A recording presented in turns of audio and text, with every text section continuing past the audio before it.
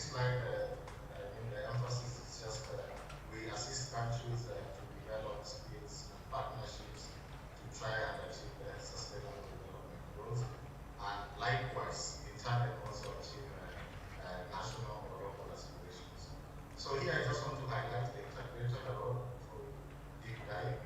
So basically, the UN is the UNDP is the UN League Agency on Development. It brings together the actors first, the UN agencies, continental organizations like, in this case for Africa, we have the African Union and UNECA, IOs,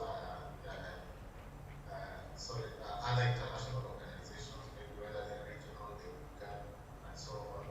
Then governments, member states governments, private sector, and also non-state actors, because the major development framework was just more than the state. Then the other constituency to bring together are the frameworks, because there also exist other frameworks. And here we're just trying to show from the global to the local level. And there I just chose my word here in Kenya, cascading all the way from global frameworks like the 2030, the Sendai framework, the Paris Climate Agreement. Here in East Africa, we have the East Africa Vision 2050. For Kenya, you might be aware we have the Kenya Vision 2030. Kenya, which has 2 levels of government, we have the county integrated planning. So we try to ensure that all these development frameworks are well integrated. Please move ahead.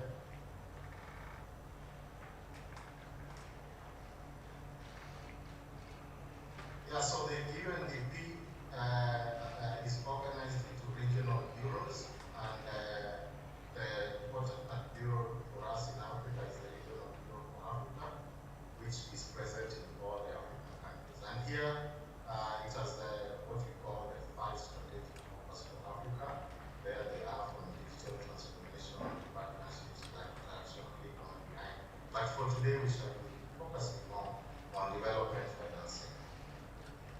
You can move on.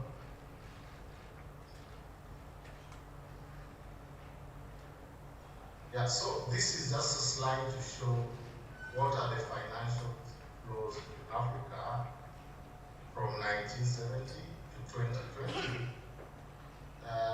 taking 4 important trends. One is the net ODA receipt as a percentage of gross national income, foreign direct investment, personal remittances. This is money sent by Africans working outside the world to their relatives, families, personal remittances. And the other one is external debt stock. So from here, we can see just quickly how the trends have looked like from post-colonial, the decade between 1970 to 1980. You can see ODA was the highest. Okay? Then in that next decade, ODA and external debt stocks begin to almost rise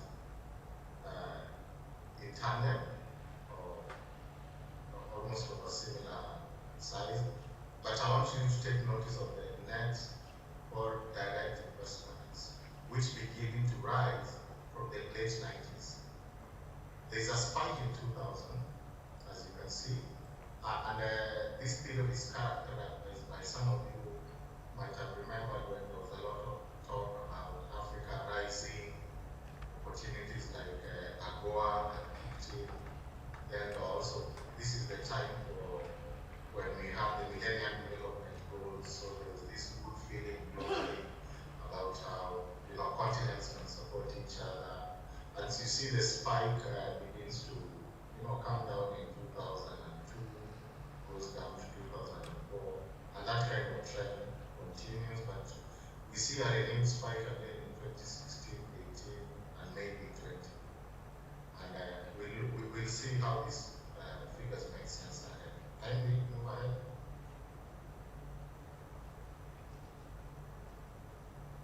So now, getting specifically to our business in terms of development financing, our presentation zeroed in on credit risk. And what is important here is to say, regardless of the borrower, the cost of financing is determined by credit risk. It can be real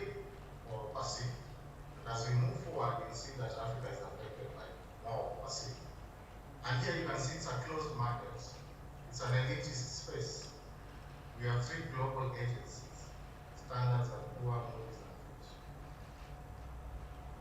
And we all know that our institutions, whether in Africa or in Europe, most of our institutional investors, our banks, pension funds, teachers unions, are required by law to hold securities in what is called investment grade credit rating. So they can only invest with organizations which have been credit rated.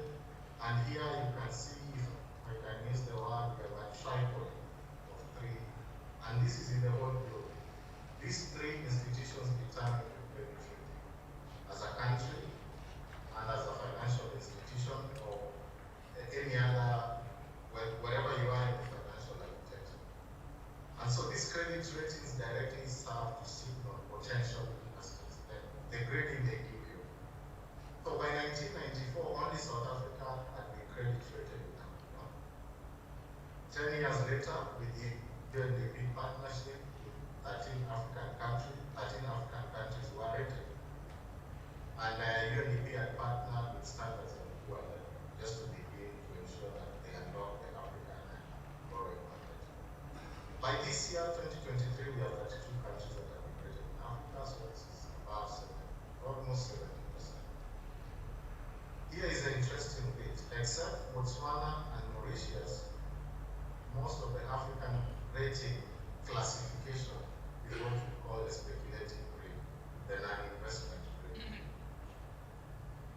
And so, what are the challenges of Africa attaining the investment grade? The argument has been there is lack of timely economic data, very timely, whether it's sometimes weekly for some indicators, others as far as annual or biennial. Then we also lack expertise within the continent and beyond on how to undertake a critical data set that can produce a fair risk assessment. And here the lack of expertise is within the continent and beyond. I can surprise you by telling you that the person or the people who mainly rate African countries are based in Hong Kong. And sometimes they do their rating without setting foot here. But anyway, so in terms of additional challenges, there's also a bias in favor of the home country of the credit rating. Depending on which country the global agency comes from, there tends to be some element of it. I don't think you can rate yourself badly or the region you come from. Then these organizations also tend to have bias against government intervention. So economies that tend to have bigger government participation tend to have a lower rating. How fair that is something that economists can discuss in my view. But you all know a big country like the US, a decade ago, had this massive bailout, which their credit agency was always against. Then we have, and this is where now African countries are. There's a tendency of the ratings to fluctuate with business cycles.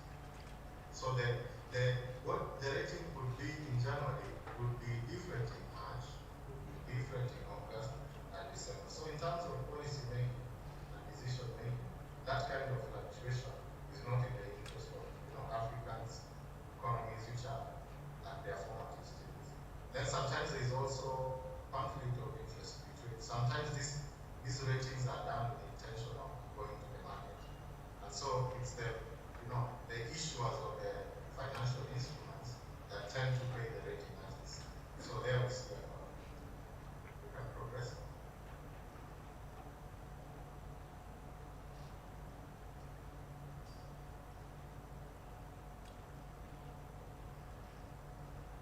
So this is just a map of showing very quickly the global software rating, and we zeroed in on Standards and Poor's. We can see what is investment grade in other regions of the world as non-investment grade, and you can see the African one is quite low. But let's move ahead.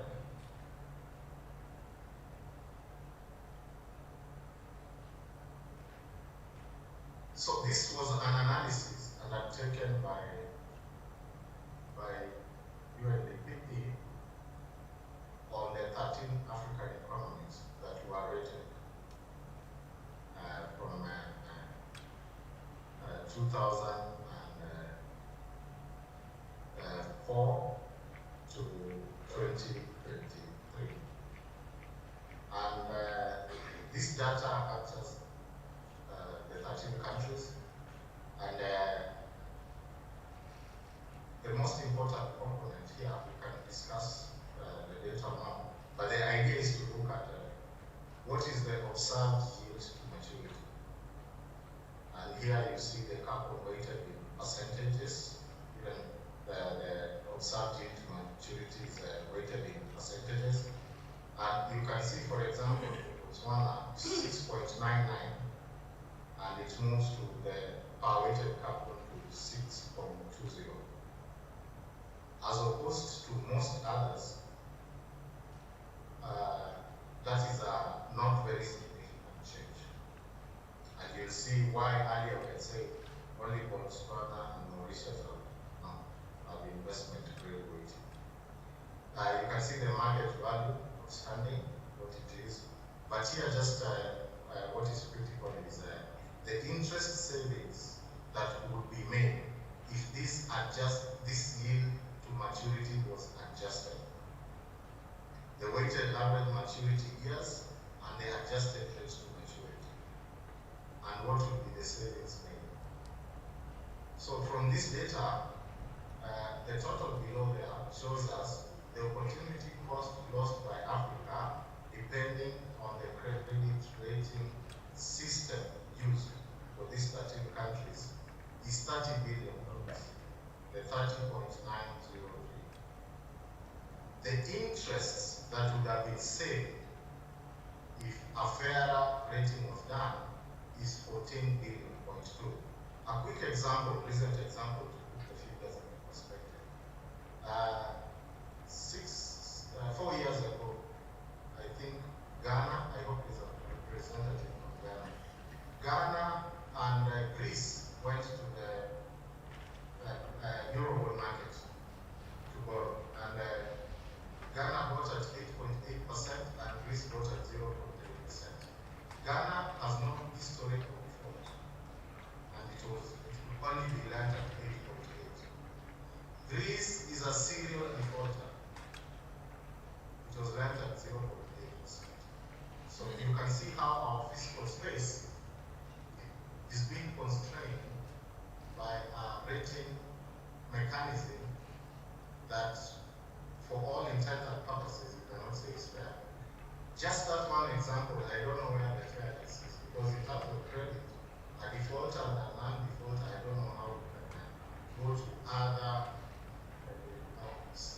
methodologies to analyze the two. But let's move on from here so that we keep this figures in perspective.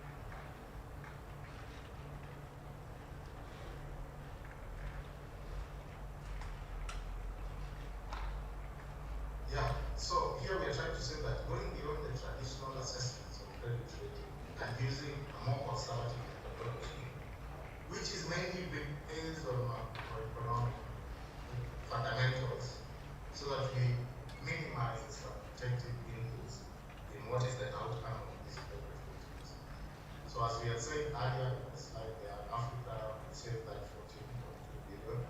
This is the equivalent of 2.2 billion annually, which is a significant amount.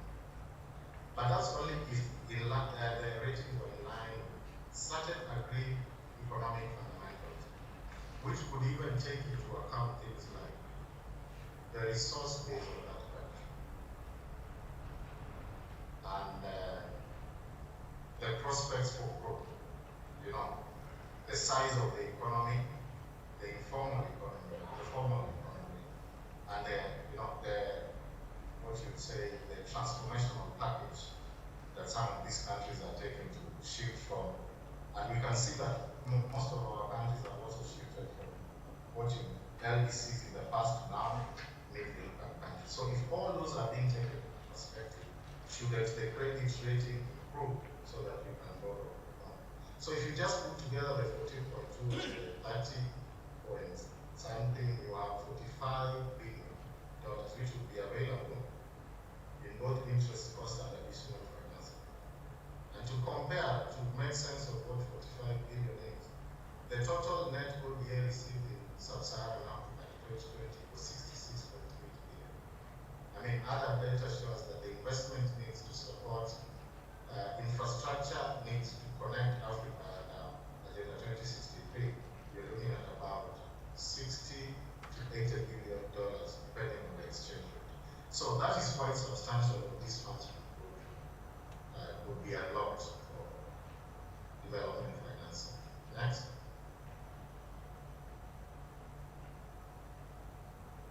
So going forward, so that I'm within my time, going forward, what do we need to do? Or what needs to happen? We need to institute greater transparency for credit rating methodologies, a sort of agreed standard. Before you participate, you should have, African countries should have the leeway to first discuss what methodology is being used, and it should be customized to the African setting. And here we are already talking about consideration of regional and African credit agency. As a region, we need to start thinking of whether we come up with one that is favorable to the African Commission. We've talked about adoption and standardization, so that for the market participants. We also here can look at alternative ratings, just like other people are exploring alternative GDPs for economies in Africa where we have non-recorded economic activities and the informal sector which sometimes is that mentioned. But more importantly, we need to strengthen capacity of and promote a more efficient marketplace that is already existing in Africa. The people who rate Africa from Hong Kong, and they come here and we have a walkthrough for their indicators, then they can also see what the architecture looks like here, and have a more discussion on new techniques before we conclude the rating. Then there are assets Africa has. For example, the list of leaders. Compared with the global norm, can we offset our carbon? The non-polluting threshold that we have, and collateral is an asset to improve. This is just an example of ratings in Africa. Also, our resource base, what you would say is a measured resource base, whether it's the oil economies, whether it's other extractive minerals, or whether it's renewable energies. Like, for example, in this region where you are, in Eastern Africa, we have almost 60% of all the clean water in the world, the Great Lakes region. Can that be collateral for the countries in the East Africa region? And improve their credit rating, because some people have estimated we verticalize, human settlement, we can put a quarter of the global population in Pakistan, because there's adequate water to support that population. Then here, the most important thing, how do we leverage on Africa's assets abroad to recapitalize Africa's multilateral institutions? Some financial analysis shows that Africa has equivalent African institutions, investors, institutional and people. We have $500 billion being managed outside Africa. Can we collateralize that?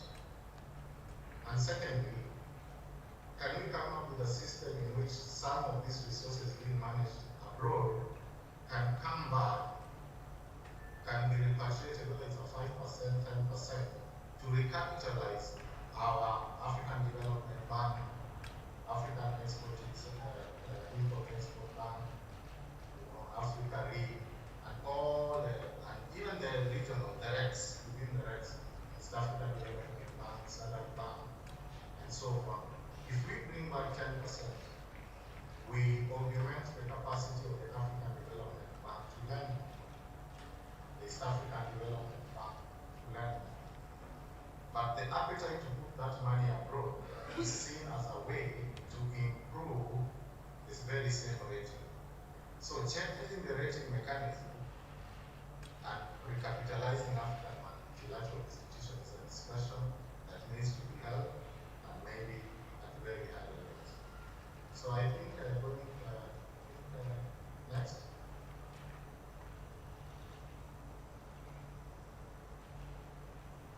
Yeah, so that is my contact. This was just a quick scan to zeroing in on the credit rating mechanism to unlock our capacity to access more funds, and mainly because taking into cognizance that ODA is diminishing and most African countries are graduating to lower middle income, so they need to get more development finance from the marketplace.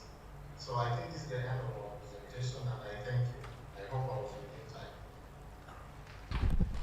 Thank you very much, Mr. Kamani. I know we shall give the Kenyan version of clapping at the end, but you can still clap for him for that very insightful presentation. Thank you, Mr. Kimani, sorry. Now, going to the discussants, can I invite Mr. Abdul Fitar to come the front? Can I invite Mr. Moses Cooper from Liberia, and also Ms. Firi Sangwani from Malawi to come and take their seats, and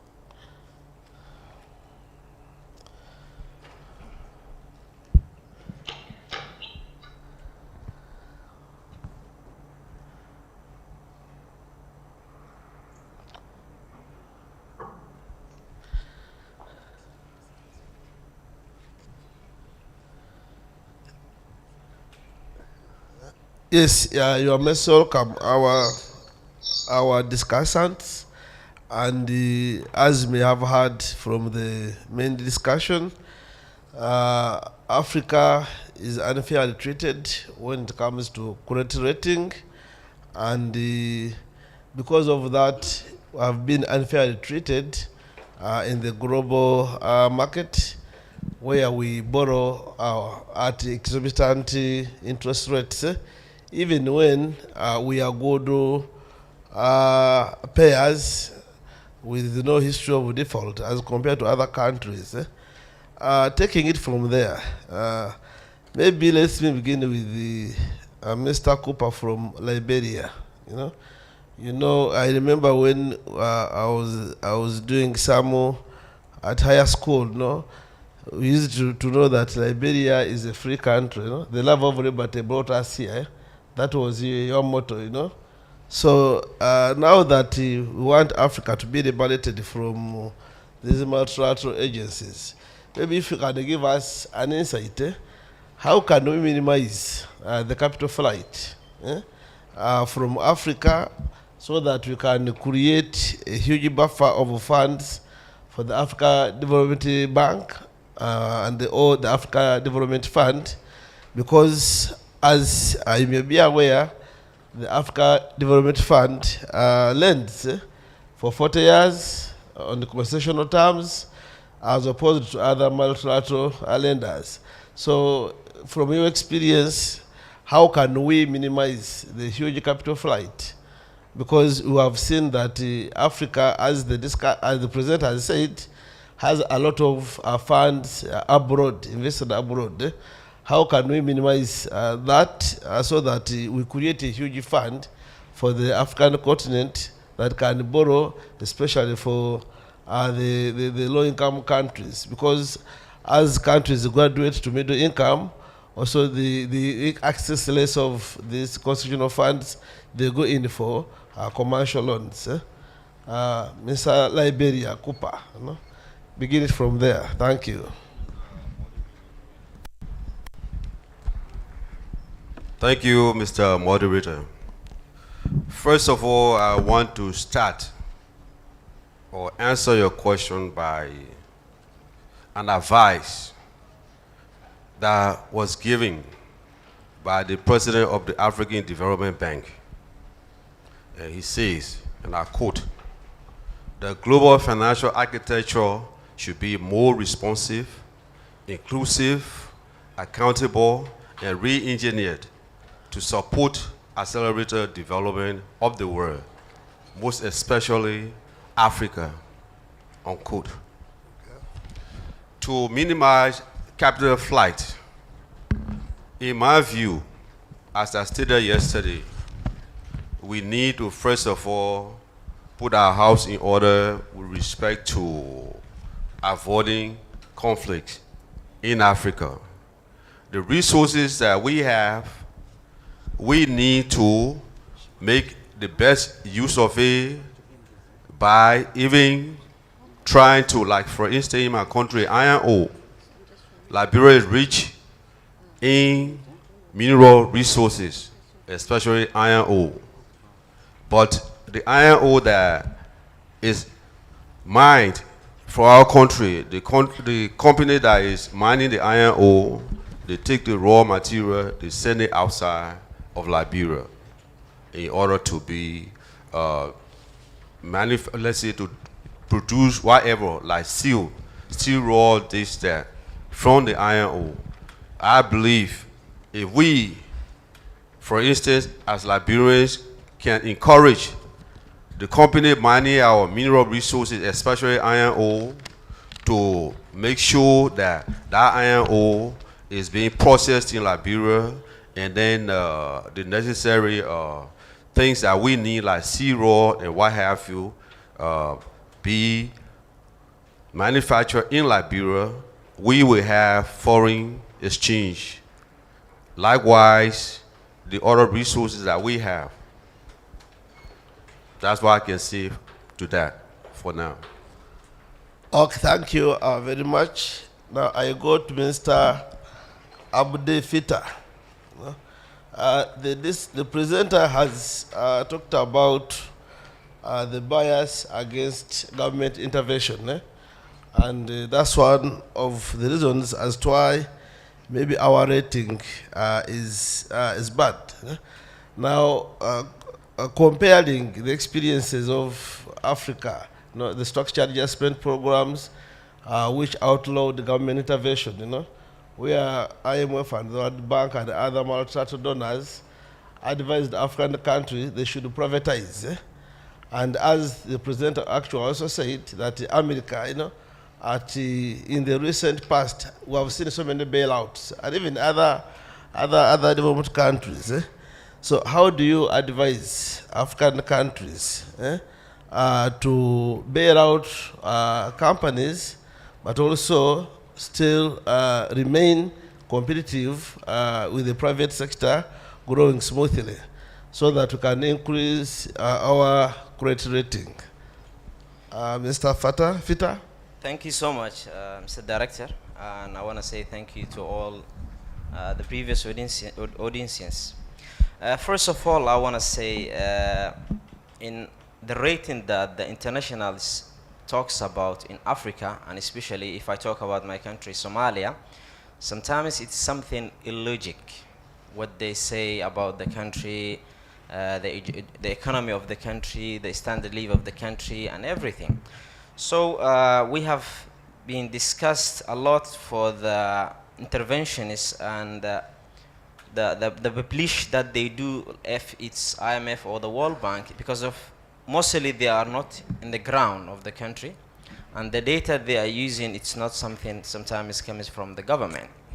So in my point of view, how in Africa, for the investment of the Africa, I believe that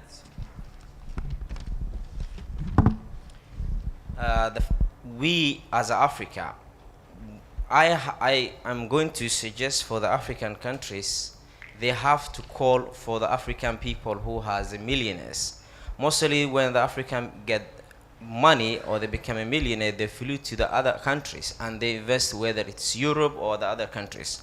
So the leadership has to create a feeling that every African can come back and invest whole their country, whole their money. If I give you one example for Somalia, now we are still under the debt that the government of Somalia cannot get any loan from other countries. We are heavy completion point for the IMF, and maybe the next month of September, the Somalia is going to be debt free, and we can get another loan. So still what we are getting for the loan is for the recurrent costs that the people are using, and I think so we don't need to go for foreign investment while we can have other African or other Somalian who can maybe who can get paid for the paro from the government. So that's why I believe, I suggest, if the government need to borrow, they have to borrow within the African countries, not for the other out of the Africa. If someone is getting the profit, let your brother get the profit. First, it has to be within the country. If not, then we have to go to the neighboring countries within the continent. If it's for the African Development Bank or the other African banks which can invest, which can give you, that's the way I think. Thank you very much. I think what I've picked from Mr. Abdel Fattah is that our leaders in Africa should create an investment atmosphere where Africans in the diaspora can invest. And I think this resonates with what the presenter said. His last slide had an issue of African leveraging from the investments abroad. And I think if you aggregate all investments of Africans abroad, it can push us somewhere in terms of raising the funds. Now, for Malawi, we are going to get an experience of how Malawi has tried to juggle between the multilateral and bilateral donors in the form of a presentation of the Malawi case. So I don't know whether the presentation is ready so that we can share the Malawi experience. IT, over to you.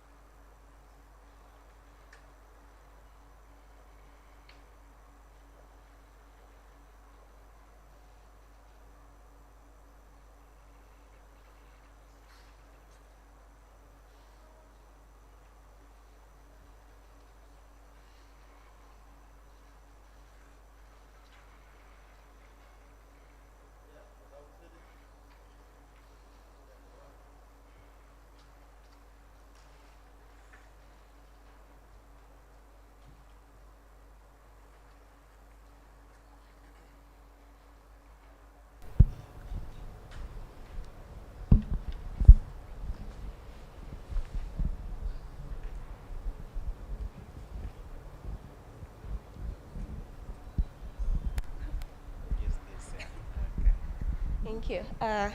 Thank you very much, Chair.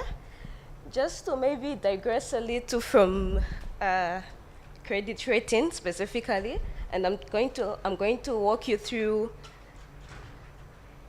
the case of Malawi in supporting Africa's economic transformation through a fair multilateral lending and strong financial architecture. Just as a background, we are all aware. You can move on. Sorry.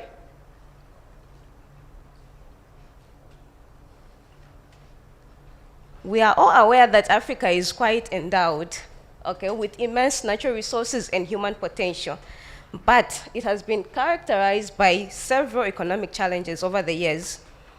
Despite the potential we have as Africa, we face many obstacles in achieving our sustainable economic growth. And one significant impediment to Africa's progress has been the historical nature of the multilateral and financial architecture.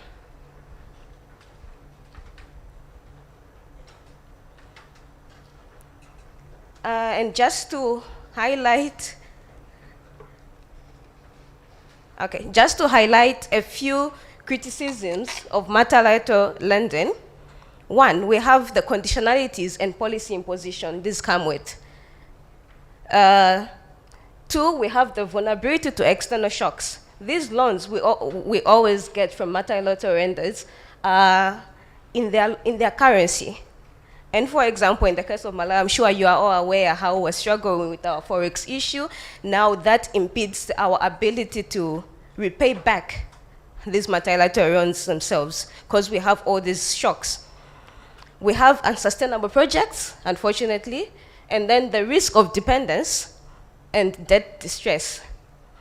We always find ourselves stuck in this vicious cycle where now we're dependent. We borrow to consume, we borrow to repay back. It's a vicious cycle over the years. Now specifically moving on to the debt burden situation in Malawi, following the SAPs in the early 80s, there was an influx of multilateral loans leading to a debt crisis that led to HIPIC in 2006.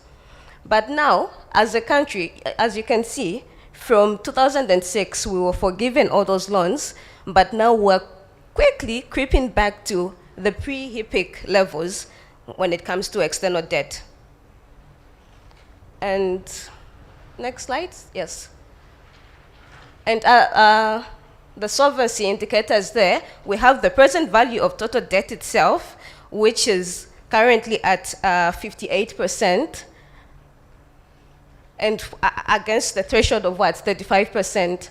Now looking at our ability, okay, just focusing on external debt, the threshold there is 30%, against now we're at 24%, which isn't bad. But now the present value of external debt as a percentage of exports, are we able to generate enough forex to pay back these external debts we're incurring? Moving on to the next slide. Okay, I think we can skip that one.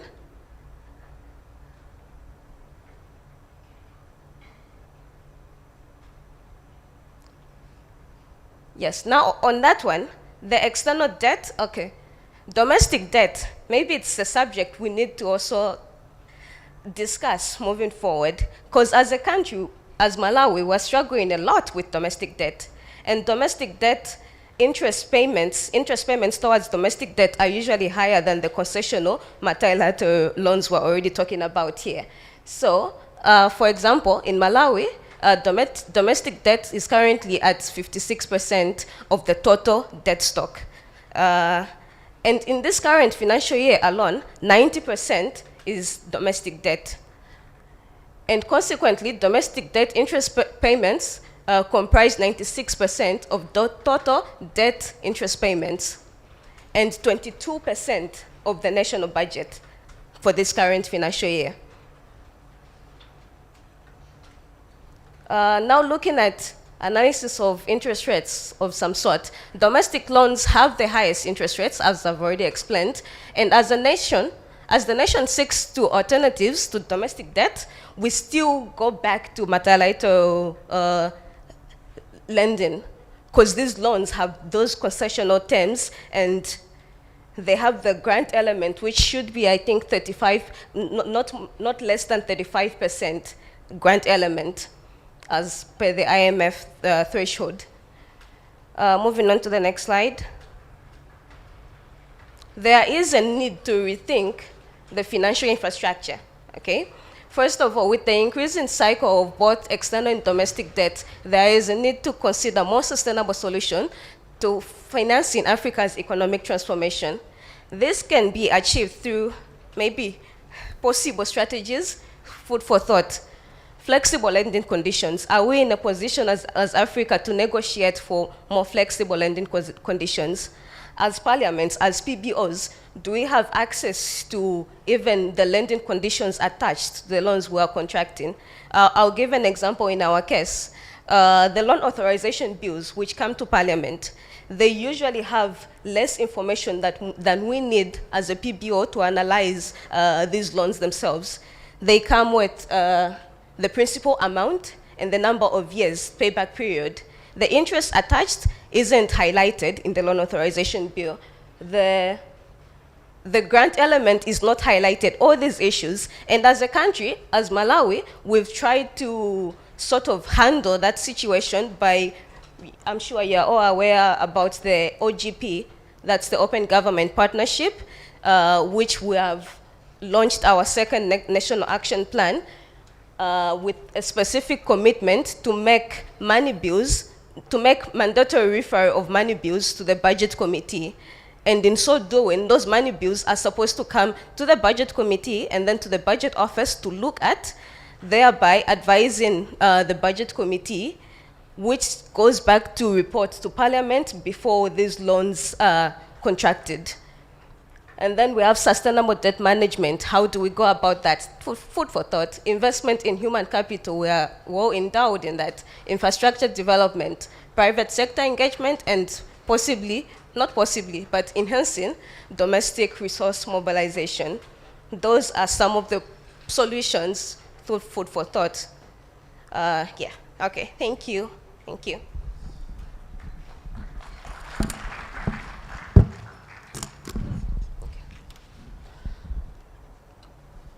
Yeah, thank you very much, Ms. Phil from Malawi. Yeah, I think all delegates in this house, you are aware, as the presenter also hinted it, that in the early 20s or towards the end of the last few years, there has been an influx, a scramble for Africa by mostly, the Asian countries, China, and now the recent happenings in Europe, Russia-Ukrainian war, has led some bit of scrambling for Africa. And you can see that Africa, despite our vast natural resources, some of them have been used as a collateral in the interest of the sovereignty of countries. I not to mention the countries here that are suffering, because of some of the Chinese aid. But picking it from there, I want the main discussion now to focus on how best can Africa leverage on accepting multilateral aid or development assistance against the sudden rise of certain interests within our continent, and also maintain our sovereign, our independence, and also try to negotiate better. Most of the countries here in Africa have been caught in the dilemma between accepting conditions like the Malawi experience, and also trying to surrender some of the natural resources. So I want the discussion to begin from there. Maybe 3 or 4 people, according to the time I have. You may ask the main discussant, because, the presenter, I think, is still online. He presented the SDGs versus the Agenda 2063 for Africa. Maybe picking it from there, how can Africans use the UNDP mode of integrating the Africa Agenda 2063 into their mainstream planning frameworks, using both multilateral and bilateral aid. So I want to focus our discussion from that viewpoint. Now I call on the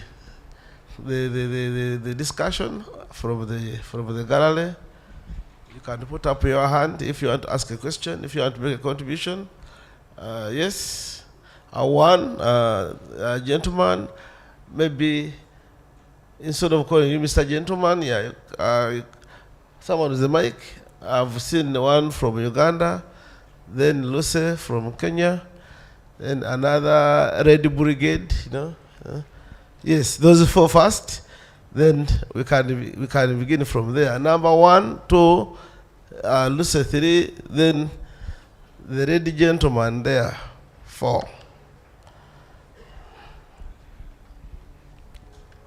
Mr. Microphone, number 1 there. Maybe for the interest of the other colleagues, you introduce yourself and perhaps the country. Yeah. Thank you, moderator.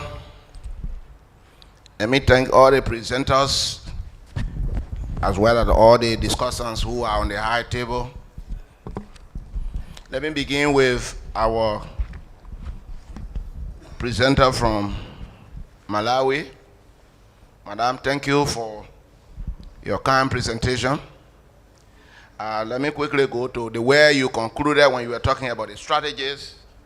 One of the points I want to highlight is the point you raised about domestic revenue mobilization. That is very, very critical. I think if we do well with domestic revenue mobilization, it will increase access to revenue, and that revenue will be properly utilized, and that will minimize our recurrent expenditure, and we'll be able to engage into capital spending that has to do with developing our infrastructure. So that is very, very key. On the point you raised about 50% of debt being domestic, I was wondering whether you pay your domestic debt in what currency. In my country, we pay both domestic debt and foreign debt in foreign currency. So that's one of the points I would like to find out from you, whether you pay your domestic debt in your local currency. Thank you. On the first presentation by Dr. Gapin from UNDP, he raised a number of issues. And one of the points he stressed on the way forward was where he alluded to the fact that we need to customize the African setting. My point is, how do we do that? Because he alluded to capital markets. Maybe some of the African countries don't have access to capital markets. That's one of the keys, one of the things that we need to look at. And leveraging Africa's asset abroad, that's another issue. Our assets abroad are in the hands of people who determine our fate. And if we are talking within the context of fairness, we need to look at that aspect very, very critically. Africa's own multilateral institutions, for example, they have their own conditions. For example, the African Development Bank, they will have something they call the CPIA. The CPIA is the country policy institutional diagnostic that they do for resource allocation, whether it's for grant or otherwise. Then on the other side, there are conditions, there are triggers that government must meet. These are issues. So these issues, we're talking about fairness, we're talking about getting the proper benefit, are not mutually independent.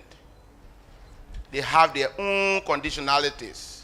But one of the critical points I'd like to highlight before I close is that we have, look at the extractive industry, for example. In my country, they started mining iron ore since World War II when they were rebuilding Europe. They go and extract iron ore. But I know you don't need to go and consult the oracle to know that when you are extracting iron ore, you will get diamond, you will get gold, you will get other precious minerals. But they only pay for iron ore. Can we Africans have a mechanism in place whereby, even though there is an agreement for iron ore, but those other minerals can be sorted out and that people can be paid for? So you pay for iron ore. When we find diamond in your extraction, you pay for diamond. If we find gold, you pay for gold. Africa is vulnerable because of the situation Africa finds itself in. And this situation is compounded by Africa's own diversity. For us to talk about fairness, we need to maybe come back to our own drawing table and look at the different situational conditions in different African countries for us to be able to set the agenda for customizing. Because even for us to customize, as this first speaker has presented, we have diversity that we need to address. Finally,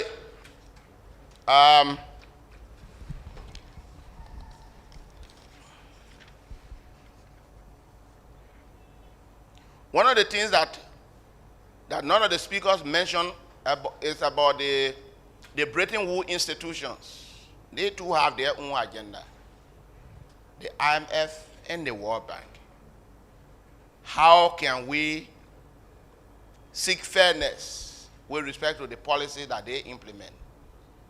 Because if we must customize, as has been presented by our presenter from UNDP, we need to look at Africa's own socio, cultural, and political conditions that could not apply within the context of what they will refer to as international best practice, because we have our own issues. So on the stream of on a way forward proposal for Africa to customize its setting, we need to look at how can we then look at what is best fit as against what is best practice. Thank you. Thank you very much, and I suggest that as you make your contribution, you try to bring in what can people all do, what can PBOs do, because now that's why we are here. No, we are technical. Shouldn't be like maybe politicians, all the GS leaders.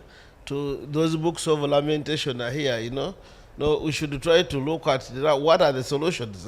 We shouldn't lament, you know. So we should, as you pose a problem, then in my view, PBOs can, then you give a way forward. Yeah, Mr. Edward.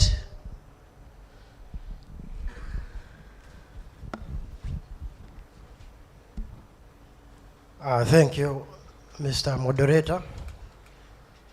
And I thank the presenter and the discussants on this very important subject. Now, the UNDP... Can you introduce fully yourself? I am Edward Ngobye. I'm an economist in the budget office of Uganda. Now, the presenter gave us some data with regards to some parameters that are used to assess how risky our debt, especially the domestic part. And I saw some countries which are not safe. But now, what I need to also bring to the attention of this meeting, credit ratings is a weight which is a little bit transparent. If a credit rating is undertaken for a country, it has certain parameters that we use, especially when we are doing our debt sustainability analysis. So what I would have loved the discussants to share with us, and the reason why some of us came here to learn from other countries, is largely to see how their ratings have been over time, and also to give us an idea on whether those ratings are related to their sources of finance. Because the way the ratings are a result of a number of areas. So we would have loved to see that trend, whether we see whether the countries that are sharing the experience, especially Somalia and other countries, are actually either improving or not. You may find that that's not a problem actually. And then when it came to the debt as a result of these ratings, because the ratings influence how you're going to source your financing, your international financing, I thought that the discussants would have shared Malawi shared that they get documents which are not sufficient for them to make certain decisions. They don't come with grant elements and all that. What I'm here to share with you, with the participants, is in the budget office of Uganda.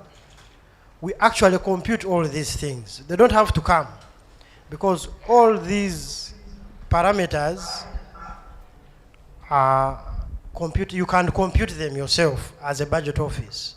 So I would encourage other budget offices to first of all be able to compute some of these parameters, even if they do not come from the executive, but you can compute them. And actually, through the moderator and my director, maybe they need to come to Uganda and we share with them how we do it in terms of methodologies. But also, the budget office of Uganda has an opportunity to always, it carries out the debt sustainability analysis, which I think Kenya is trying to get there. So we participate in the debt sustainability analysis. And these ratings, which we are talking about, are very critical input in developing most of these frameworks. So where countries, where budget offices are lacking with regards to how these credit ratings are established, we have the methodologies and we participate in them. Thank you. Thank you, Mr. Edward. Then Madam Melissa. Then the gentleman in red.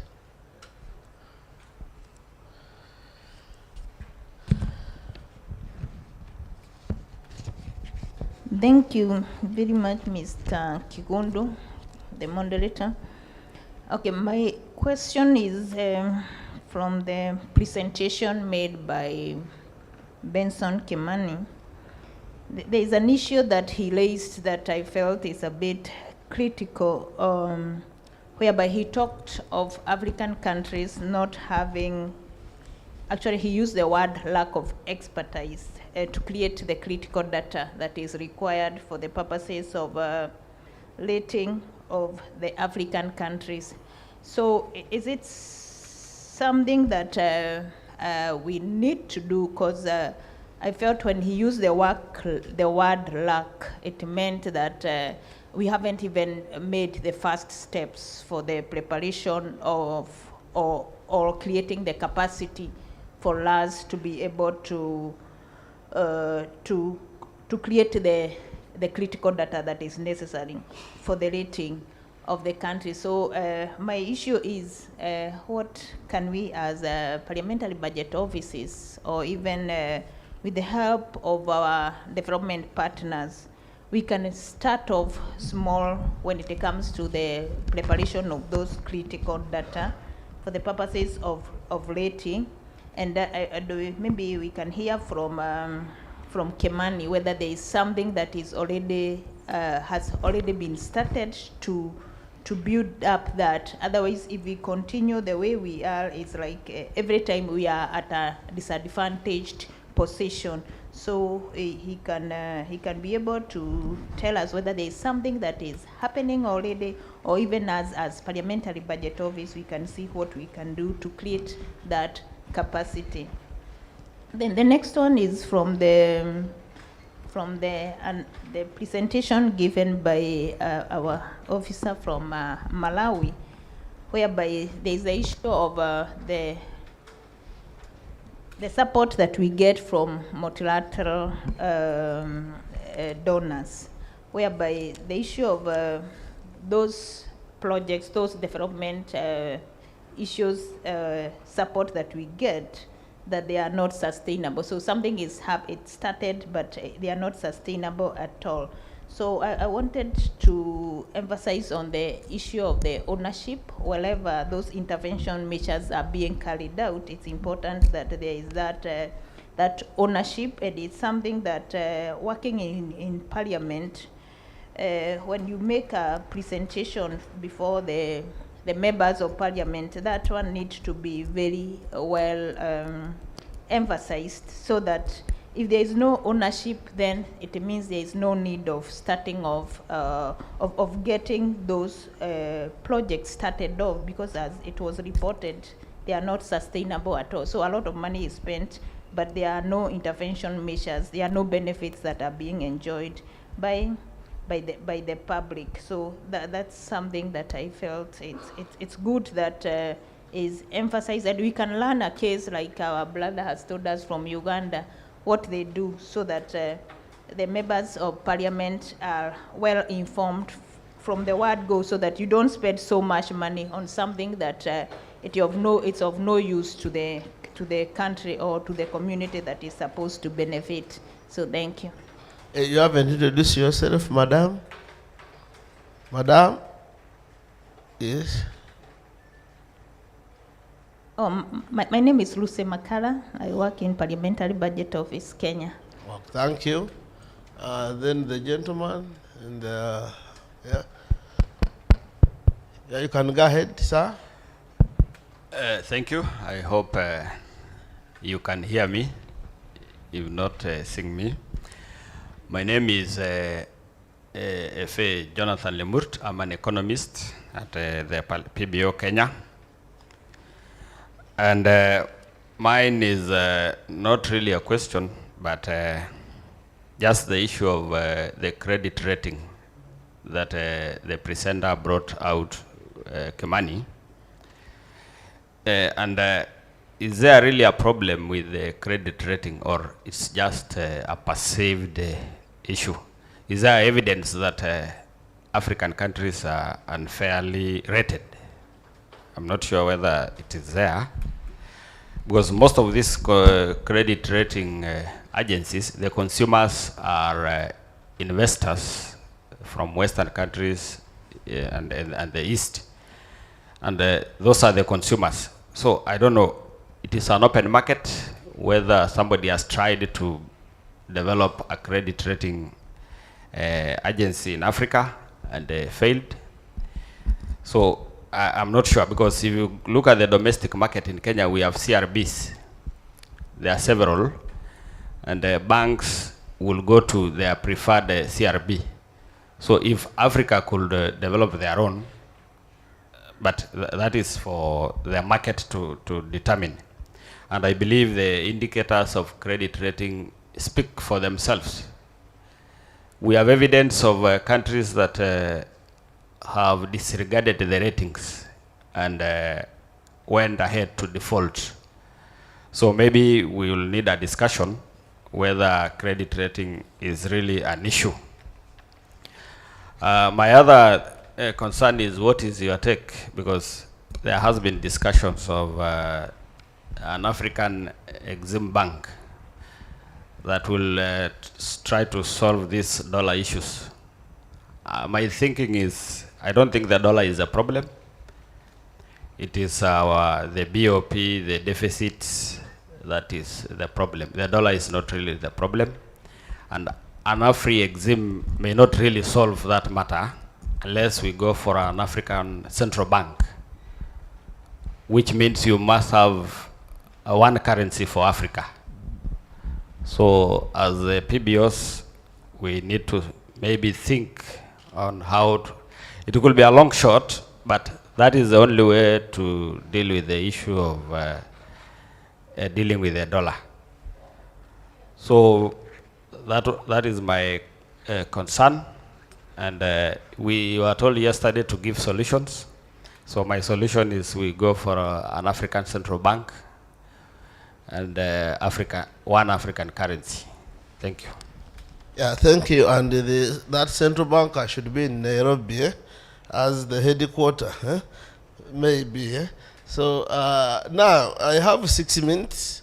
I'm going to allow 3 more from the general, from the plenary, and then I allow the presenter, because I think he has around 3 or 4 issues to respond, and also our discussants to respond to some of the issues. So, doctor from South Africa, then 2, and Dr. Masinde.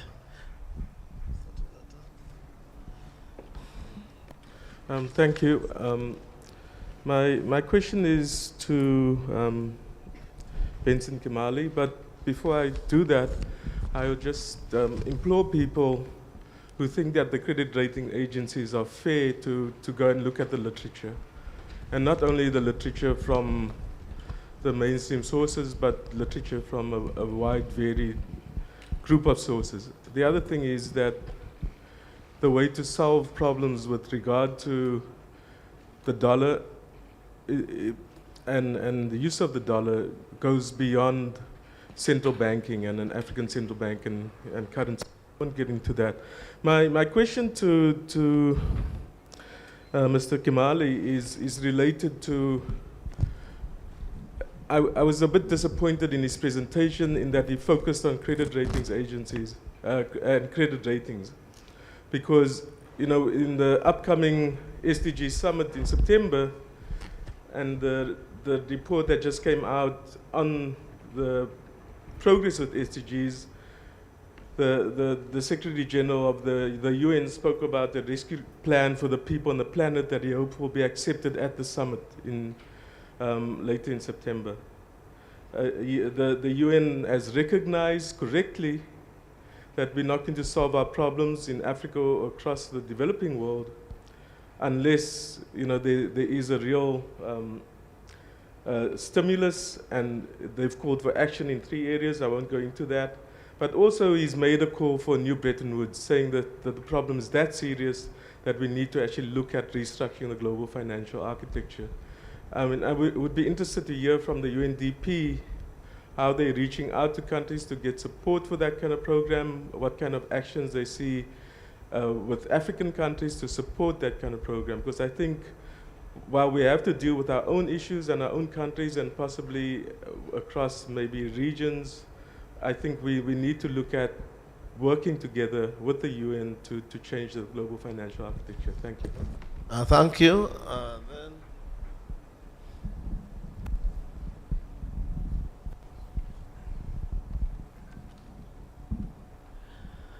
Thank you very much. Josephat Motonu, PBO Kenya. I want to make a contribution and give a way forward. From Ben Kimani's presentation, and of course the discussions that have taken place, there is a consensus that there exists historical imbalances when it comes to the cost of financing. And of course he mentioned a few challenges such as the bias against government intervention, conflict of interest, among others. And I like the way forward he gave in terms of focusing on the regional Pan-African rating agency, leveraging Africa's asset abroad to recapitalize Africa's multilateral institutions. Of course, he also underscored the importance of the RECs, the regional economic blocks. I just want to point out that the AU Agenda 2063 for African development, which has 15 flagship projects. One of them actually is the establishment of African financial institutions for the purpose of accelerating integration and socio-economic development, and also to mobilize resources and manage African financial sector. And in that, we have the African Investment Bank and the Pan-African Stock Exchange, and the second initiative is the Pan-African Monetary Fund and the establishment of the African Central Bank. These are initiatives which are in the Agenda 2063 of the African Union. Of course, other interventions there is, you look at the infrastructure development in Africa. For example, if you talk about the railway transport, there is the air transport, the energy sector, there is the Great Henga Dam and the Congo River. These are projects which can be of great use for Africa, and how to finance these, we cannot depend on resources from outside Africa. This continent is blessed with enough resources. If we can manage them well, we can actually fund our own infrastructure using these methods. Now, what are when you look at the agenda again, there's the African Commodity Strategy, which deals with controlling prices by ensuring that Africa sits in the table where the prices of Africa's commodities are determined. You can imagine that you have resources in Africa, But in that table where the prices are determined, Africa does not sit there. So once we deal with that and we establish these financial institutions, we will be sure that we have resources to do our development in the continent. And what is the role of the PBOs? When you look at the implementation and follow-up mechanism of the African Agenda 2063, it has 3 levels. There is the national level, where the member countries are supposed to adopt the agenda in the national development planning and the legislative system.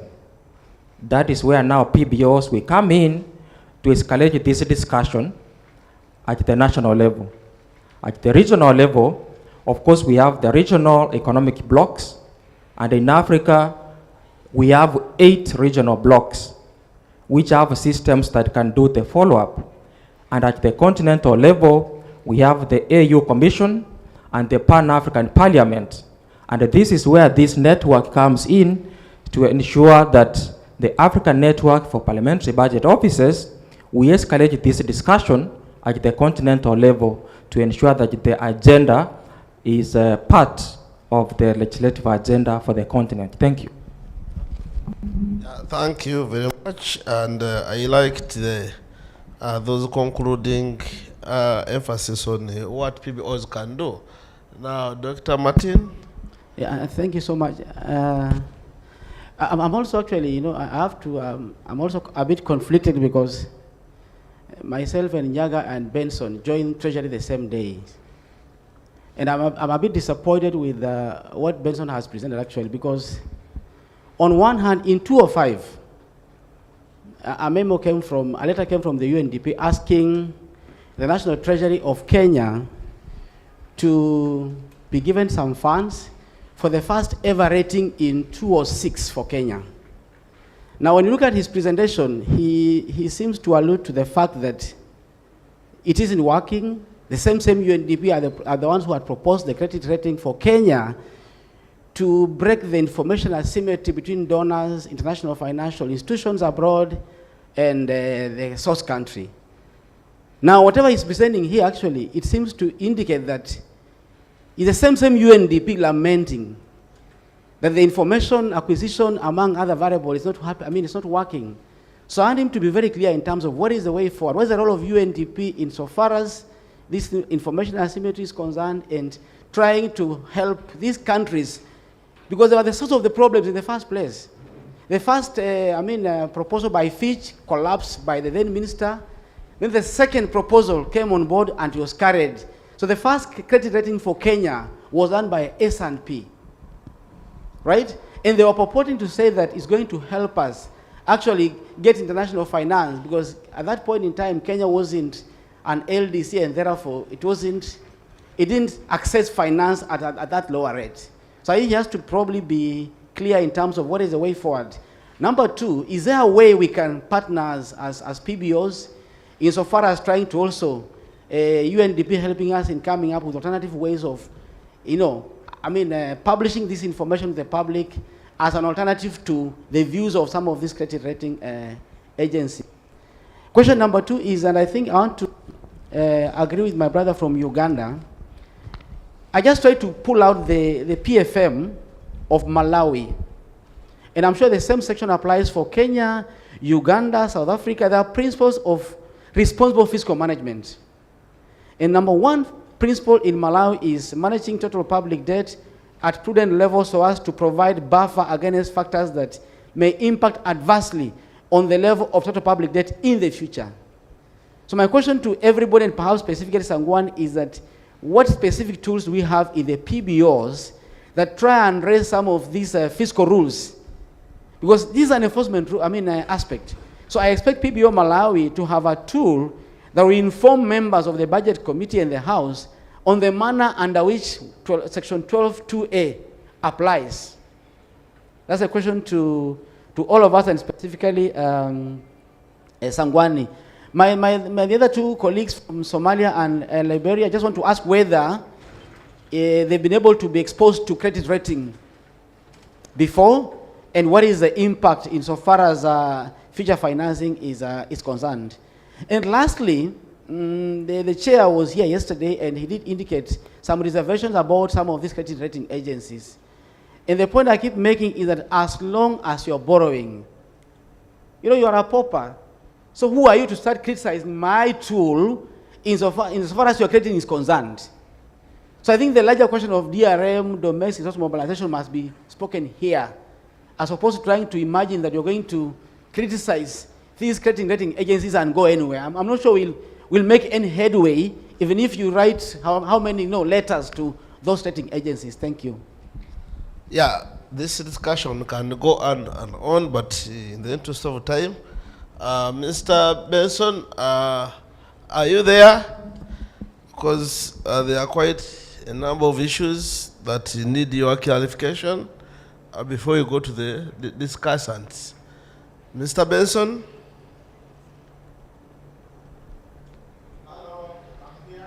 Yeah, thank you. I think you have heard, but in the interest of time, I want your comment on the issues of capacity and the build up. Are we starting from zero? Then also the issue of restructuring local financial architecture. What actions do African countries need? Then the issue of the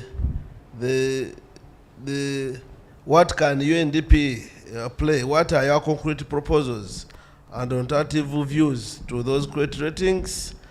And maybe you begin from there, and those other issues you may have captured that I missed.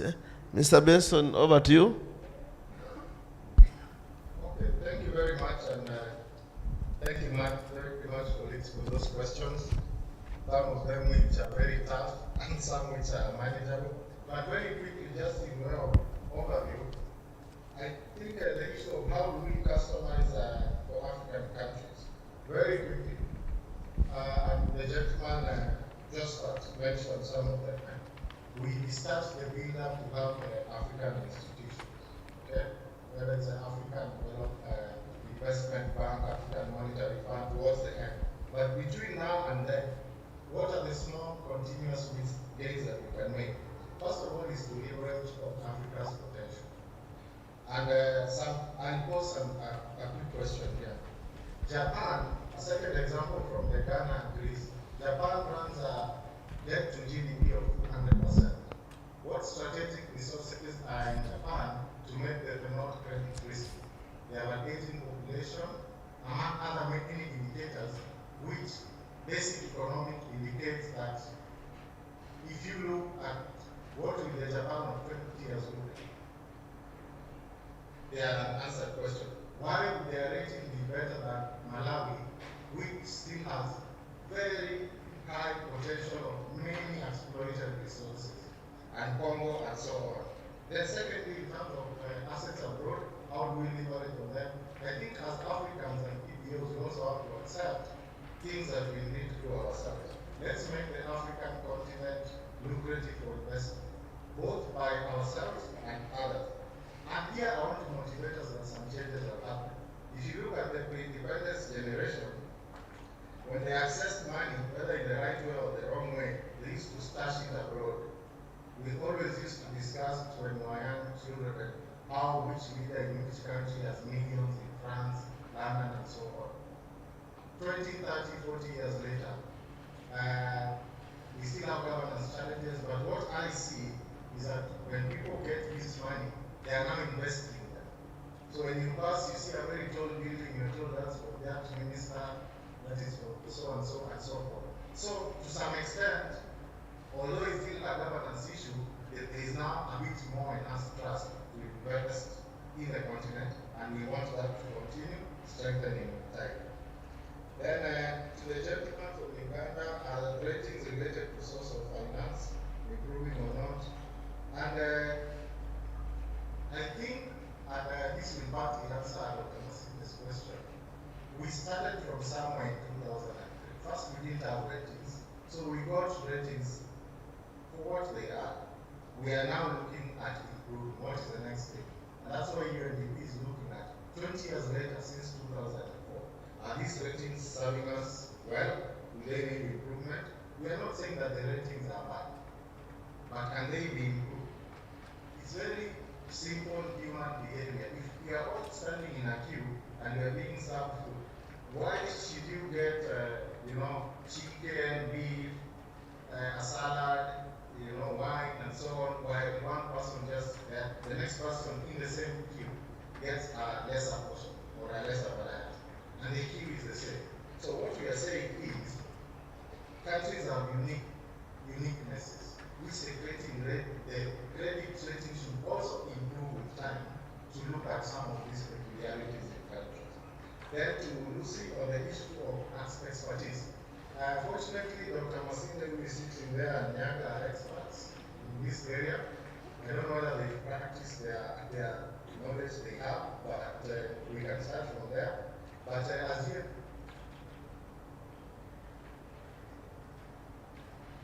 perception of this credit rating, where are we and where can we improve? And we are still developing some tools, parameters, and methodologies, and we will also engage the credit ratings themselves.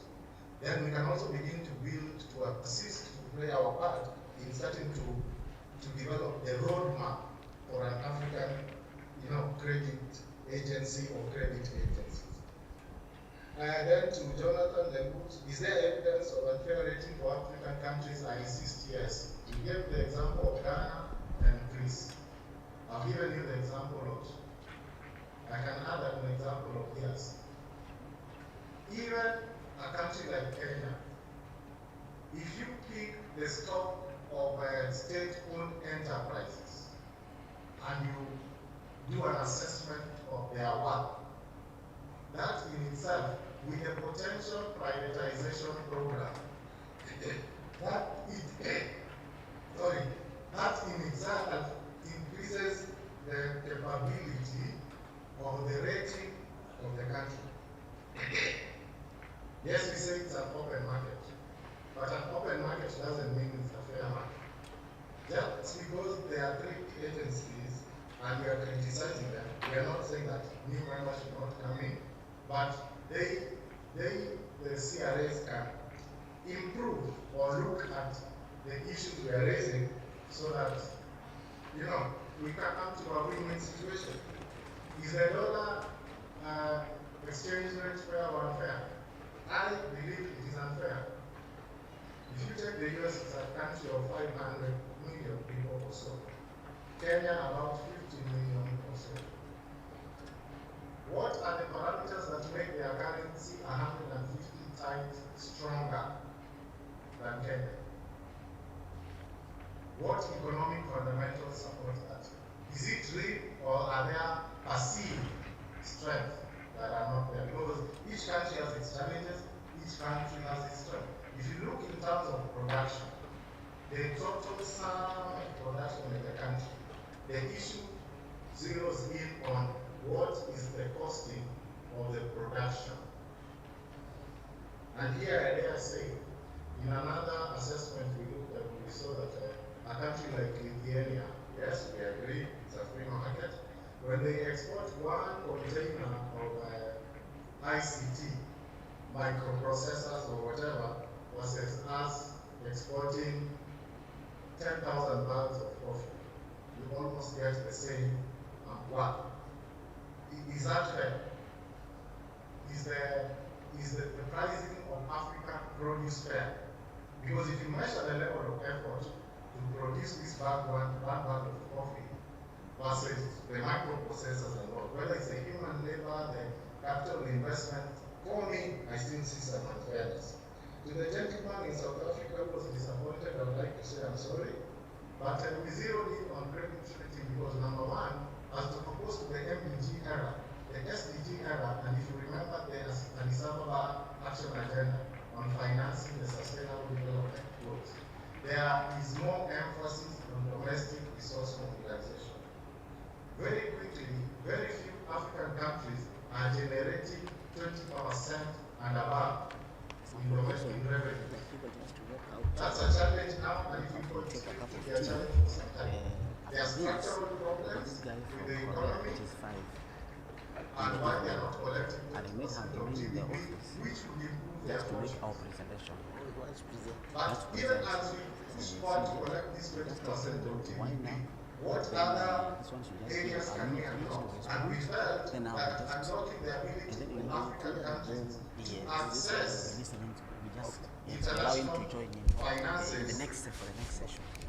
this would make it easier for African countries to have a wider pool of development resources, especially for capital expenditures.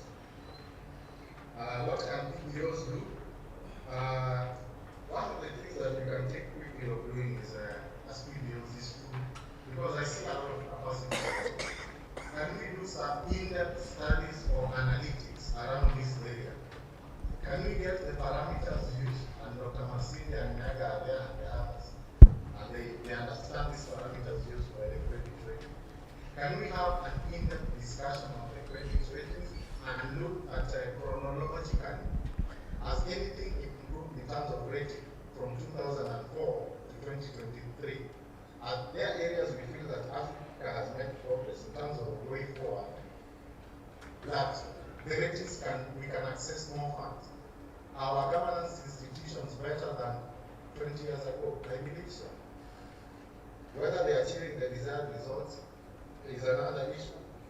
So basically, and here I'll make the example of Japan again.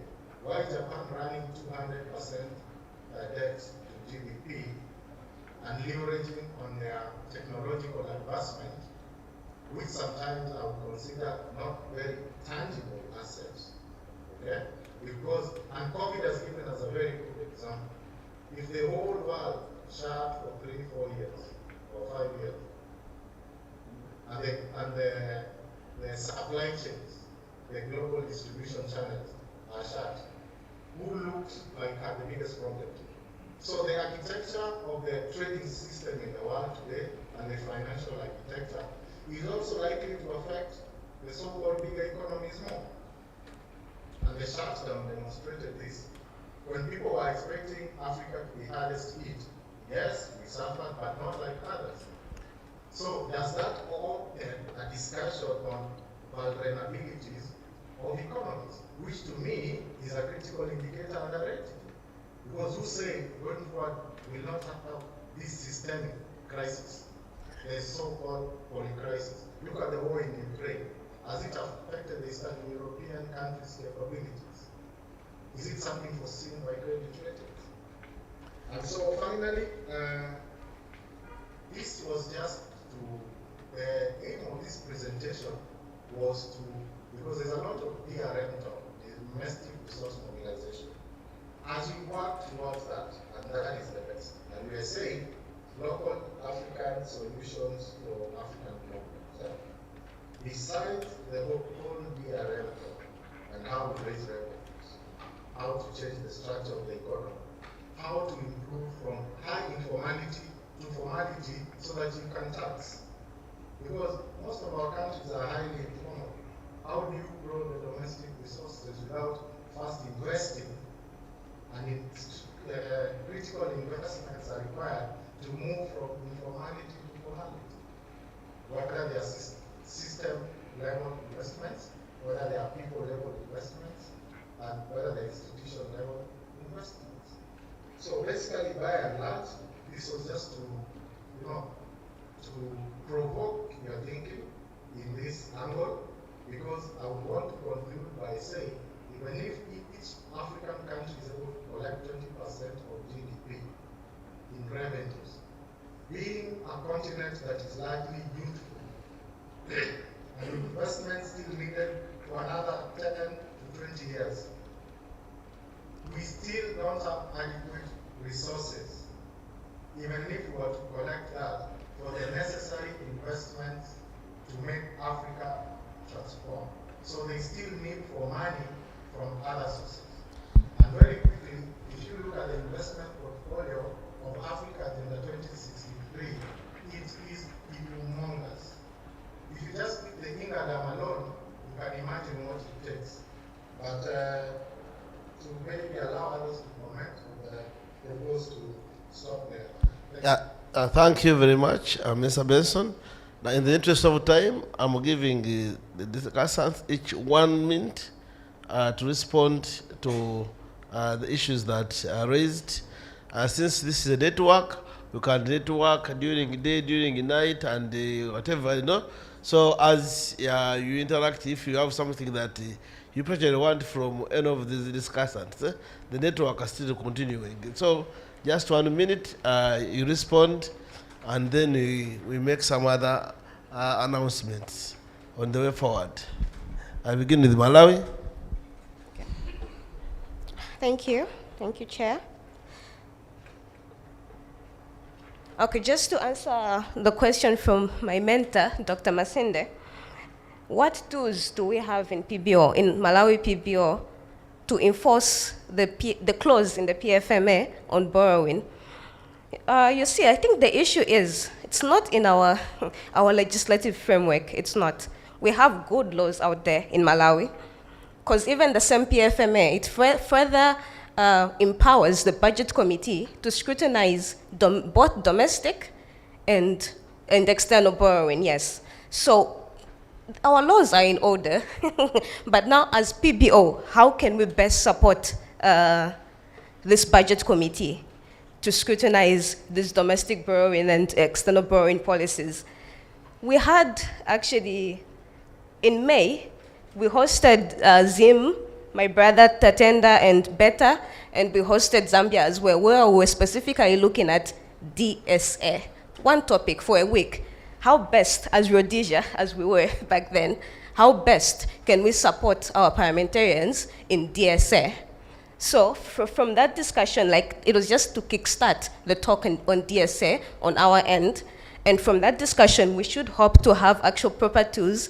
And we're actually happy to hear that our colleagues from Uganda are well versed in DSA already. So maybe we will be able to also invite you to teach us. Let us learn from you. Or even as you've already extended the invitation, we're ready as Rhodesia to come to Uganda and learn more on DSA. How best can we support our parliamentarians? I think that was, I've combined the question from Uganda and Kenya. Thank you. Thank you, Mr. Moderator. Dr. Masine, you talk about credit rating, like in my country, how is it done? For us, the IMF, right now as we speak, we are in more or less good book with IMF when it comes to borrowing. Just quite recently, for our FY 2023 budget, the IMF gave us like 65 million now on budget support, just because we are in good standing. For us also, we emphasize on domestic revenue generation, because the more revenue we raise domestically, the less we depend on credit, which will have some burden, financial burden on us with respect to the interest that we will pay on money that we will borrow. Thank you.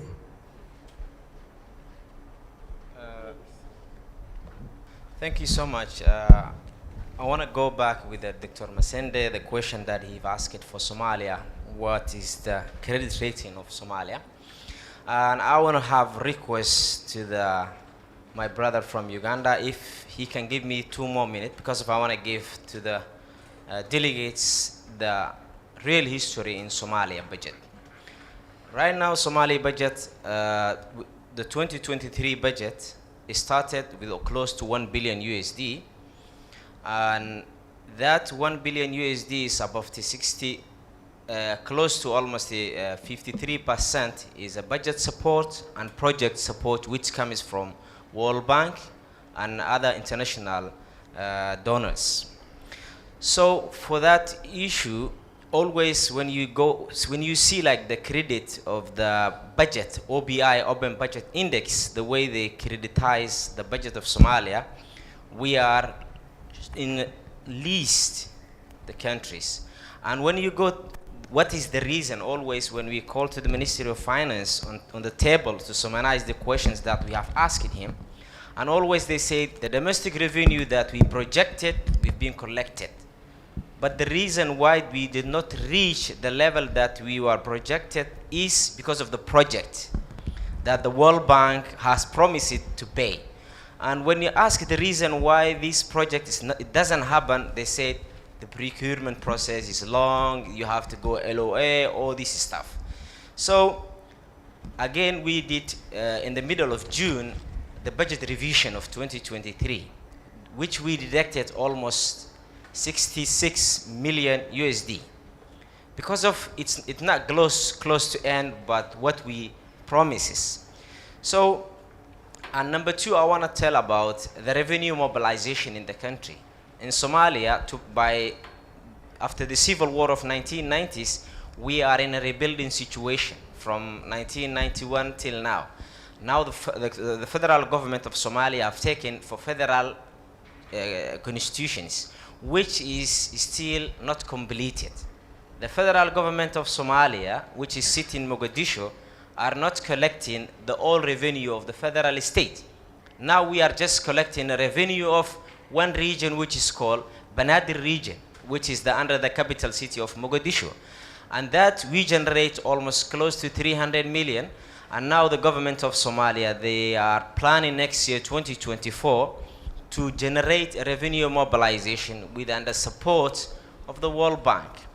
So I believe in Somalia, and always we suggest as a BBO, we have to be realistic. Whatever we have to budget it for that. Forget about the projections that we are exaggerating. And always the executive, they try to exaggerate.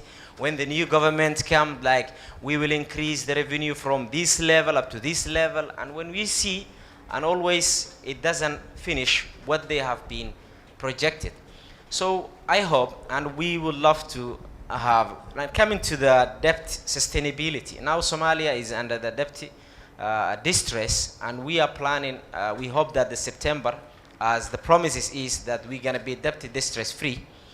So as a BPO, we have been existed almost 1.5 years in the office of Somalia for our senior brothers like Kenya and Uganda. We would love to have the support that you are offering. And I believe the solution of Africa is within Africa. We don't have to go somewhere else. We don't have to go to the other countries. If we face a problem, I believe Kenya will face a problem because of it's our neighbor people. Whatever happened in Somalia, it will happen again in Kenya or Uganda, whatever. So I'm suggesting that we have to improve within ourselves, and we are not satisfied the credit that we have seen in the country of Somalia. Thank you, guys. Yeah, thank you very much, Millicent. You can teach me, or Dr. Masinde can give me another Kenyan to teach me the clapping, but in the interest of time, I think I'm a fast learner, you know. Let us clap for the presenter, Mr. Benson, and then our discussants, and also you clap for me, you know. I think I've done a good job. Now, in the interest of time, we had our presenter from the budget office of Korea, NABO, and because of the time difference, it's about 5 in South Korea, so they are leaving the office. I've been advised that, yeah, you can go back to your seats. I've been advised, let us have a working tea. You go, you bring in your cup of tea, and maybe a bite, so that we can listen to our colleague from the budget office of South Korea as we take our tea, so that they can leave office before maybe they are caught up in the the traffic jam of that country, if it happens to be there. You know? So I encourage you, members, colleagues, you go and get a cup of coffee, a cup of tea, and then we have a working break. You know?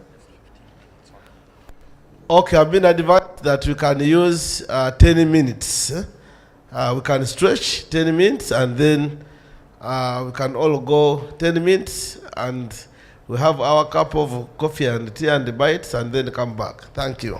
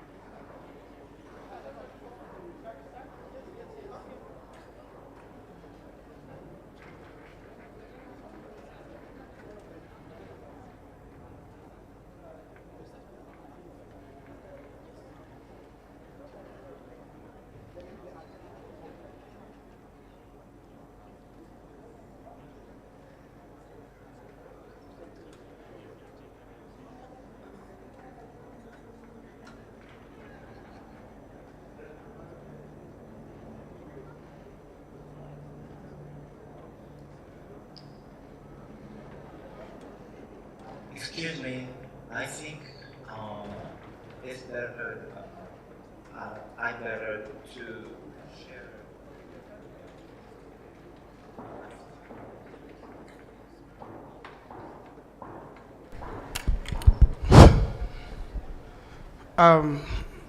Is it still morning?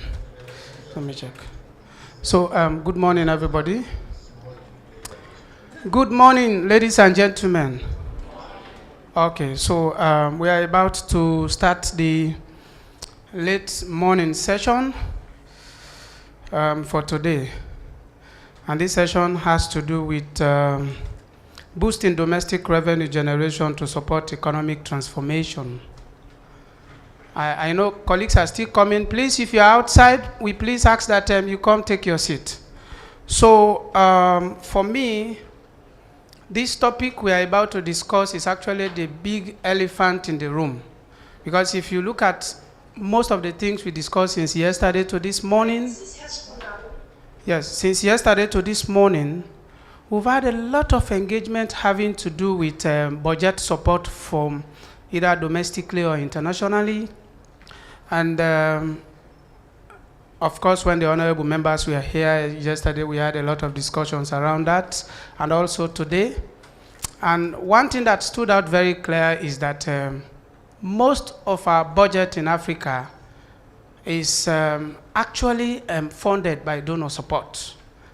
And we were talking today about the African Dream Agenda 2062 or 2063. We have the African Agenda 2035.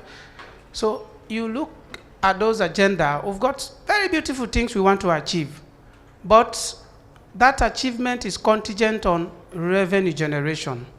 So for me, that is why I said this session we are coming to have is a very critical one that I advise all of us, I plead with all of us to pay critical attention. So for this session, it is expected that, from the topic itself, we know Africa has got a very low revenue generation level at the moment. We are aspiring to do better. But also we all are aware that there is possibility for us to employ strategies and mechanisms that can actually work, probably to help us improve the current status where we are in terms of revenue generation. So the current status, some of the risk factors or some of the challenges we get as a continent because of not generating sufficient revenue, we are going to look at them. It is expected that this session will look at those risks and challenges, but then also to profile some strategies we can actually employ for us to be able to improve our status. But most importantly also, you know, those of us from the private sector that have worked a little bit in the private sector, they will tell you that there are two ways you can make profit. You either reduce your expenditure or you improve revenue. So here also, this session intends to look at some framework we can actually utilize for us to be able to manage our expenditure pattern as a continent. So having given you this brief overview, ladies and gentlemen, we're going to have a presentation from Mr. Mongwan Park, the Estimate and Tax Analyst from South Korea National Assembly. And then also we would have our three discussants. And also from the three discussants, of course, one is going to give us a presentation. And as usual, the Q&A session will come. So at this point, I would like to invite the presenter for this session, Mr. Juan Park. The ICT, I don't know if he's ready. Mr. Juan Park, you're please welcome. And I give you the floor to do your presentation. Thank you. Mr. Park, can you hear us?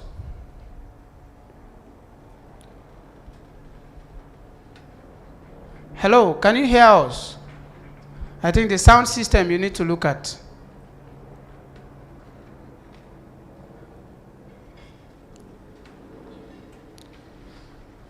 Hello, Mr. Park.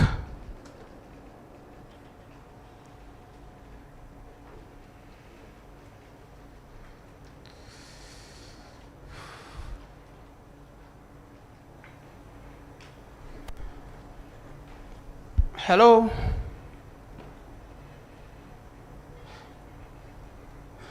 Are we okay from your end?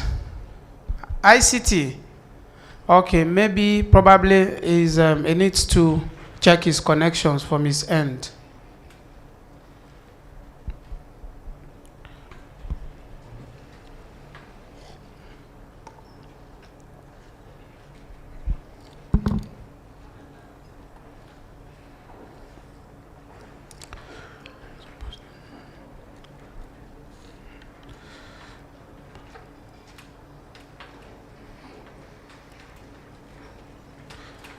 Hello, Mr. Park, can you hear us? Yes. Oh, thank you so much. You're most welcome.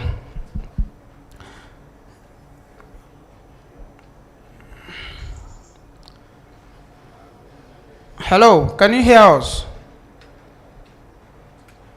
Yes, I can.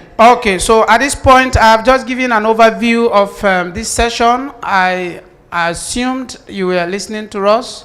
So at this point, you've been invited to do your presentation for 25 minutes, if you can.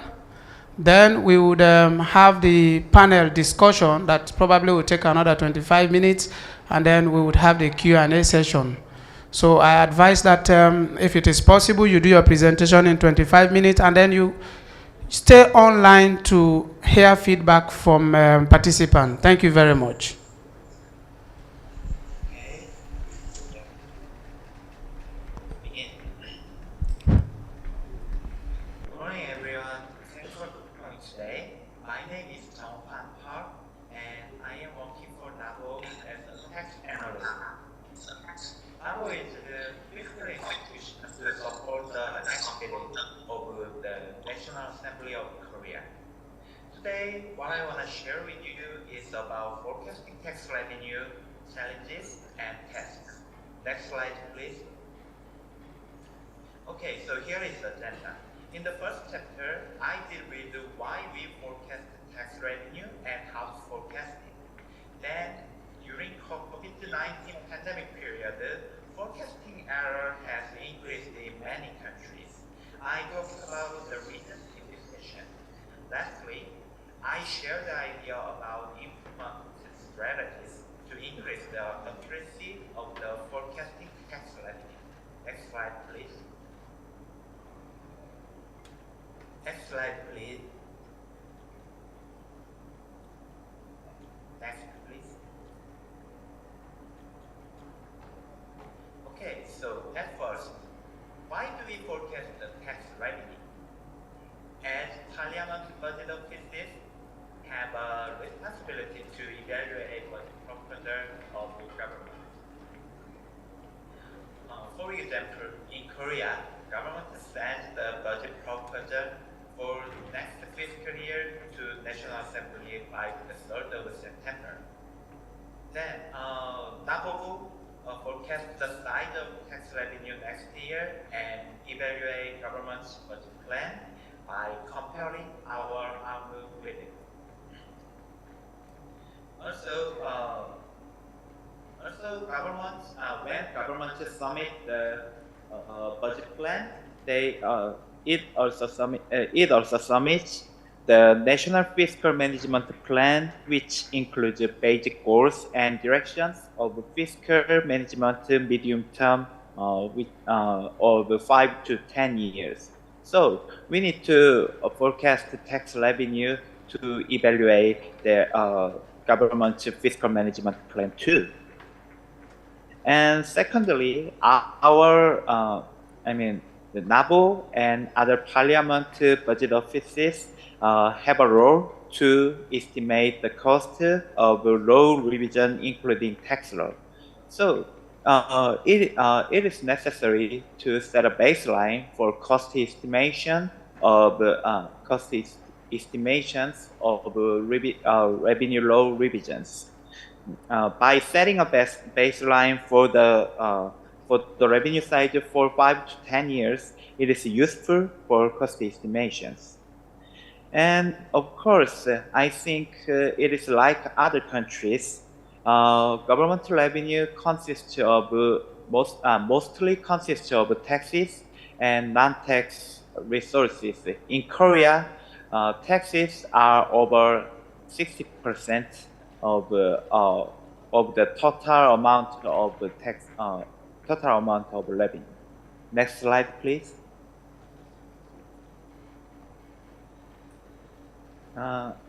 Then, in Korea, national tax revenues are mostly received from individual income tax, corporate income tax, and value-added tax.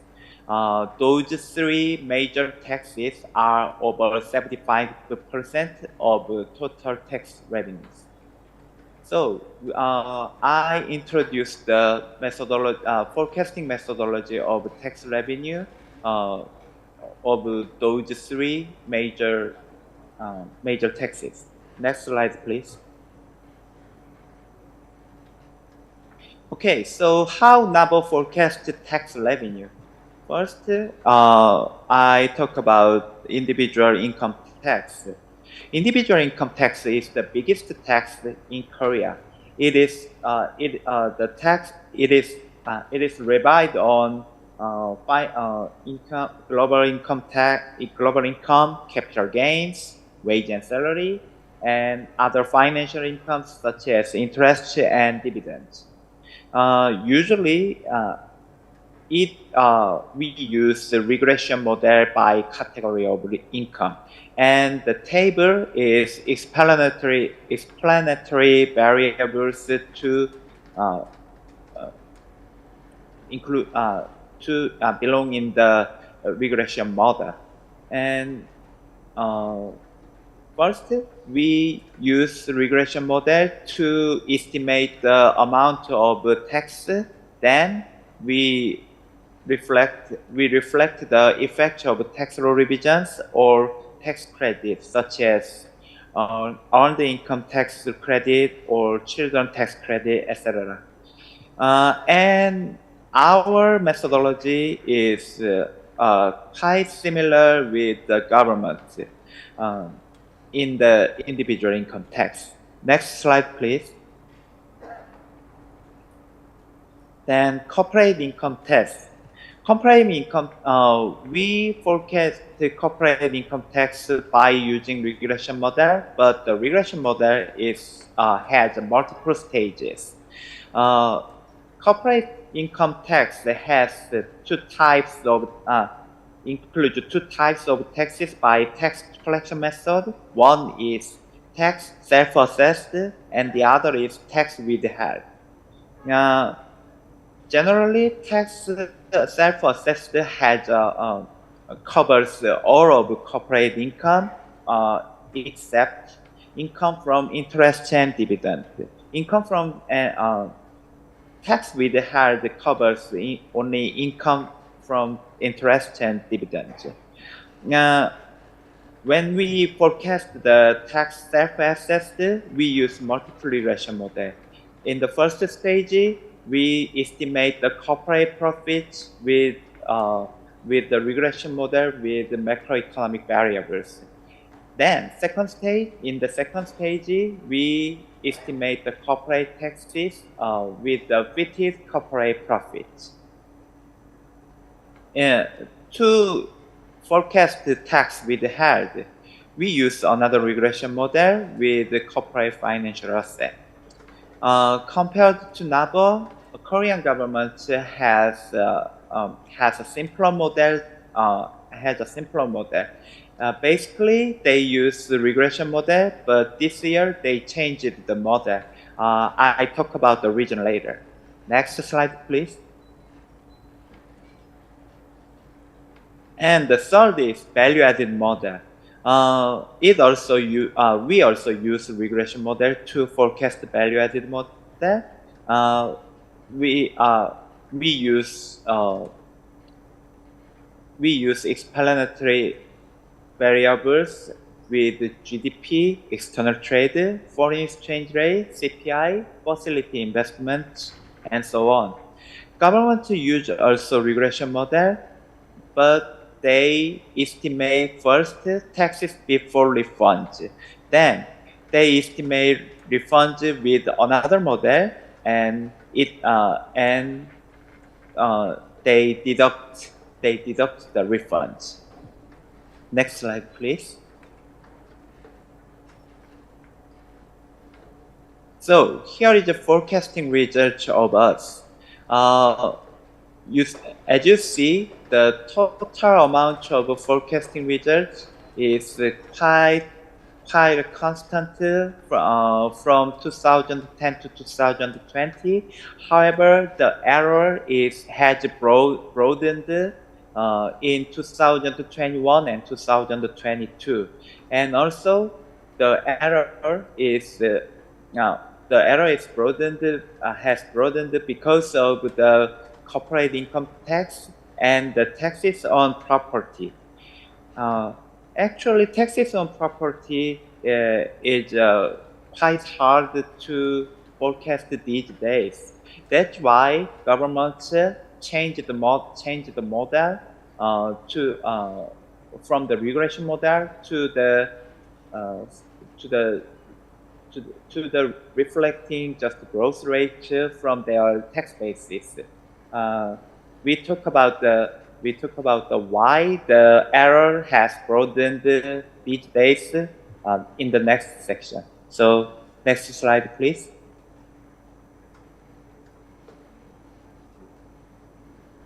Next, please. So it's the second session is the challenges in forecasting tax revenue.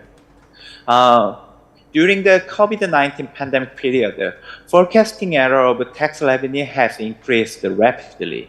In 2021 and 2022, government and NABO underestimate the tax revenue, so spacious amount of positive error occurred. Here's the picture of error rates of Korea from 2011 to 2022. Average error rate before 2020, NABO reports 4.2% and government reports 4.6%, which is really similar. However, after 2020, in 2021 and 2022, the average error rate is 15.6%. It's quite higher than in the 2010s. Next, please. And here is the interesting thing. It is not only in Korea, but also in major foreign countries. The table shows the tax revenue forecast error rates in major foreign countries in 2010s and 2020s. As you see, in the USA, UK, Canada, Japan, Germany, has also their forecast errors also have broadened, especially in the UK and Canada. Their error rate after 2020 is over 10%. Over 10% compared to their 2010 error rate is below the 2.5%. Next slide, please.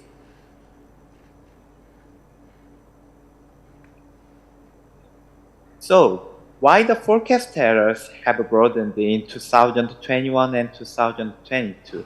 The first reason that we analyze is boom in the SEM market. To respond to the COVID-19 pandemic, Korean government take a stimulus package to boost the economy. Central bank kept the low interest rate uh, uh, and it occurs the rich liquidity in the financial market. So investors searched for the investment target, and it was real estate and stock in the real estate, including the residential building and land, and also stock market is also boom. So that's why boom. That's why there is boom in the asset market, and the taxes on property has increased rapidly. But at that time, the macroeconomic variables cannot catch that. So that's why it directly affects the error of forecasting tax revenue. Next slide, please. The second reason is the unexpected rebound in business cycle. After COVID-19, NABO and government have been forecasting in the conservative way, as the economy has been uncertain and it has been highly possibly in the recession. Fortunately, economy is not bad, so that's why the forecast errors have broadened. Here's the table comparison of economic indices when we supposed to in forecasting and the outcomes. In 2021, we supposed real GDP 3.6%. However, the real it is revealed 4.3% in 2021. And also labor market, external trade in labor market, in external trade, most every economic index is higher than that we expected. In 2022, the real GDP growth is almost similar that we expect compared to we expected. However, in labor market, the changes of employees is much higher than that we expected, and also external trade is a boom, kind of boom that we are not supposed to when we forecast. Next slide. Sorry. And also, it is because big corporation is in industry with a large proportion of exports, such as semiconductor, like Samsung Electronics, have shown strong performance since the second half of 2020. That's why there is the unexpected rebound in business cycle. Yeah. Next slide, please. So how can we improve the accuracy of forecasting tax revenues? Of course, as you see before, the error of economic outlook directly affects to error of forecasting tax revenue. That's why the first strategy should be increasing the accuracy of the economic outlook. But it is really hard. So we need to strengthen monitoring of economic fluctuation, and also reflect the budget plan at a critical moment of economic changes. And the other is, of course, we need to forecast error. We need to improve the forecasting model. There is some ways to improve forecasting model. One is to use have a room to use micro information and micro simulation model. And the other is to use various revenue forecasting model. These days, the economic is highly uncertain, so we need to use not only simple regression model, but also many various regression models such as the advanced time series model and panel regression model and so on.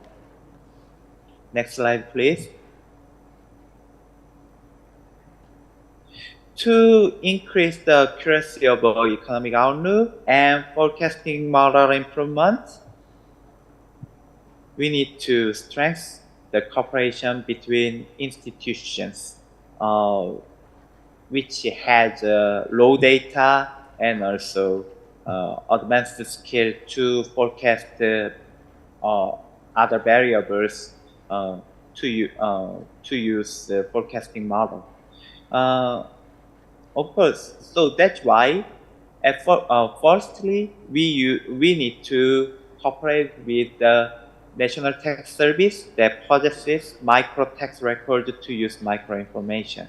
In Korea, National Tax Service has offered the sample of tax raw data of individual income since 2020. So we use that to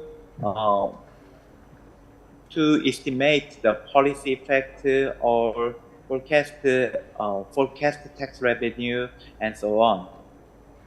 Also, we need to have closer cooperation with the other institutions to have outlooks of variables that to use forecasting. For example, NABO receives outlooks for domestic oil demand from other institutions. Even though we can do that, the other institutions such as Korea Energy Economic Institute has better performance to forecast the oil demand. Next slide, please. So here is the conclusion. Forecasting tax revenue is important to evaluate budget plan and to set a baseline for cost estimations. But recently, the forecasting error of tax revenue in many countries has broadened due to the unexpected business cycle rebound and boom in the asset market. So we need to improve the predictive power of the forecasting. It is necessary to collect high quality information through the cooperation with other institutions. Next slide. Thank you for listening my speech. Thank you.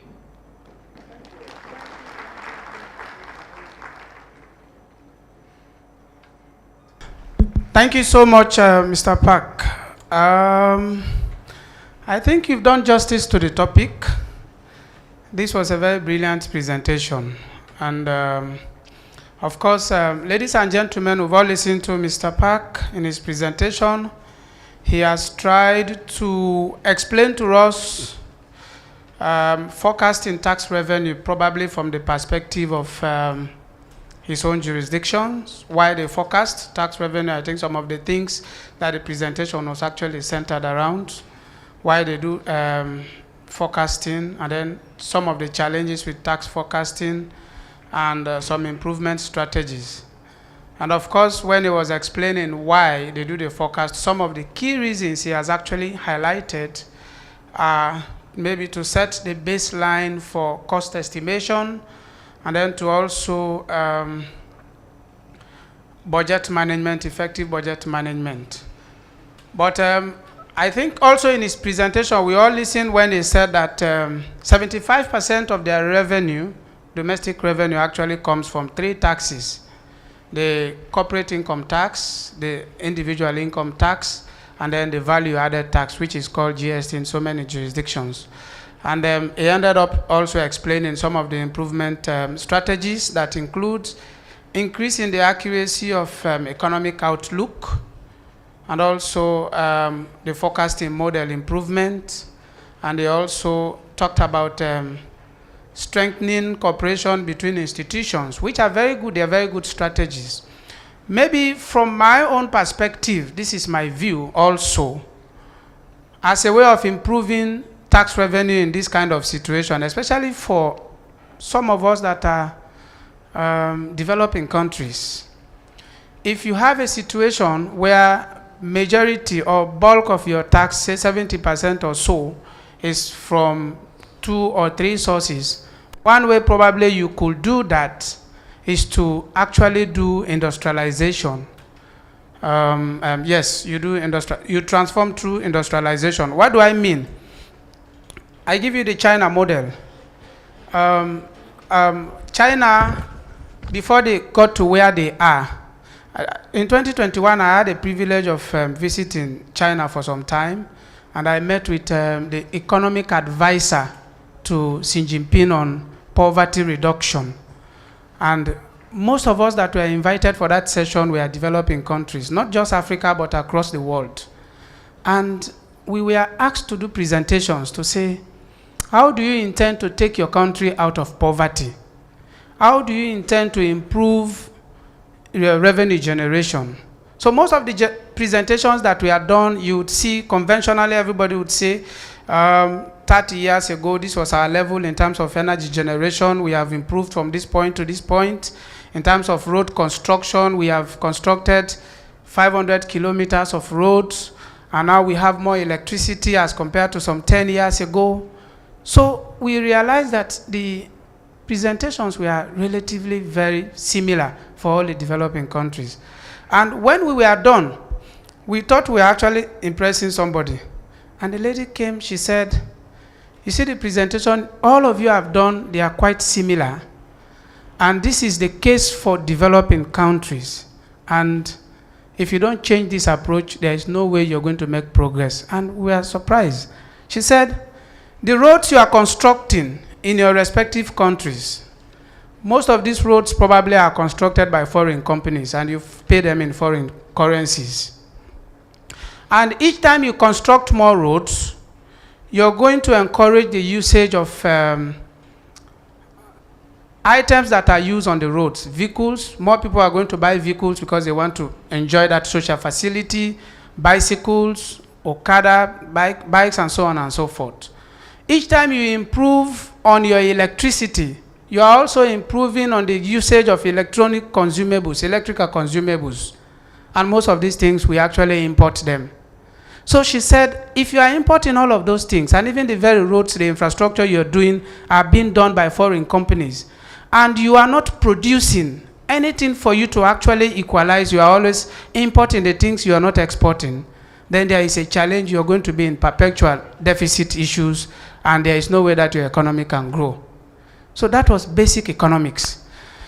And so it's the same thing here. If you industrialize, you have more companies, your taxes relating to those areas I just mentioned to you, maybe the income tax, corporation tax from individuals, and corporation tax from companies, your income tax, naturally the revenue will grow. Because if you don't do that also, maybe there is a shock in those 3 areas, there is going to be a challenge for you to be able to manage your economy. So this is just something personally I learned, I thought I needed to share with you. At this point, ladies and gentlemen, I would like to invite the panelists for this session. And I will start with Mr. Titsanda, the Deputy Director of PBO Zimbabwe. Please come on the stage. Also second on the list is Mr. Sibwiswi Sibiko, economist, PBO South Africa. Apologies if I have not called your name properly. Yes.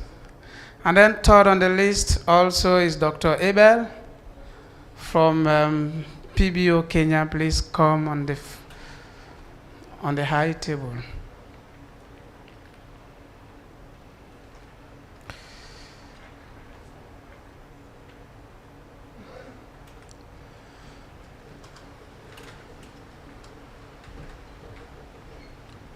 So whilst we also wait for them to settle, this is just a Sierra Leone experience I also want to share with you on revenue. Close to our elections. And most of the donor funds, the donors were actually slowing down on their support because of the elections, probably. But then the government had promised some very big project they wanted to deliver on. So what happened? They looked, there was no way to get funds, and then they decided to take from the domestic market, increase their local revenue borrowings from the domestic market. So Treasury bearer bonds went up significantly from around 15% to 23%. And it was the highest in the sub-region at that time.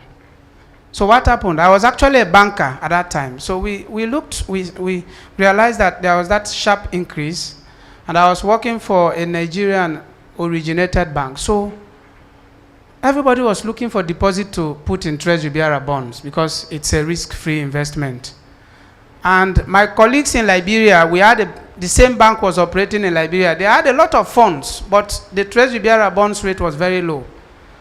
Then we checked the interest disparity, exchange rate difference. We realized it was economical for us to take the money. So we took from UBA Liberia, it was actually United Bank for Africa, and then invested in Sierra Leone at 23%. We took from them at 12%. And the exchange difference was just around 1% we were going to lose.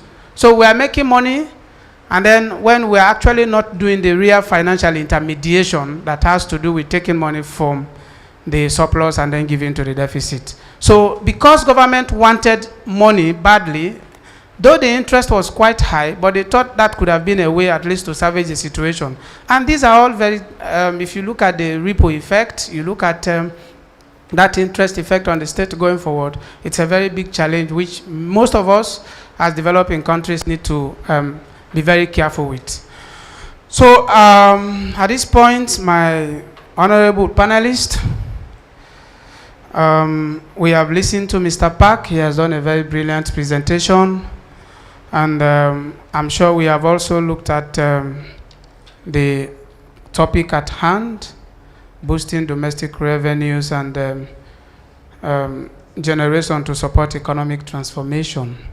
So I am going to start with Mr. Titanda, Deputy Director for PBO Zimbabwe. From the Zimbabwean perspective, what are some of the strategies you think as a state you can actually deploy to be able to improve revenue generation? And also, on the same note, what intervention can actually come from your Parliamentary Budget Office to support that, those strategies? Thank you so much. Thank you, Chair, for this session. I would like to take from the submissions made by the main presenter. You know, he talked about government revenue, and he said government revenue in majority of the countries consists of 60% from tax, and 40% obviously is from non-tax sources. That is what he said. So I just want to again try to address the question raised by the session chair, linking to this submission made by the main presenter. You know, in Zimbabwe, even though we are still in the early stages of trying to improve or of trying to achieve a domestic revenue mobilization, full capacity, we have managed as PBO currently, and together or in collaboration with the executive, to analyze the effects of tax incentives. And I'm sure you agree with me, the main presenter talked about the government revenue, which is mainly from tax sources, which means to say there is a need to review our tax incentives. Because I'm sure you agree with me that tax expenditures, they mean revenue losses. So let me say this with firm conviction that majority of tax incentives, they drive a false narrative that they try to attract foreign direct investment. And if you try to take a case study from countries like Rwanda, Uganda, and maybe Tanzania, 90% of their investments are not associated with tax incentives. But if you try to check in one of the background papers in Uganda, I'm sure it was in 2017, which is about a mid-term revenue strategy. You know, they tried to lure investors by lowering corporate taxes in oil and gas sector. But I don't know if they managed to achieve or to realize the intended outcomes. But my point here is that since we are agreeing that majority of our revenues is coming from tax sources, so there is need for us to review our tax incentives which we are giving to these foreign and even local companies. So in Zimbabwe, and together with the executive, that is the PBO as well, together with the executive, we have initiated a platform to try to review and to assess the effectiveness and to see if tax incentives which we have in our country are still serving the purpose or not. So it is one of the areas which I think we can capture more revenue by eliminating wasteful tax incentives. So I think maybe in Uganda, they are ahead, according to my researches, partly maybe Kenya, with respect to how they assess and come up with the substantive advice with respect to these tax incentives. So that is one of the strategies which we are initiating and which we are trying to advance in Zimbabwe in order to reach full capacity with respect to domestic revenue mobilization. Secondly, I think I need to talk, you know, the session chair said, you know, private companies, if they want to maximize revenue, they reduce costs and they try to maximize revenue. Yes, theoretically is correct, but as of now, we are suffering from sophisticated schemes with respect to tax avoidance, as well as with respect to transfer pricing. And these schemes, they are affecting revenue mobilization exercise or efforts. So if in Zimbabwe, we have tried to engage with our revenue authorities, that is Zimbabwe Revenue Authority, to make sure that forensic audits are conducted in order to check if these local institutions are complying with the tax obligations, or if they are, or are they honoring their tax liability according to the information which is reported in the financial statements. So these are some of the mechanisms which we are adopting and which we are trying to engage with our legislatures in order to make sure that domestic revenue mobilization reach full capacity. The other thing which I want to agree again with the main presenter is trying to strengthen cooperations between institutions and to strengthen even cooperation internally, that is within institutions. So in Zimbabwe, there is a drive towards digitalization process whereby there's need, or there's a process of trying to link internal processes, to link internal process of the revenue authority with external ICT systems in order to make sure that all processes are automated. And this is being done in order to minimize corruption. This is done in order to minimize revenue leakages. You know, we are suffering from revenue leakages as a result of manual processing of our transactions. So one of the strategies which we are implementing or which we are driving as a country is to digitalize our systems. And that drive, it's one of the agendas, it's one of the pillars in our national strategic plan. So I think by so doing, we will try to reach the full capacity with respect to domestic revenue mobilization, the integration of ICT systems, be it internally and with external suppliers. Both this is affecting, this has got ripple effects. You know, the issue of low revenue generation, it affects a number of things in our country. For example, it is affecting, you know, service provision towards the basic needs. For example, health services. It is resulting in high out-of-pocket expenditure toward health services. Why? Because revenue being collected is very low, and it tends to affect the service being provided to our citizens. services which are being provided to the members of the public. So I think that is one of the things which I think it has to be scaled up in order to minimize and to provide clinical measures to the problems which are associated with the low revenue collections. The other thing which I think I have to share with you again is, economies which are infested with the informal sector, it's always facing problems when it comes to harness revenue leakages or to maximize revenue collection. So I think one of the measures which we are trying as a country is to try to formalize our economy, even though this is still in the early stages.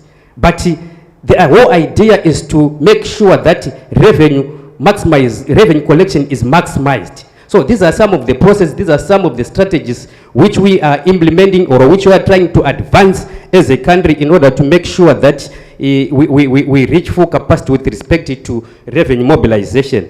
I think with this I submit, Chair.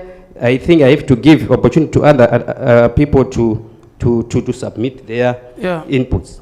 Oh, thank you so much. Thank you so much. I think you've actually done a very brilliant submission, and I personally agree with you on the issue of tax incentives and then sometimes tax concessions.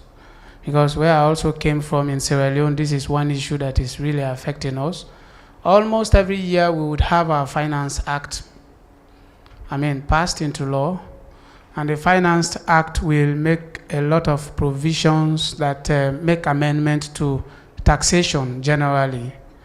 But I think one thing we were actually not doing is actually having a review, maybe after implementation of the Act, to see how it has actually impacted. Because the idea sometimes they would say, okay, we are removing taxes on the importation of rice or cement. The idea is actually for people to have it at low cost.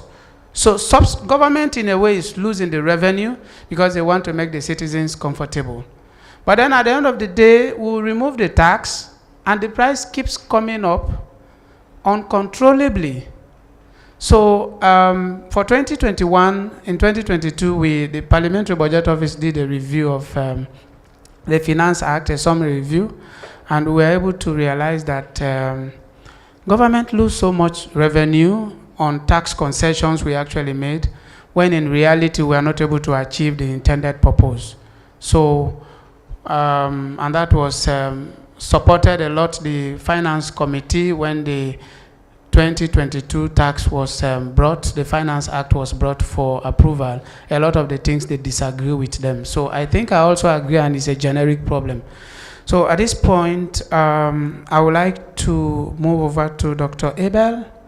From the presentation we've received, we've listened to from Mr. Park, and what's your general perspective about strategies to improve tax mobilization and some of the challenges probably you think are quite generic in Africa that we need to pay attention to? Thank you.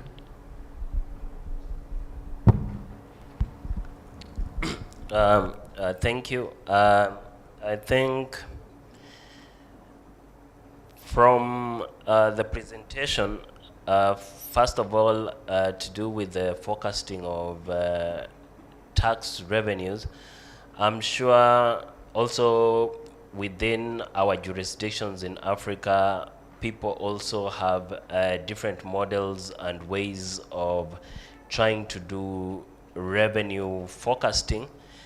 And one of the challenges that we might also, I think, gain from discussing is, when is the model too complex? Because the more variables you have, the more things that you'll need an outlook for when you are finally coming up with your revenue forecast.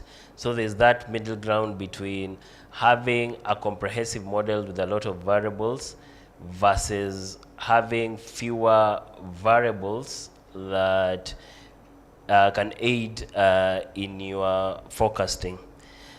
And to come to your question, I think the the generic problems that we face with revenue mobilization, which cut across Africa. One is what we call the informal sector, quote unquote, the informal sector within our continent.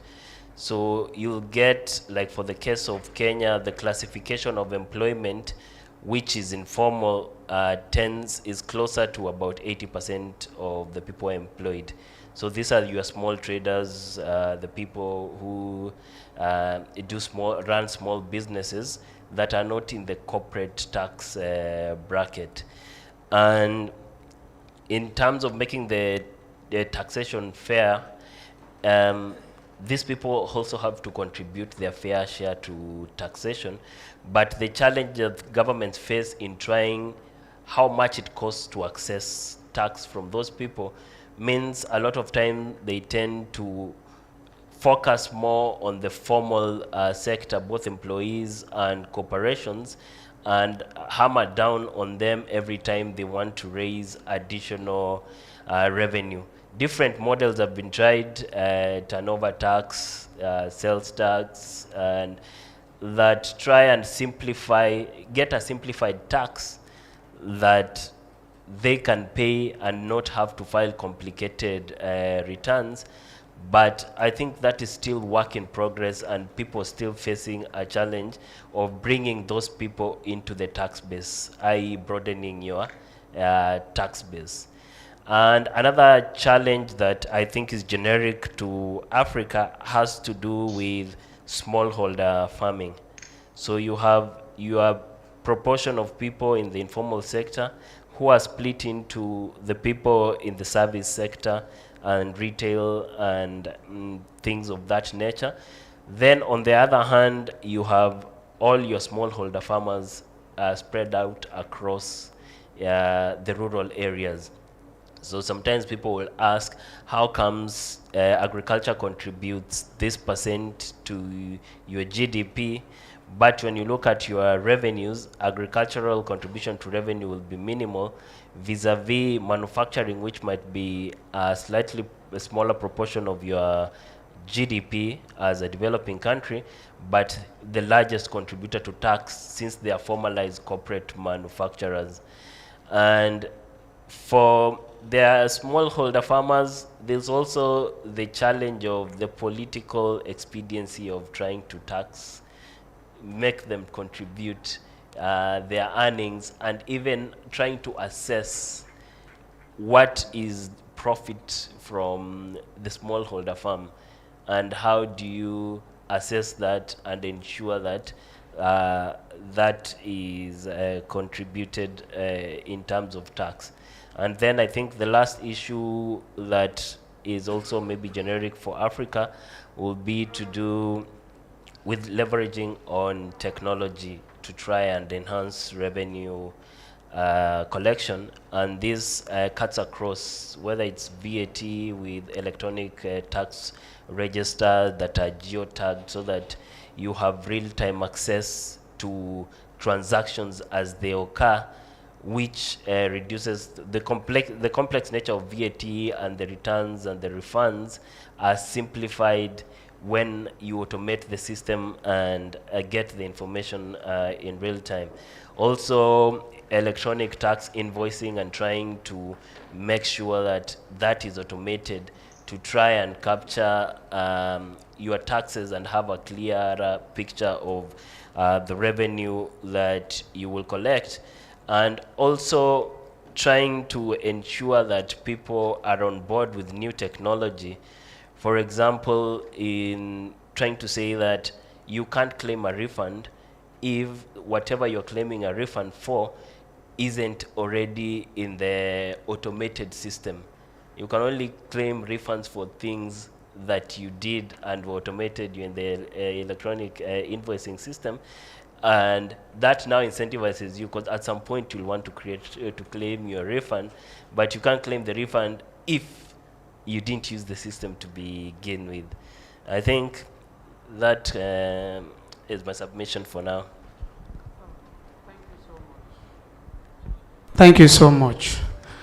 I think I personally like your submission and some few things you've actually highlighted. And I agree with you on leveraging on technology and also the introduction of the informal sector into our taxing system. I think that is a problem we really need to look into. I think it is a point for us as Africans now to begin to look at the uncomfortable realities. The other day I was traveling, I was with my colleague, we were driving in my country, and then there is this church, they had a session, sorry, I have to just say this, maybe. So each time they are having sessions, when they are having their services, the entire street will be blocked with cars, you don't have your way to go through. It's a very big church. Then I said to him, we struggled to pass through. Then I said to him, I said, if I were the commissioner of tax, I would have introduced a system for some religious houses with certain level of revenue to be paying taxes. And they said to me, you will not go to heaven for this, thinking this way. You know, he's a very fanatic Christian, born-again Christian. I said, no. Put the faith aside. What is the essence of taxation? Is to provide social services for citizens and institutions. These guys, are they not enjoying the social services? Even at the point we met policemen, they were trying to control the traffic. Are they not providing? Are they not being paid for that service? And you have a church that is making a profit over a net income of maybe 2 to 3 billion, not paying tax. But then you have citizens that are just looking for their day-to-day what to eat. They're still paying local tax. What point are we really making? So maybe these are some uncomfortable realities we need to begin to look into as we yearn to actually improve in revenue generation as Africans. So at this point, ladies and gentlemen, our third discussant is actually going to do a presentation for us, and that is Madam Sibeko, the economist from PBO South Africa. So let us please pay attention to hear what she has for us. Thank you. You have the floor.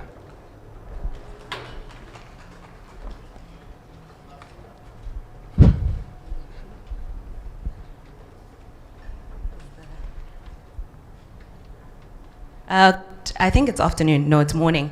Good morning, everyone. My name is Busisiwe Sibeko, and I'll be talking about how we can boost revenue for economic transformation. But I want to focus on tax, which is what most people have been talking about. I don't see the slides up yet, but I'll just start on slide 4 and start talking until the slides are up.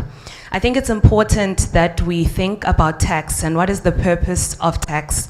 It is not just about how much revenue we can raise from it, but also it is a vital tool for the redistribution of income and wealth. So when we start having conversations about taxing the informal economy or small-scale farmers and so forth, I think it's important that we think about how are we redistributing income and wealth. Revenue and expenditure, I don't like to talk about revenue without talking about expenditure, are regenerative, and I think it's important that we acknowledge that fiscal space is not a determined level. You share the presentation. Yes, it's on email. On email with Eric. Yeah. With Eric. Oh, there. Yeah, so I'm on slide 4. So as UNCTAD 2019 notes, right, fiscal space cannot be identified as a predetermined level of resources in any economy. Rather, it is dependent on past and current fiscal policy choices, such as the extent of government spending, its savings, the level of debt relative to GDP. What matters most is the flow of revenue that accrues to government over a period of time, as a result of tax and expenditure changes and their subsequent impact of GDP through fiscal multipliers. So I think it's important that we do not talk about just boosting revenue without talking about the expenditure side. Taxes are also not just, again, like I said, a revenue generating mechanism, but they can be used as an instrument to redirect production and inputs. So this is where we talk about the economic transformation part. Next slide, please. So I start here because I think there are worrying trends on the African continent. It's not on the next slide. There have been worrying trends on the continent over time. One of them is that over time there's been an increase in regressive tax policies. The ILO 22 report shows that even when fiscal space has existed in certain times in different countries, countries have not used that space. So then the question is, why are we boosting revenue if we do not want to spend what we've raised? And I think this is critical, linking back to the presentation that was made by my colleague Siraj yesterday about how we spend, who we spend on, and how we contribute to our economies. What the ILO report also shows is that on the tax side, revenue has been highly cyclical and increasingly regressive. Fiscal policy has tended to be regressive. So these are worrying trends again. So we've got regressive tax policies on the one side, and we've got regressive expenditure on the other side. Next slide, please. So here's a graph that shows government revenue on the African continent over time. And what worries me in this graph is how much indirect taxation we have. Of course, Bharat and all show that regressive taxes, or rather indirect taxes, tend to be regressive. So the people who have lower incomes are disproportionately taxed on our continent. If you look here, the direct taxes are quite low, right? So we're talking about corporate income tax there, personal income taxes. However, and look at the share of indirect taxes. Look at the low level of resource taxes. So these are some of the areas that we need to look at. Next slide, please. In terms of illicit financial flows, we know, of course, that the African continent is bleeding, and this is, of course, a campaign that has been taken on root on the continent, right? So a lot of net wealth and resources are leaving the continent. And as we know, the base erosion and profit shifting group was finalized, or rather the policies have been finalized, and these constitute of two things. One, that there'll be a minimum enterprises tax, and two, there'll be a global minimum effective tax rate of 15%. Next slide, please. However, I want to highlight here that there are some problems with the BEPS framework. It will not save us. And that means PBOs have to do a bit more work to think about how we can think about taxes to curb illicit financial flows. The first one is that while we think that these two policies that have been implemented will shift our economies, the African Union has actually said that it would be better off if the minimum tax rate was 20%. And so how do we as PBOs respond to the now confirmed 15% minimum effective tax rates? There are also other issues with the BEPS policies, which include the fact that only 100 or so multinationals will be considered in this framework. A lot of them will not be on the continent, so we will not necessarily benefit significantly from that. Not only that, it focuses on taxable revenues based on sales, which means that they will not be focusing on employment as a factor, which the African continent could benefit significantly from. And the rules don't deter a race to the bottom phenomenon, right? So it doesn't mean that countries won't try to reduce their tax rates to attract investment. Next slide, please. And the next. And South Africa is not really an exception, right? So in South Africa, we've seen that the government is continuing with fiscal consolidation, and we've also seen regressive tax rates happen. In 2018, the VAT in South Africa was increased by 1 percentage point, which of course disproportionately disproportionately impacts low-income households. And not just that, we've also reduced the corporate income tax rate from 28% to 27%. And this was not considering that the effective tax rates in South Africa, what companies actually pay, is significantly lower than 28%. So reducing the statutory rate in this case does not mean that there'll be more revenue. So here we're seeing the pursuit of a primary surplus, even though South Africa has great needs developmentally. And of course, there's a lot of inequality, structural inequality. Next slide, please. So at our PBO, we focus on real per capita trends. And so here, this graph is showing you that over the medium term, look at how revenue is increasing significantly, but look at what is happening to non-interest expenditure, which is of course expenditure on everything but debt. It is reducing significantly, even though there is deepening inequality in the crisis that we currently face in South Africa. I won't go too much into that because I want to get into solutions. I know I'm running out of time. So next slide. And of course, South Africa also has illicit financial flow issues, but I do think to note here for other countries is that the South African Revenue Service has been building capacity to deal with IFFs, and so what they've done is that they've launched cases, criminal cases against many people, and they've been able to recover some of the money that has been shifted. And I think this is something that other countries can learn about how to recover, but also how to go after individuals who are moving money and not paying their fair share of taxes. And of course, South Africa will be publishing their own 2024 Taxation Laws Amendment Bill, which responds to the new BEPS framework. And in terms of BEPS, the Tax Justice Network estimated that South Africa could benefit 1.5 billion more in revenue if the BEPS minimum effective tax rate was 21% as opposed to 15%. So we could have gained more from the global rules. Next slide, please. Next.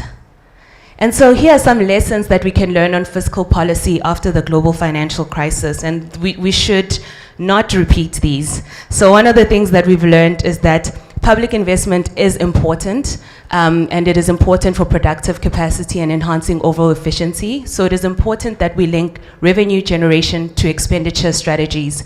We've also learned that investing in human capital formation is very important, so we should not be cutting on skills, health, livelihoods, and so forth. And countries with greater public investment have higher levels of social cohesion. And of course, my colleague spoke about this and the threat of coups and so forth. And we also learned that spending that increases incomes for lower income groups, as well as demand for goods for domestic firms, has the strongest effects. So that is important in terms of who you tax, how you tax, and what kind of social protection mechanisms you have. And although corporate income tax tends to be what is put forward for drawing investment, what the data actually shows is that it does not increase investment in your country. So the race to the bottom does not necessarily benefit you, but what actually does is that it increases inequality.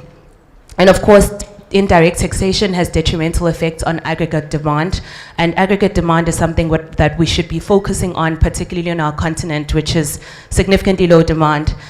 And of course, taxation has the highest potential to contribute to demand growth and economic stability. Next slide, please. And the next. Oh, this one. Previous, please. Sorry. So I think here are some of my offerings on how we can think about how to maximize domestic revenue in our countries. I think the one is increasing the progressivity of taxes. So where countries have implemented regressive taxes, particularly indirect taxes, I think this is where we need to reverse some of those policies that have been made. I think also there's room here for gender responsive taxation. So how do we make tax systems more progressive is taking into account that people are different and are differently impacted by taxes. The other is taxing wealth and income derived from wealth. The UN has called for wealth tax. Of course, in South Africa, this is very supported given the deep inequality in wealth. So this is something to be considered for a lot of countries because we know that there's deep income and wealth inequality.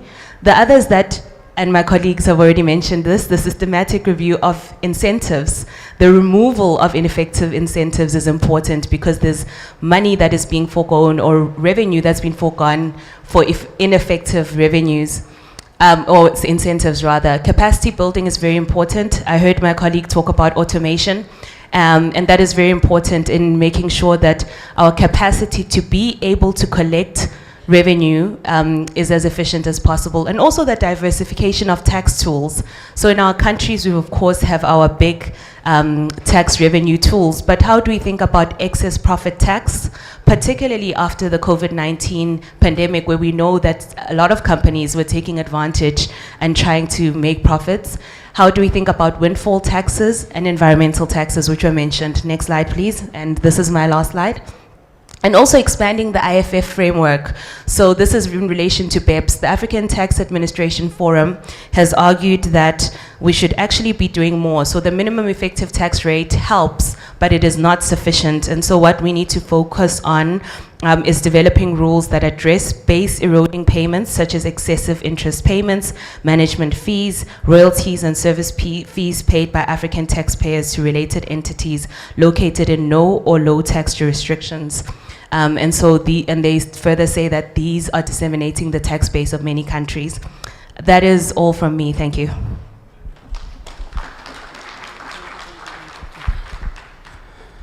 Thank you so much. You may please take your seat. So I think we are running behind schedule a little bit. So at this point, ladies and gentlemen, we've listened to Madam Simbeko. I think she did a very good presentation. And when she was submitting on the South African fiscal policy, of course, we've all seen the highlight on decreasing on interest expense. Of course, we would now begin to imagine the effect of that generally.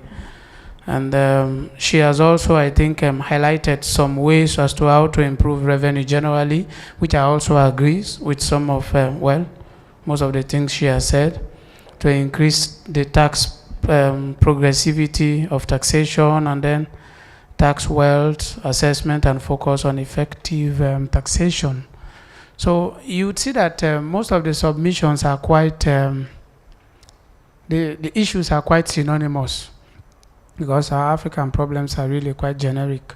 So at this point, we want to open the floor for Q&A.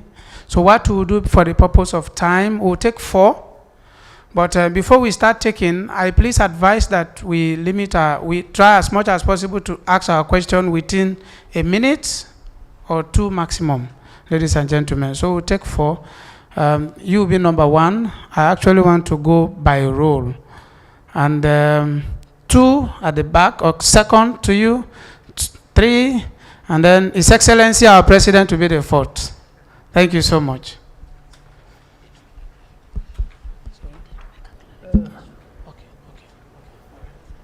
So thank you very much for the presentation. This was actually a very exciting session. I just want to ask, and my question is directed to Dr. Abel.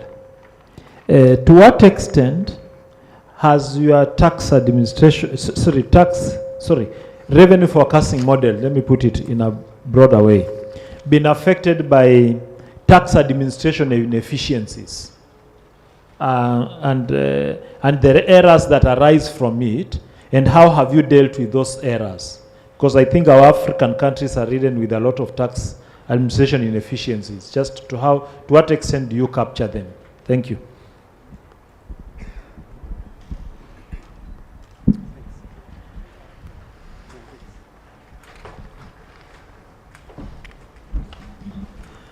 Yes, thank you, moderator. My first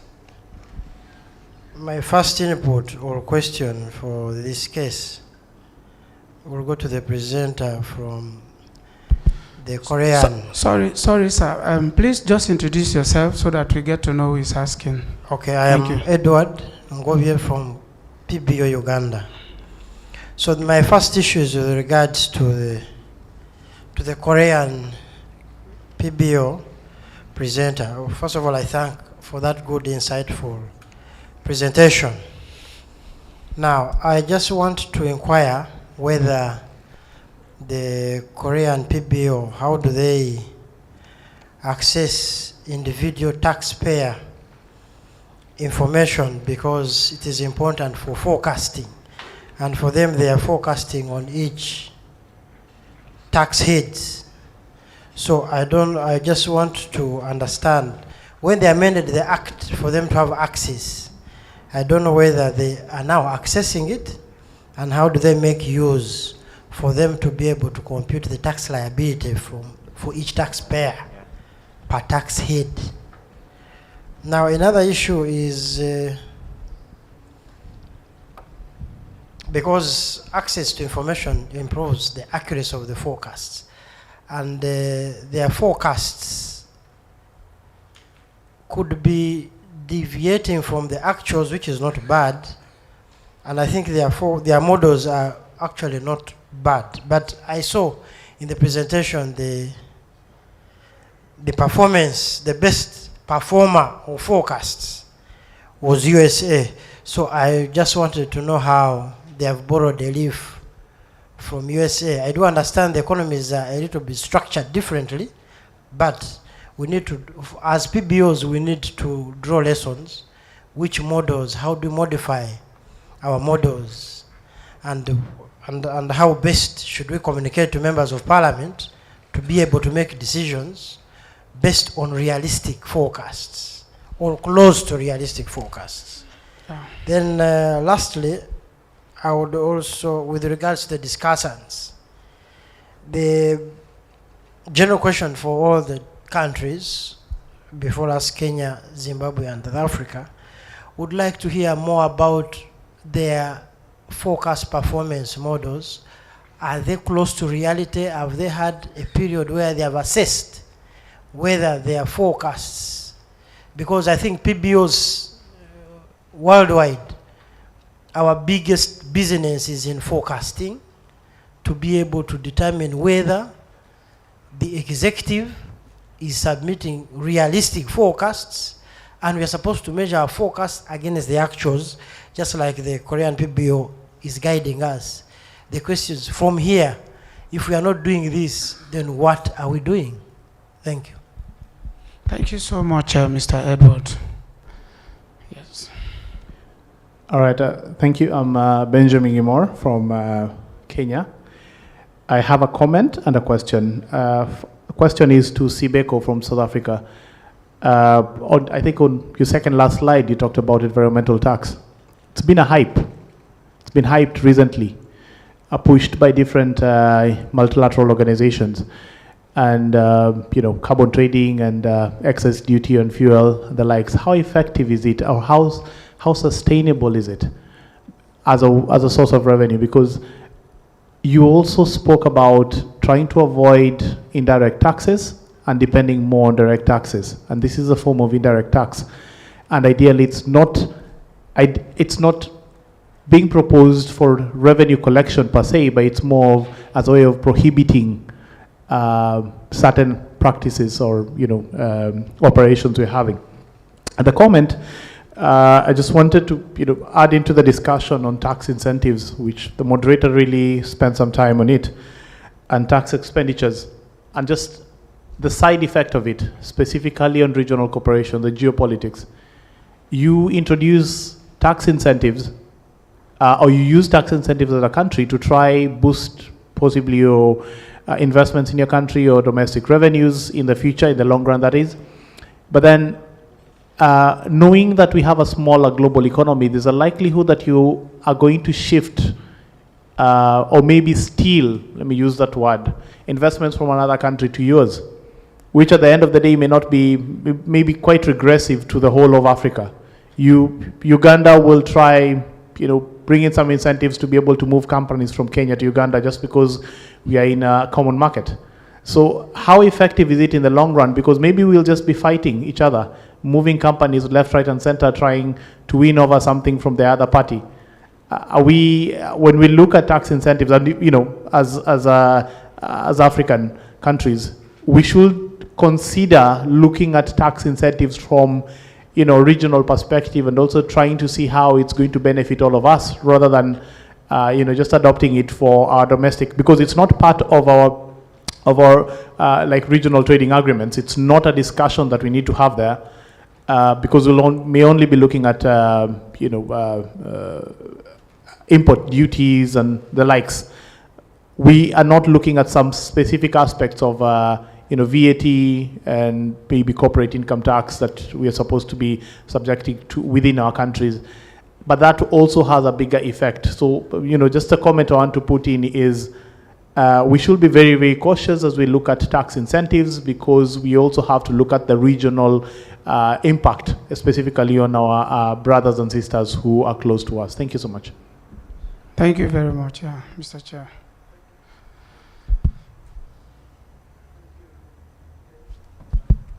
Is it working?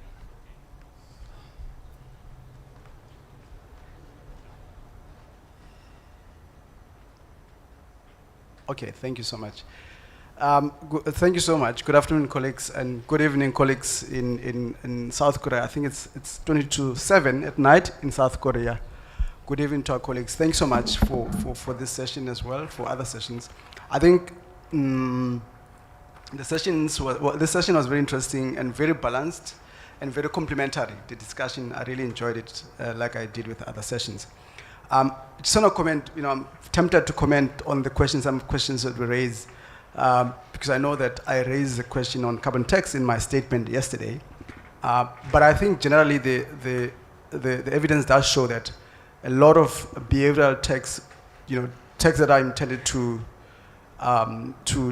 change behavior cannot necessarily be relied a lot as ways of raising revenue. So you look at carbon tax, sin tax, and so on. So there's a lot of debate around to say, we look at carbon taxes in particular, and my concern has always been how do we ensure that such mechanisms are not really disproportionately affecting the low-income households and so on. So it's a very interesting debate that I think we should have as a continent as well. And I'm happy to hear that Kenya is hosting the climate change discussions in the continent next month. I'm very excited about it. The issues around, and I think we have introduced carbon tax in South Africa in 2019, and clearly, there's a very strong debate, discussion that should be a lot seen as a revenue-raising mechanisms, which does raise the revenue, but it's a very interesting question whether the forecast itself has been what was expected, or even the behavior actually how much the behavior is changing by the sectors that are leading to polish in that regard. I think the other point I wanted to raise is the discussions around direct and indirect costs, direct and indirect taxes, obviously are dependent on a lot of factors. One of them being the tax base, the base that you have. And clearly many countries, particularly developing countries, are largely lacking a lot of the base for the income tax. But I think the evidence does show that as developing countries, we probably rely a lot on income tax than we rely on the consumption tax. And largely because in the main, consumption tax also is likely to be more regressive than the direct tax in particular. So my comment, sorry, I said I was tempted to comment, I was just commenting on the discussions already. I think my questions, I want to pose my questions and my comments on our colleagues in Korea's presentation. I think one of the issues I wanted to talk to them about was around the questions around how does government, or how does the budget account for the different approaches they have and the government's approach. I mean, I saw in the slides that they follow a different approach in forecasting and government follows a different approach. How does the budget the differences accounted for in the budget in that regard? And that also links back into, particularly when the outcomes, budget outcomes are impacted by such differences, on the approach that you're taking. One of the things that I've been following a lot is around the focus. Somebody mentioned the focus, a colleague mentioned the focused errors. It is a very interesting issue, particularly when you think about the different approaches in forecasting. When you look at, I was saying to Dr. Masinda, when you look at the forecast that post-COVID-19 are likely to have huge errors, and I'm glad that Mr. Jung Hwang has accounted for that, to show that you'll have huge errors looking at the shocks that our economy has experienced globally, and that are also continuing, but also inconsistencies. My sense is that we're likely to see these errors continue for over a long time, particularly when you look at the forecasting models that doesn't account for real economy, or real economic performance, or the real economy itself, or public finance behavior as it is. Because if you have models that account for the shocks in real time, they're likely to move with the trends in particular. So I want to hear your view on that I think if the models doesn't account for real economy or public finance behavior, we like to see these errors taking longer time, particularly when you see that some of the shocks still remains in the economy, and some actually keep shifting to a point where we are unable to account for some of the shocks. I want to hear what's your thoughts around that, Mr. Jung Hwang, but also the errors, because obviously the bulk of the tax revenue, it's 75% of the budget. How do you account for those? How does South Korea account for those particularly when it start impacting your expenditure. I mean, I'm just using a simple example whereby if you want to spend certain amount of money, you will rely on the taxes, and if they come lower, what does the oversight model do in accounting for that differences, particularly if it's a low, the targets have not been realized or we have lower revenue collections. And I want to link that also to the oversight model. What does Parliament say when that happens? Because we had a lot of debate in South African context where members are concerned that when you estimate economic growth, you are really saying, because our tax revenue accounts for 80% of our budget expenditure. So already, the direct tax and indirect tax accounts for 80% of government revenue. And clearly, when your economic growth is focused at that level and it doesn't come where you are, it already tells you that your expenditure is impacted one way or that, or the revenue you expect is impacted, which pushes your budget balances and so on. So it'd be interesting to know how do you account for that in your situation. I'll stop there because we are all going for lunch. Thank you so much. Thank you so much, His Excellency. So you would need to respond to these questions. But before we do that, I think Dr. Abel wanted a clarification on one of the presentations, right? Yeah. So please just make that quickly, then you take your responses. I can continue with the responses. Continue with the responses in 2-3 minutes. Okay. The clarification was from Ms. Busiso's presentation. I think maybe I didn't put the context clearly. I am all for capital tax. I am for progressive taxation, but the contexts vary within Africa. So having lived in South Africa for 5 years, I know why you will think taxing the informal sector sounds a bit shocking and regressive, but the way our economy is set up is in a way that you have around 20 million people in the workforce, out of which 18 million are classified as informal sector workers. So the ones that are left, around 3-4 million, are the only people who pay as you earn.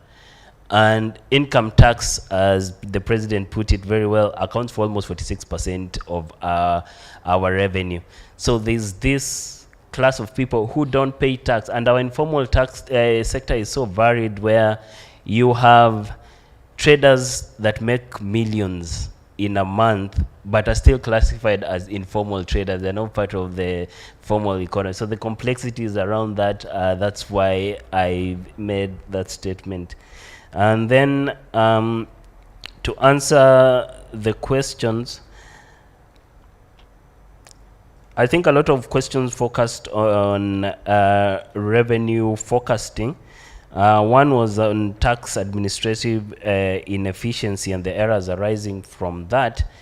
I think most models that are regression-based models, as long as that inefficiency remains consistent over time, it's accounted for as it's baked into the model itself. So unless there's a shock to or a change in efficiency or inefficiency, then that error will arise from that. But so far, it's accounted for, it's subsumed into the model.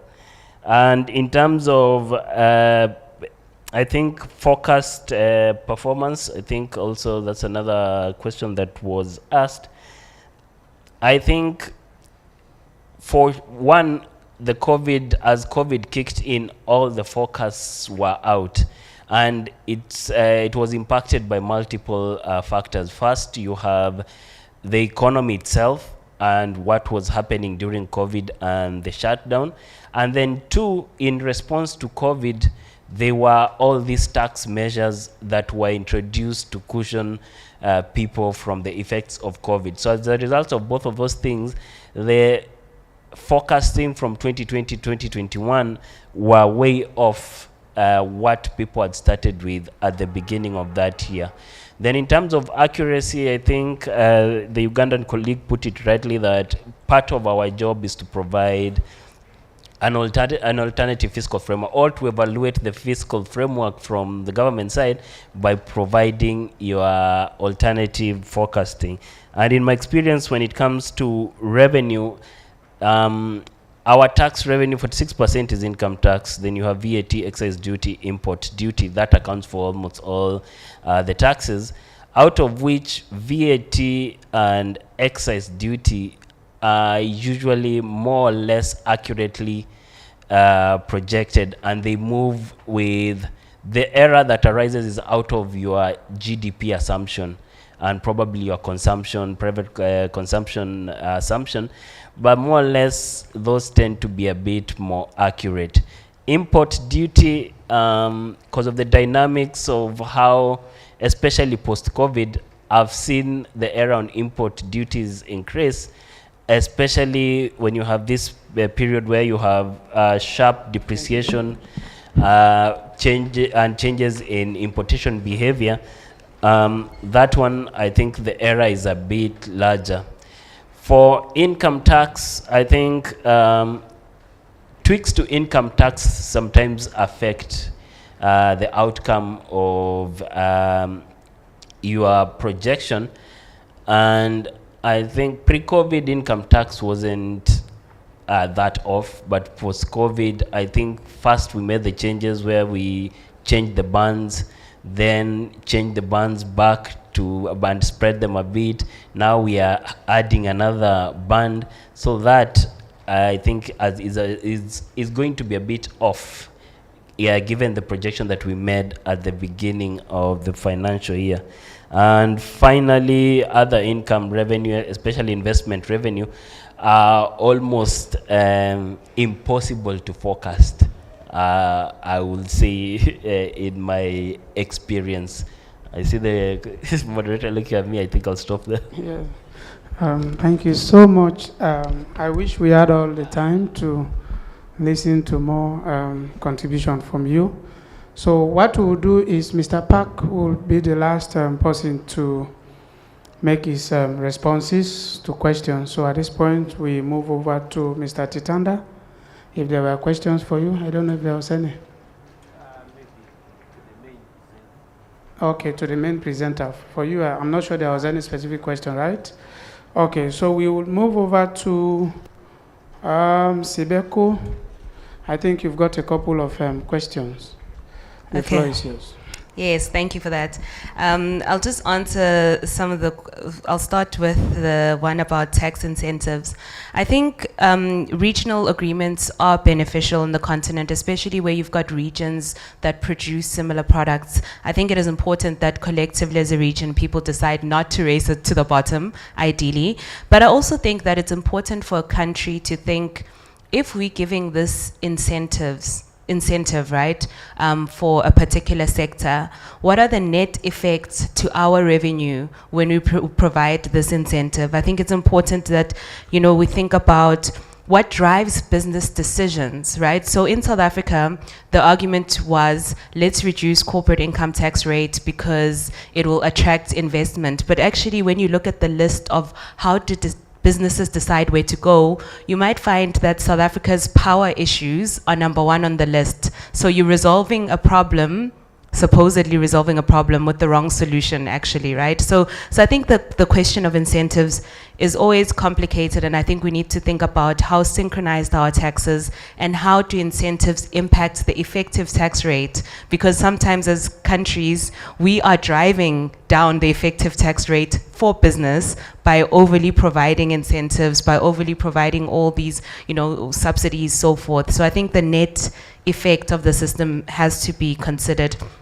I think in environmental taxes, I think that's a very good question, because the question is about what are you trying to do with this tax tool, right? So for me, environmental taxes are important, like I said in one of the slides, that they're an instrument to redirect production and inputs. So if we're trying to build economies that are going to be responsive to the climate justice challenge that we face, if we want to move our economies in a particular direction, right, I think that might be, it's a good way to use it. I don't think I mean, ideally, if we reach our goals, I don't think that environmental taxes will be a forever, like, corporate income tax tool that countries can always use. That's if we achieve what we're trying to achieve, right? The whole point is to change the behavior and to move production in a particular way.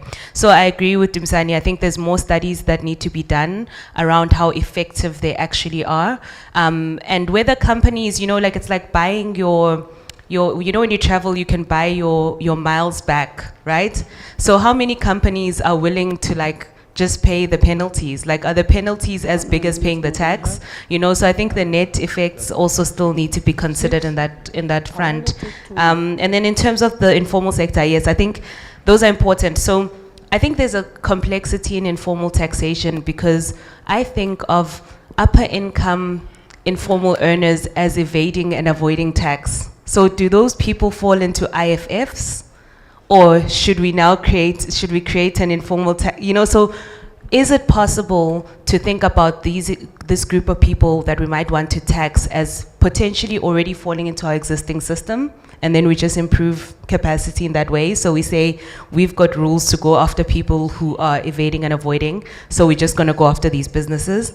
And I think informal tax does, in a broader sense of the literature, challenge our notions of what we think is fair and unfair taxes. I think, that we could have this discussion for the whole day. But I remember a case in Nigeria where they were taxing informal workers in a market, but at a local government level. And some of the challenges that people were facing was double taxation, right? Because somebody comes and says, you owe me X amount of money, they come again tomorrow. So issues of double taxation, issues of, no synchronization, issues of capacity. They were spending so much money to try and collect that little money. So in the net effect of it was actually not worth it. And not just that, I think one lesson that one could learn is that in the end, the local governments had a fiscal contract with the market people where they would say, you pay the taxes and we provide X services. And so some of those were very gender responsive. For example, having care facilities at a market so that women are able to safely go use the bathroom and take care of children. So I think there's ways in which we can think about fairness and unfairness in informal taxation and what we're looking to achieve from it. Thank you very much, Madam Sibeko. I have just been reminded that we've only got 6 minutes for this session. So, Mr. Park, are you still with us? Hello, Mr. Park. Can you hear me? Okay, so whilst we wait for him, I advise maybe we just take 2 more questions from 2 participants. Then we would eventually come to Mr. Park, maybe to... Yes, we can hear you. So I want to apologize because we want to manage time, that you keep listening to the participants, the questions that are coming. We are taking maybe 2 or 3 more questions, and then you'll be the last person to make your responses. How about that? Okay. Thank you very much. So I am going to, so you'll be the first, and then second, and then the last one. So each one of you have got a maximum of 2 minutes, please, ladies and gentlemen. Thank you so much, moderator. I'm Mugisha David from Uganda. My questions are 2. One is, we have this global figure that is projected at macro level for tax. Let's say a target that tax next financial year is expected or shall grow by 1 percentage point of growth in GDP. Then that is on the global level. Then you have these projections at tax head level. My question is, these people who are doing tax head projections, are they trying to achieve the other macro target, or the macro target is usually put there tentatively? You just do what each tax head projection is telling you, you move with that. My second question is on tax expenditures. It goes to all of you out there. Is there a country, including South Korea, that could have done a study on the impact of tax expenditures on the economy, or even on the tax collections themselves over time. It would be very good for us to pick up from there. If there is any country that has done it, we would be glad to learn from that experience. Okay, thank you very much. So the next, who is next on the list? Okay, yes, please. You have the floor. Thank you. The tax rate and tax base, so those are the two determinants of the total tax. When you talk about the tax rate, of course, it's a discussion about optimality, because there's how far you can go in raising the rate. In terms of the base, is the balance between expanding the base and tax incentives. And therefore, from your jurisdictions, kindly share with us whether you have an established optimal tax revenue potential. We want to hear that. Thank you.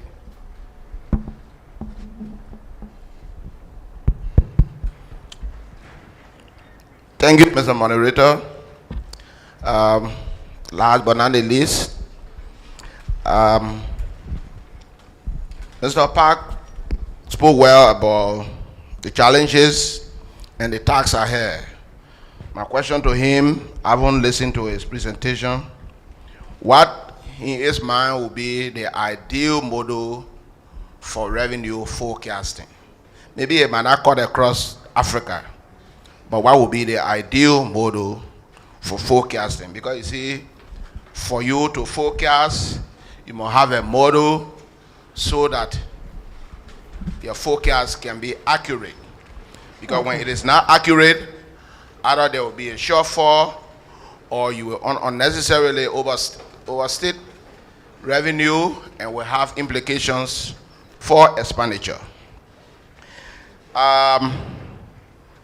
For us as PBO, I think the overriding issue is that we must endeavor from time to time and overcome the challenges to ensure that those leakages that undermine revenue, domestic revenue mobilization, those leakages are closed.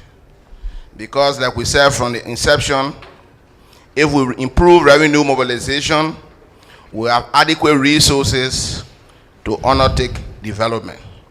On this note, I'd like to, let's say, task experienced countries in the PBO community like Kenya, Uganda, maybe Tanzania, South Africa, to drive this process. Maybe if I don't call you, don't feel bad, because remember, I don't even call my own country. I'm calling countries that have the expertise to drive the reform process. And one of the key areas that is cardinal to the process is the whole issue of revenue mobilization. So we as PBO should take steps to ensure that we deal with the challenges of tax evasion, tax avoidance, so that we can widen the tax net. Thank you. Thank you very much. So we would now move over to Mr. Park, so that all your concerns, the questions, for him to quickly respond to your concerns, and then the panelists will have a final, maybe one or two words to say. Thank you very much. Mr. Park, please. Firstly, thank you for many great questions. The first one is how to assess individual tax law data.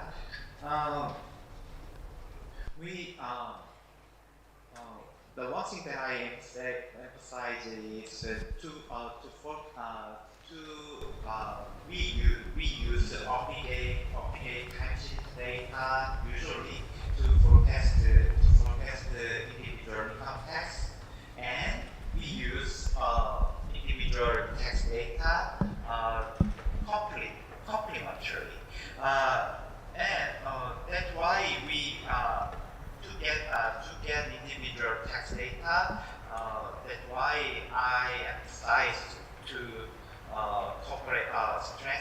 strengthen cooperation with the tax of other institutions such as National Tax Service, which is tax authority in Korea. And the other question is how to the error rate, the Korean error could be prolonged. Yes, I think it could be prolonged. In 2021 and 2022, it has broadened rapidly, but now in 2023, it might be lower than we expected. Here's the thing: the error is not the error happens for the first time. We don't know if it is structural or it is temporary. So if it is structural, even though we think it is temporary, it should have another. It should make another error. That's why once it happens, I mean once the huge error happens, it could be prolonged. And also the other question, if the revenue is decreased, what happens in expenditure? It's quite interesting because basically it should be decreasing, but it is likely to. It is not likely. It is not likely to be decreased because in the politics, the expenditure have a tendency to increase all the time. So, but that means why the revenue is decreasing, then the expenditure is increasing. The sustainability should be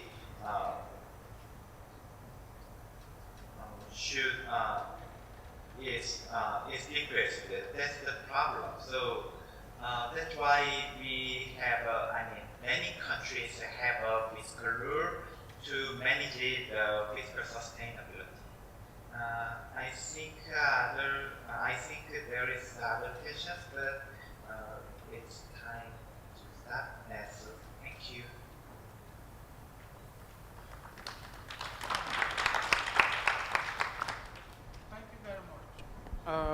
Thank you very much. I think you've attempted to respond to the concerns relating to your presentation. So what we will do at this point, for the sake of time, I think there was one specific question for, sorry? Okay, yes. So I please ask that there was a question specifically for Sibeko. I would want to ask that maybe you engage bilaterally during lunch. I'm sure she'll be able to respond adequately to that question. So, ladies and gentlemen, at this point, I am going to request a clap that we call the legislative. Yesterday, we launched the presidential clap, and today it is going to be a legislative clap from Sierra Leone that I would like to introduce to you. And it goes this way. We have all participated. You, the participant, and then of course our facilitator and also the discussant. So what happens is you would give 3 claps to the facilitator, and then the person on your left, you give a peck, and then the one on your right, you do another peck, and then you say, I love you. So it goes this way. You say, 1, 2, you listen to me, and then you follow. 1, after 3 count, we say 1, 2, 3. We love you. So we please go after 3 count. 1, 2, 3. We love you. Thank you very much. Yes. Yeah, I was just like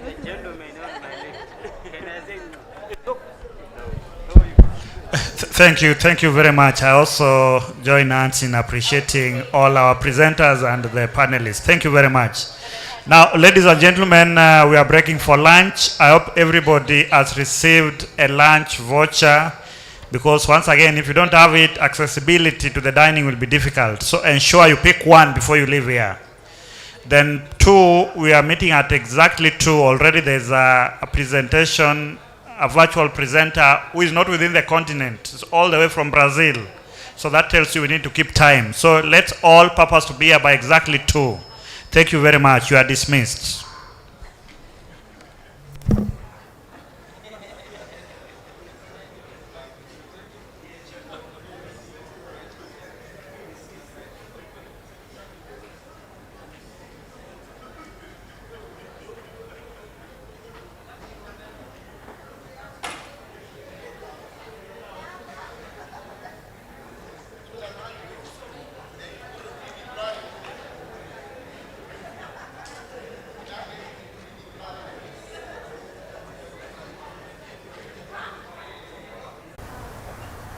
Well, when we look at the evolution of the federal government's public accounts as a percent of GDP, we can observe that in terms of revenues, there was growth between 1997 and 2005.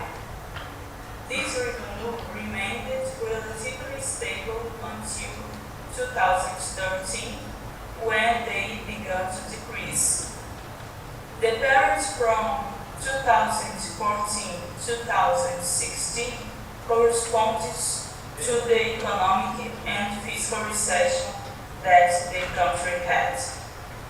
After the economic recession, the primary revenues of the federal government began to slowly recover. On the expenditure side, there is a tendency for an increase in spend percent of GDP with stabilization starting in 2016. Well, this period of relative stability in primary expenditure is associated with the creation of the spend cap. This rule was created at the end of 2016 by Constitutional Amendment number 95, and during the recession from 2014 to 2016, there was an understanding that a new fiscal framework was necessary. At the end of 2016, the spend cap was created, and during the same period, the Brazilian Independent Fiscal Institution was also established. So, with the pandemic, the fiscal recovery that was being observed was interrupted due to the need to implement measures to mitigate the effects of the crisis.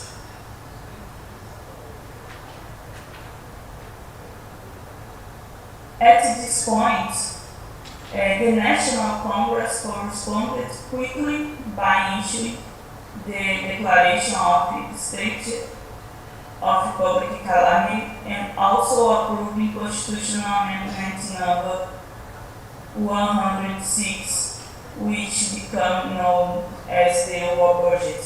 And we called the war budget because we fight with the invisible enemy.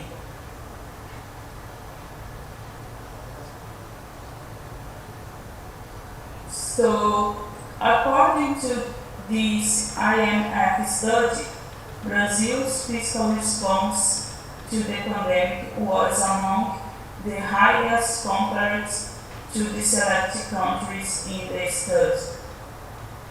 This graph really illustrated this point.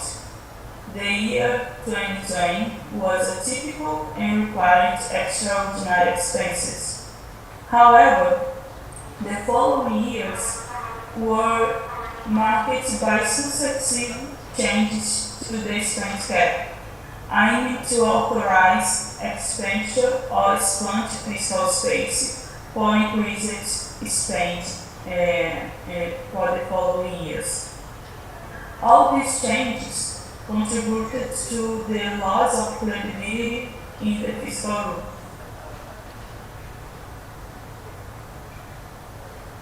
The changes to the expense cap began as early as 2019, when it was authorized for the payment of the revision of the transfer of rights contracts to be made without impacting the expense cap.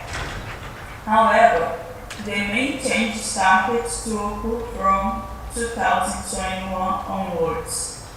Constitutional Amendment number 109 allowed the execution of expenses by extraordinary creditors, thus not subject to the expense cap. Additionally, in 2021, Constitutional Amendments numbers 113 and 114 changed the way the expense cap is adjusted and created a subsídio for control the debt. In Portuguese, we say precatórios. In 2022, 40 extraordinary spending was approved by Constitutional Amendment number 123, and finally, the end of the 2022 Constitutional Amendment number 126 expanded the expense cap for this year and excluded some expenses from the cap, creating a space of around 168 billion compared to previous projections by the federal government. Indeed, Article 6 of Constitutional Amendment number 126 introduced a provision to create a new fiscal rule to replace the current expense cap. This indicated that there is an intention to establish a new framework for fiscal discipline in the future. However, the specific details and implementation of this new fiscal rule would need to be further defined by subsequent legislation or regulatory measures.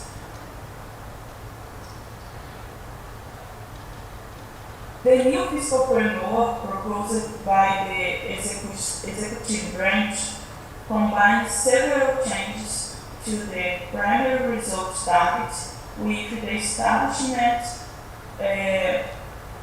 of a floor and a ceiling for primary expenditure, as well as a floor for public investments.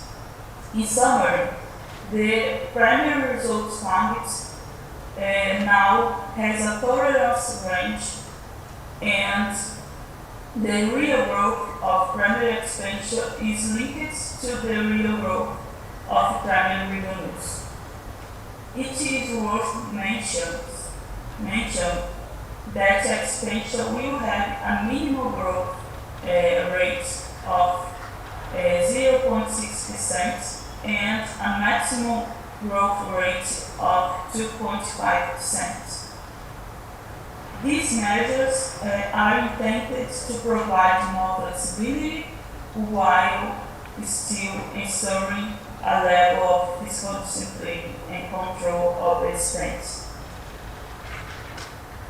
In practice, it is observed that the new fiscal rule is more flexible than the expense cap created in 2016, but it is also more complex.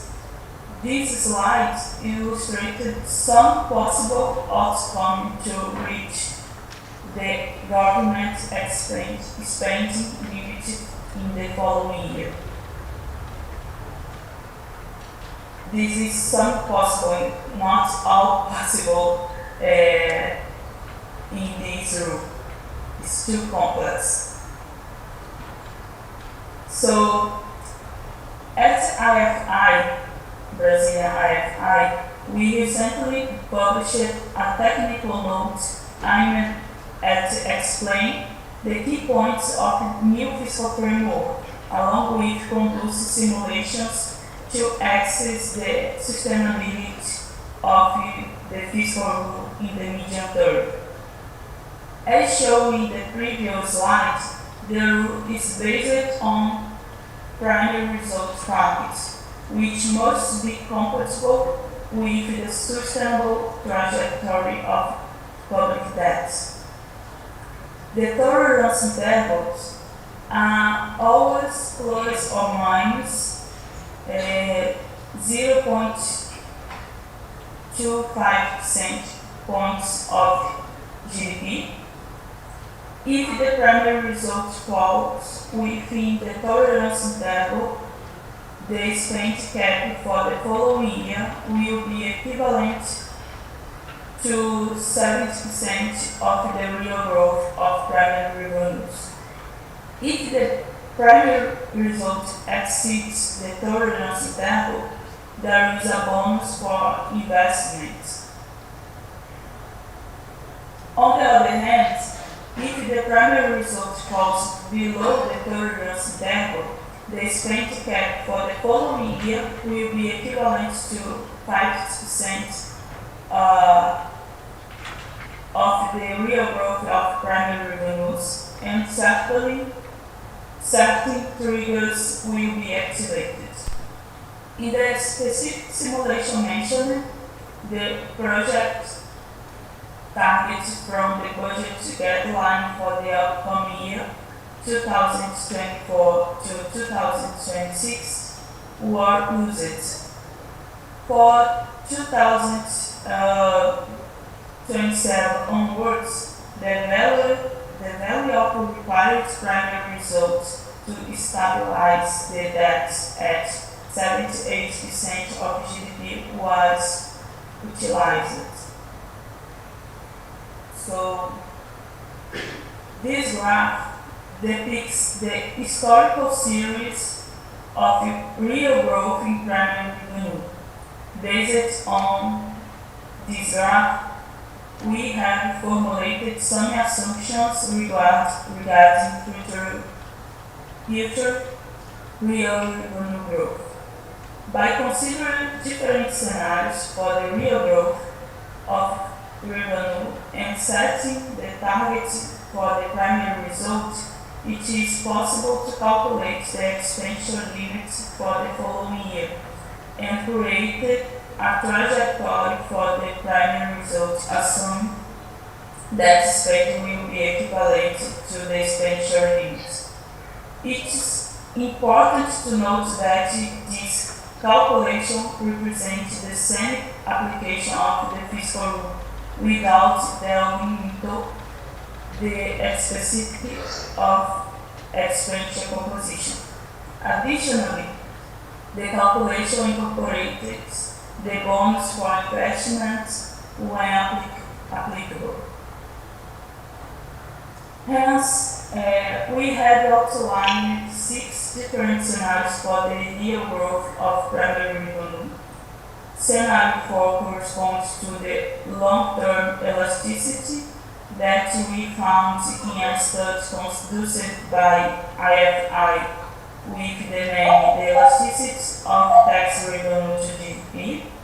Scenarios 5 and 6 represent the annual growth rates of primary revenue required for 70% of revenue growth to exactly equal 0.6% and 2.5% respectively. This corresponds to the expenditure floor and ceiling. And scenarios 1, 2, and 3 represent average from different periods of the historical series represented in the previous slides. It is worth noting that scenario 2 is the most optimistic as it corresponds to the periods with the highest average growth of primary revenues. From 2025 to 2027, only in scenario 2, each center of the primary target reached. In this graph, we present the trajectory of these scenarios until 2033. Scenario 2 is not included in the graph to avoid clutter and maintain clarified for the other 5 scenarios. It is important to note that the primary results target is not achieved in the early years. In the scenario aligned with long-term elasticity, the primary target is only met in 2030. This demonstrated that the primary results targets were calibrated with a bias towards revenue growth.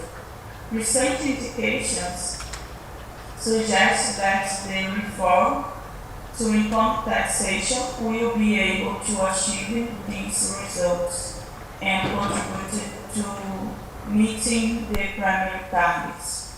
However, there still remains some degree of uncertainty regarding the fulfillment of the new fiscal framework.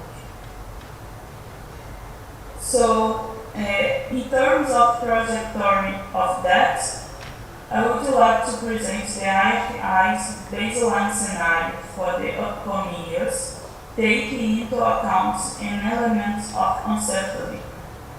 The stochastic scenario for the public debt indicated a 42% probability of gross debt reaching 90% of GDP by 2027. Indeed, it is a challenging scenario that highlights the importance of maintaining fiscal discipline and implementing effective debt management strategies.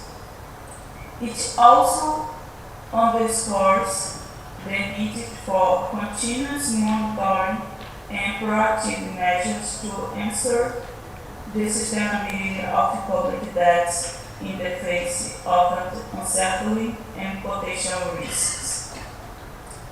Well, those were some of the points I wanted to bring to our debate today.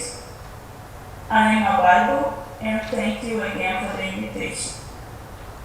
Thank you.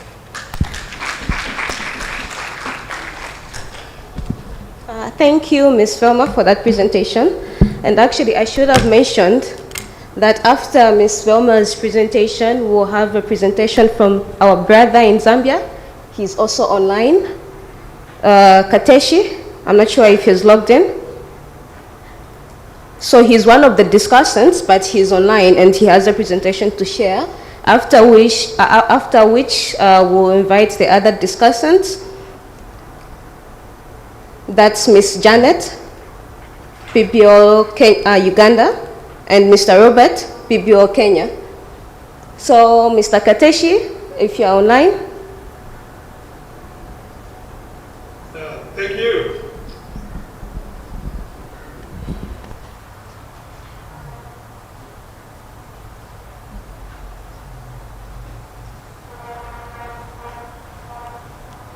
You may go ahead, sir. Okay. I don't know, are you leaving my one from that side?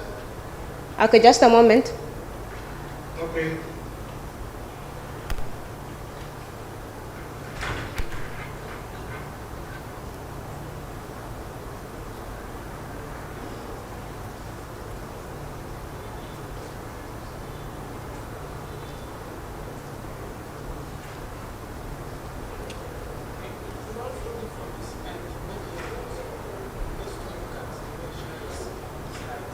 He should start?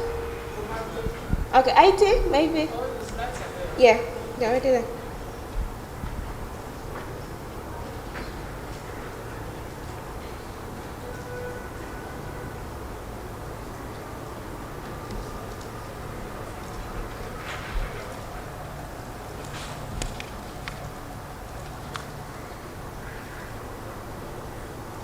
Oh, thanks. Thanks very much. Are we good to go? Not yet, sorry. Not yet. Okay. No problem, no problem. Okay. Maybe as, okay, no, you can go ahead. Yeah, we good to go. Thanks very much. Good afternoon to everyone, fellow colleagues in the PBO network in Africa. Greetings from Lusaka, and I hope you're having a good time in Mombasa. So we were requested to be a discussant on this very important subject that affects, that's not just affecting Africa, but all countries globally. Yeah, so what we're sharing is just a small experience of the Zambian journey in these periods of when most countries have faced uncertainty with respect to fiscal management. So next slide, please.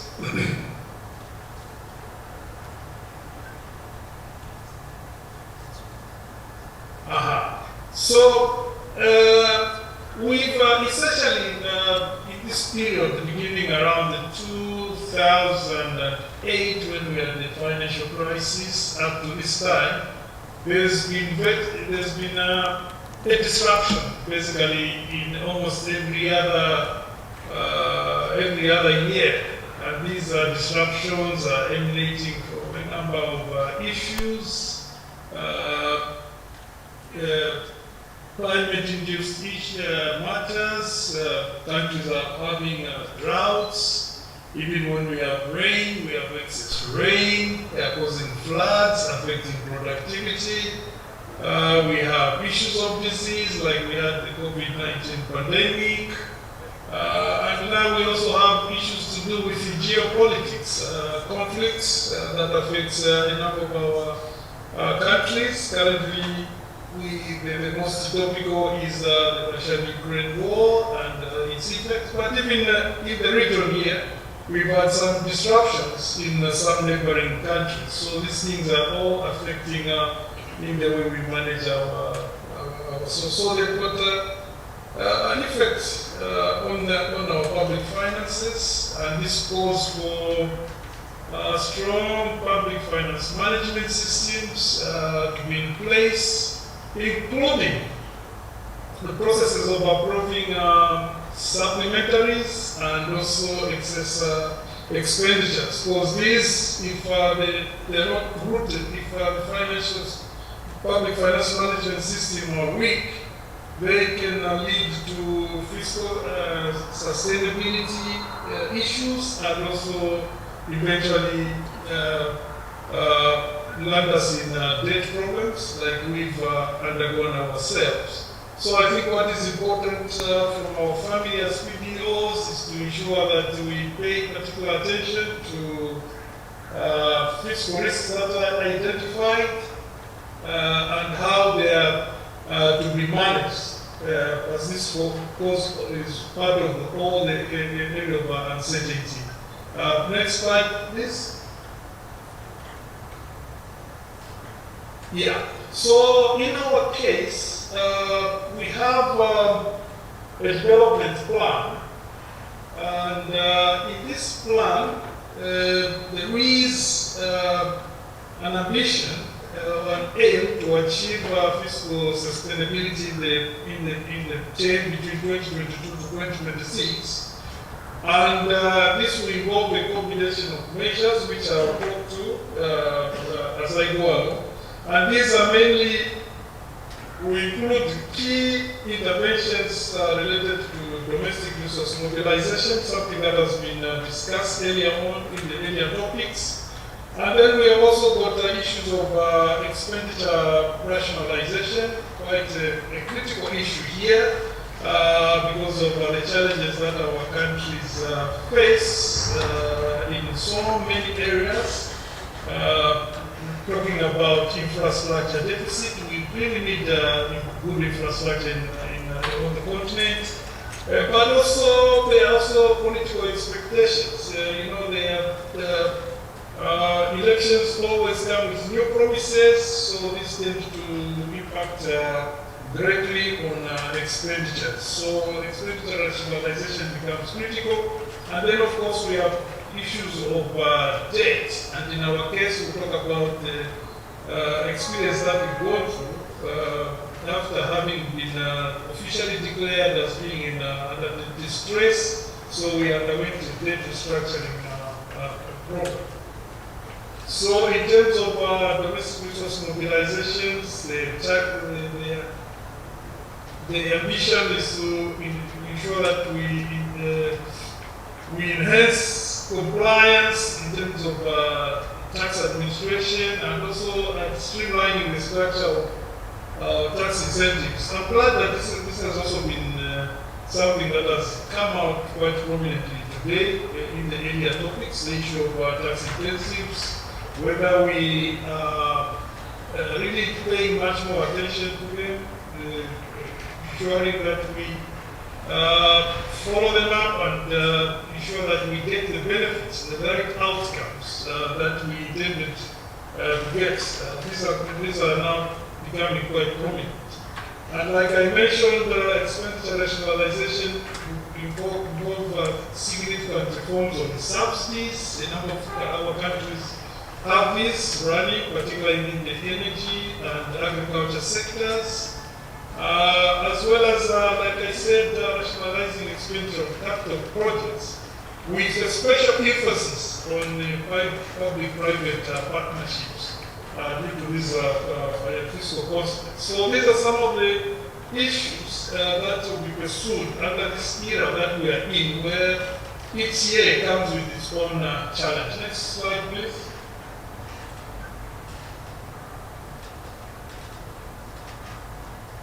Yeah. So in the area of debt management, we had what we called Loans and Guarantees Act. It's quite an old act. It just had just mere provision just provided for the minister to borrow, and then also created a ceiling under that regime. We had a total ceiling which the executive would present to Parliament for approval.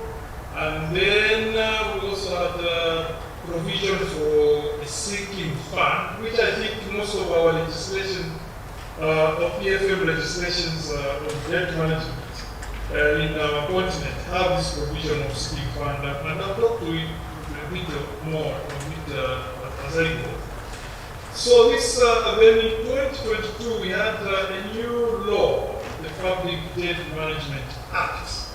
So under this act, we've seen a number of progressive provisions which has enhanced parliamentary oversight and also has enabled us to have new experiences as a PBO with regard to public debt management and also assisting the legislature exercise its oversight function. So there are new laws now that are specified for the National Assembly, and this includes to approving of the annual borrowing plan and also issues with guarantees which speak to contingent liabilities. So when the budget estimates are presented to Parliament for approval, they are accompanied by an annual borrowing plan.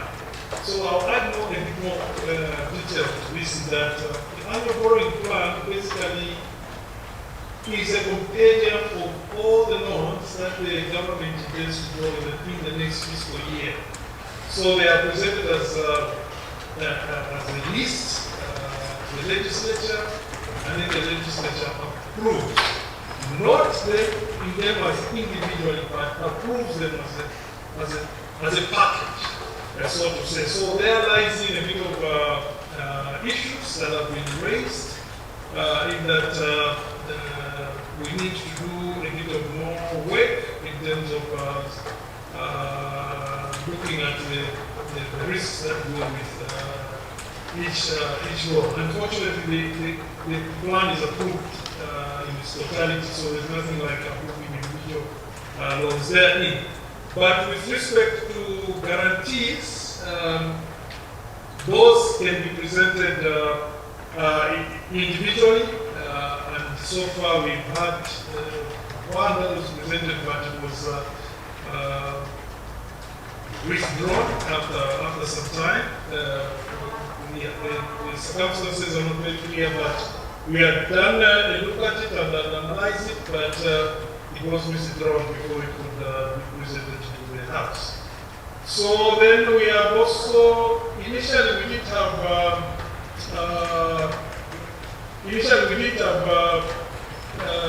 there was no deliberate requirement, that is a statutory requirement for publication of the debt sustainability report, publication of the medium-term debt strategy. All these were silent in the other act, but under the new law, these are now a statutory requirement, so they are presented to the House. Then we've had, our country was one of the, well, this is public knowledge, first country to default into sovereign debt obligations. That was in late 2020s. So we've undergone a debt restructuring strategy under the G20 Common Framework. This is something I'm sure most of the people are following. So we managed to reach an agreement in June 2023. And this is after a lengthy process. We'll share some of the experiences on this, since a number of countries may be in this same process. So, arising from that debt agreement, restructuring agreement, some of the key features include extended maturity of the existing debt, reduced interest rates, and also deferred principal payments. So these are some of the things that are going, the positives. But this is just on bilateral debt only. We are yet to reach a single agreement with commercial lenders. So this is something that we will continue sharing as we interact.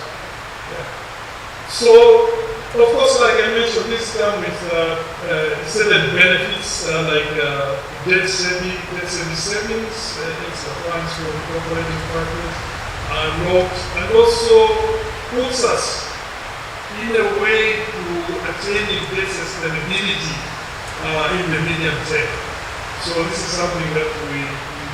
But I think, like I said, there are lessons to be learned as we discuss on how to manage this public debt and also trying to attain to sustainability under these times of uncertainty, because most of our countries really are faced with this burden. So the negotiations can be really protracted, they are much more complex. Like I mentioned, so far agreement has been reached with bilateral creditors. These are much more important. But in terms of the commercial creditors, these are quite diverse. So bringing them to the table and also reaching an agreement is not a very straightforward issue. So, and the protracted debt can bring about some anxieties, both politically and also in economic players, because most of them become a bit uncertain. So uncertainty around that area can lead to a number of pressures on the exchange rate, and the like. Yeah. Next slide, please. Yeah. So, going forward, what we see now is just as a way of managing, ensure that we are on fiscal sustainability path, and also that we are able to manage our public debt portfolio, is that now there's a moratorium on non-concession of public borrowing. So the country now only relies, is only dependent on concession on bonds, that is in terms of the external debt. Then also domestically, there's a desire to opt for local dated instruments, and in this case, the idea is that we need to reach at least a 40 to 60 ratio in terms of treasury bills and bonds. Bonds tend to have a much longer tenor, so that's our preference in the medium term. Currently, we are at about 70 to we are in the 30 to 70 band, but so this is the one that we're trying to improve, so that we should have more, we should lean more on the bonds, on bonds in terms of government securities.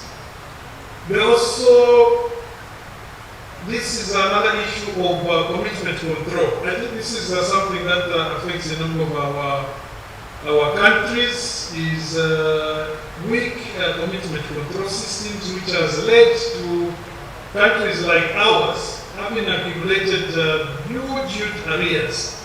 And I remember yesterday in the discussions, there was a mention of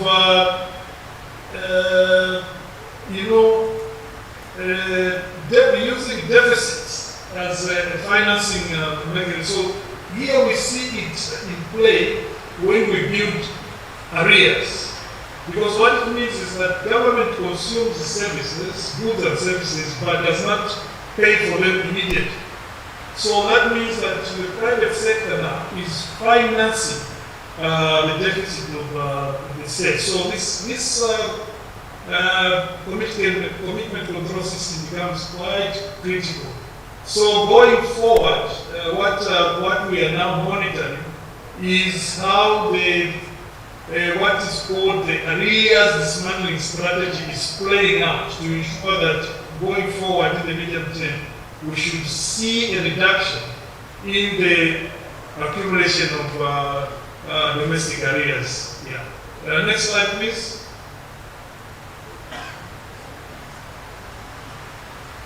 Oh, thank you very much. So this is all we have to share as a discussion on this very important topic. Thanks very much.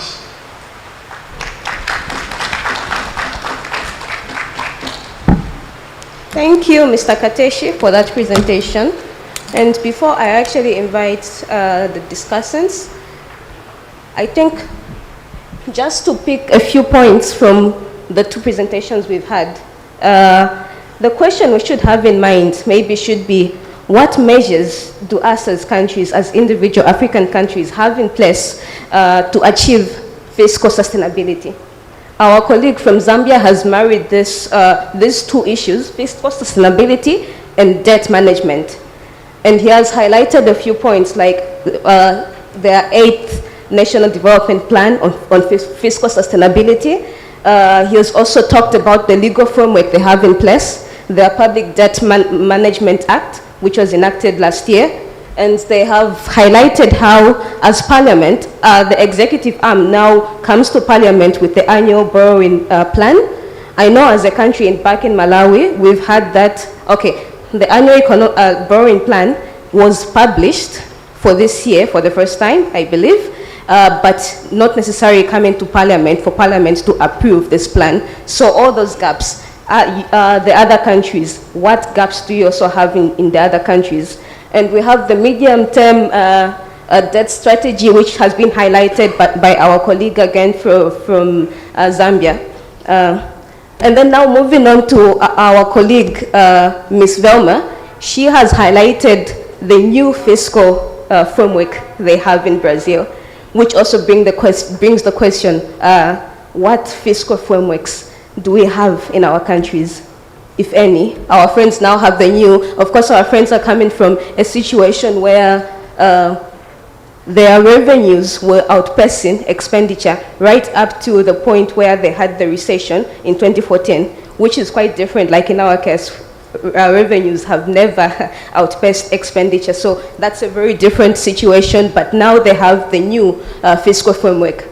What can we learn from that? What frameworks do we have in our other countries? So now anyway, to invite the discussant, we have Mr. Robert from PBO Kenya, Deputy Director PBO Kenya. And we have Ms. Janet Mataka, Principal Economist, PBO Uganda. I believe they're in here. Okay, yes, thank you.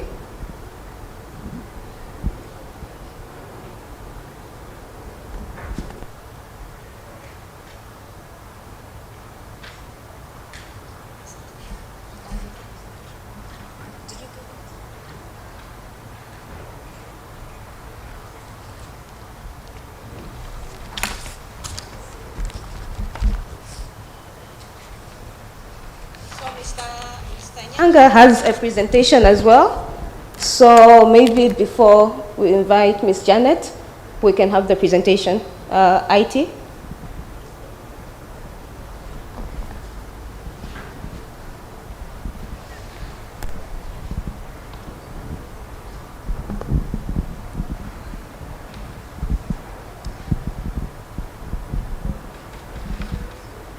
Yeah, thank you so much. First of all, let me appreciate the main presenter, Ms. Pinto and Kateshi, for their good presentation. I'm just going to give about 8 slides quickly on public debt sustainability. And the first thing I want to emphasize is if you borrow, you have to pay. We can't pass blame. If you borrow, I mean, nobody puts the money in your account forcefully. But let's just look back at what is the limiting budget constraint. Is actually intertemporal. You have to look ahead. Will you ever be able to raise fiscal surpluses to repay your debt? If you're a company, you have to raise extra revenue or income to pay your debt. There's no other way you can repay your debt. Now, therefore, that is the theoretical basis. But I think we are not following it. And that's why we are in this problem. Now, sustainability, again, is underpinned by that. And again, one thing I just want to note is that the African debt problem is not homogeneous. We are all different. In Africa, we are all different. We have oil-producing countries. We have countries which have balanced economies. They have labor, a vibrant labor market. And equally, we have resource-scarce countries. And therefore, the challenges that we face are unique. The challenges of debt that we face are unique. And basically, the debt has been rising. We go to the next slide.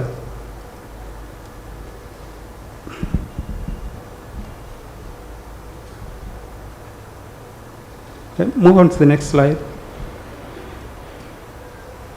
The key reasons why we are having high debt is basically to address infrastructure gaps in Africa. The second issue is the need to address long, persistent underdevelopment of Africa for a long time. This explains why debt was rising. It was actually 90% average debt to GDP ratio was 90% in 2004, fell again to that 4% in 2012 across Africa, yeah, with the median country was having 28%. But now, in 2022, the average GDP ratio, debt to GDP ratio is actually 62%. Therefore, the need to address our low growth. The third issue is the bullishness, I mean, what you can call plus myopia. We've been a bit bullish. You remember 2014, 2013, 2015? There was a story about Africa rising. But remember that time, the global financial situation had cheap money. This cheap money arose from the 2008 global financial crisis, how they responded to that through quantitative easing. So there was cheap money out there, and therefore, how do we address our low growth? You could borrow. And that's how, for the first time, Kenya, we took a sovereign bond in 2014, and I think Ghana and other countries followed. Again, future income prospects. Africa was looking good sometime in 2012. Frontier countries were actually discovering new oil resources, including Kenya, Uganda, and so on. And again, due to our youth demography, we could see that in future we are going to raise more money to repay this debt. Now, but we have some issues with growth, and that's why we are here. Growth is never smooth. It's not a straight line. It fluctuates. And the fluctuations that you are seeing are the reasons why we are having debt problems. And in fact, it's more risky if you are moving towards debt and sustainability when you are approaching a repayment, for example, a bullet repayment. As you move towards maturity of your debt, if you face significant challenges in terms of growth, maybe COVID, or any other disruption, then you'll not be able to pay, and you might end up defaulting. Another major issue, I think, which we need to address, rather than passing the buck, we can't keep on blaming other people, is addressing the issue about the current account and the fluctuations in the exchange rate. Exchange rate is not the dollar. People are misrepresenting the issue. It's not about the dollar alone. We also trade in other currencies, the euro, and so on. Therefore, the exchange rate is the primary risk for foreign debt. We move on.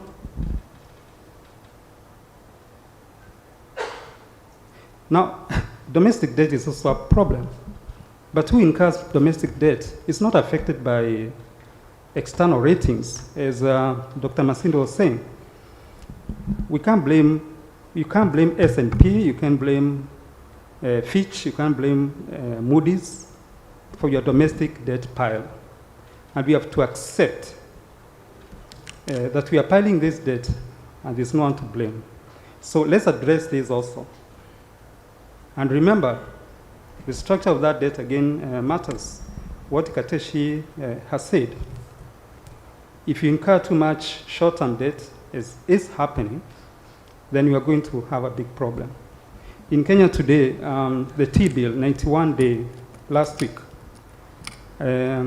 was sold at 14%. Inflation is about 7.5%. CBR is 10.5%. So these are problems. And then we also have a banking sector which loves to lend government.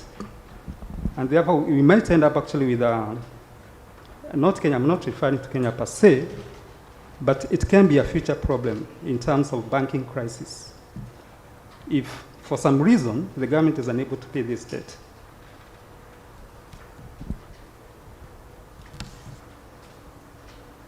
Next. Now, there are only a few things you can do if you have debt as Africa. 1, you repay. 2, you refinance. 3, you restructure. And number 4, you can guess the number 4. The number 4 you can guess, right? I do want to put it on paper, but it's defaulting. So you have to go through this, and it's painful, as you're going to find out. We move on to the next. Now, which are the preliminary solutions? We were told yesterday we need to offer solutions, not lamenting. And one of the solutions I can propose, this is not exhaustive. 1, can you pay domestic external debt quickly, as much as you can, before the exchange rate expectation worsen? As you approach the maturity, the markets know what's going on. You're going to face a problem. Therefore, there's actually hoarding of dollars. And I think you can guess what's happening now in countries which are facing a maturity in the near term, either this year, next year, or the following year. So the first thing you need to do, suppress the markets by repaying that debt. And I think you'll be okay, just before you reach the bullet payment. You can also restructure other debt. I think Atishi has told us about that. Restructure bilateral and commercial. They're easier, but they are difficult to restructure. You remember the history of HIPICS, high indebted low-income countries system. You remember the recent DSSI, debt suspension initiative by the G20, I think G7 something, during the COVID era. They are not easy to negotiate. Therefore, it will still not be that easy. Another one is you ride the cycle, okay? The way you do, if you're surfing, for those guys who, I mean, we're in Mombasa, for people who want to surf, you can actually ride the wave. You ride the wave. I think that's one of the things you can do. Or when you're riding through a bump, if you're riding a motorbike, you can actually rise when you're hitting the bump. That's one way of addressing public debt, by ensuring you accumulate buffers just before you reach the debt distress. Which buffers am I talking of? One of them is foreign exchange reserves. And sometimes I heard about having a sinking fund for external debt. The other thing also address domestic debt, which is more internal. You can't blame anyone, we can't blame anyone, right? And finally, have a credible binding. Binding must be legal. There must be consequences for moving away from the binding system. Kateshi, I think the first presenter, Ms. Pinto, their fiscal rules, these are an automatic adjuster. It's an automatic adjuster, but it can happen if you don't have a legal framework to support it. Otherwise, it will just be, lip service. And therefore, those adjusters or fiscal rules or targets or anchors, whatever you call them, must be binding, and there must be consequences for deviating from them.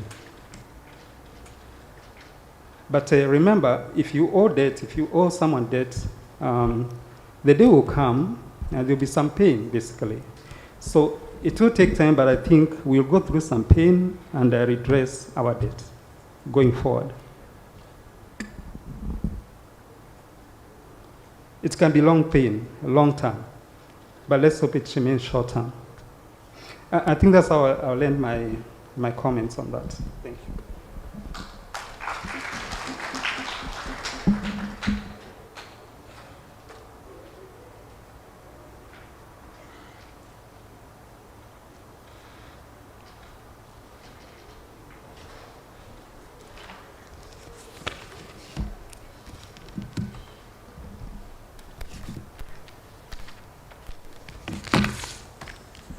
Thank you for that presentation. Maybe Ms. Janet, you also have a presentation? I came to just share experiences and respond to questions, because if I was to make a presentation, given our experience and our story, I think it would have been very long. So I thought, to cut the story short, I would just share our experience and respond to any questions, and then other details, people can come to the country and get further details. Thank you for that. You may actually go ahead sharing your experience, the Ugandan perspective, after which we'll open the floor to questions. Thank you. Okay, thank you. Good afternoon, everyone.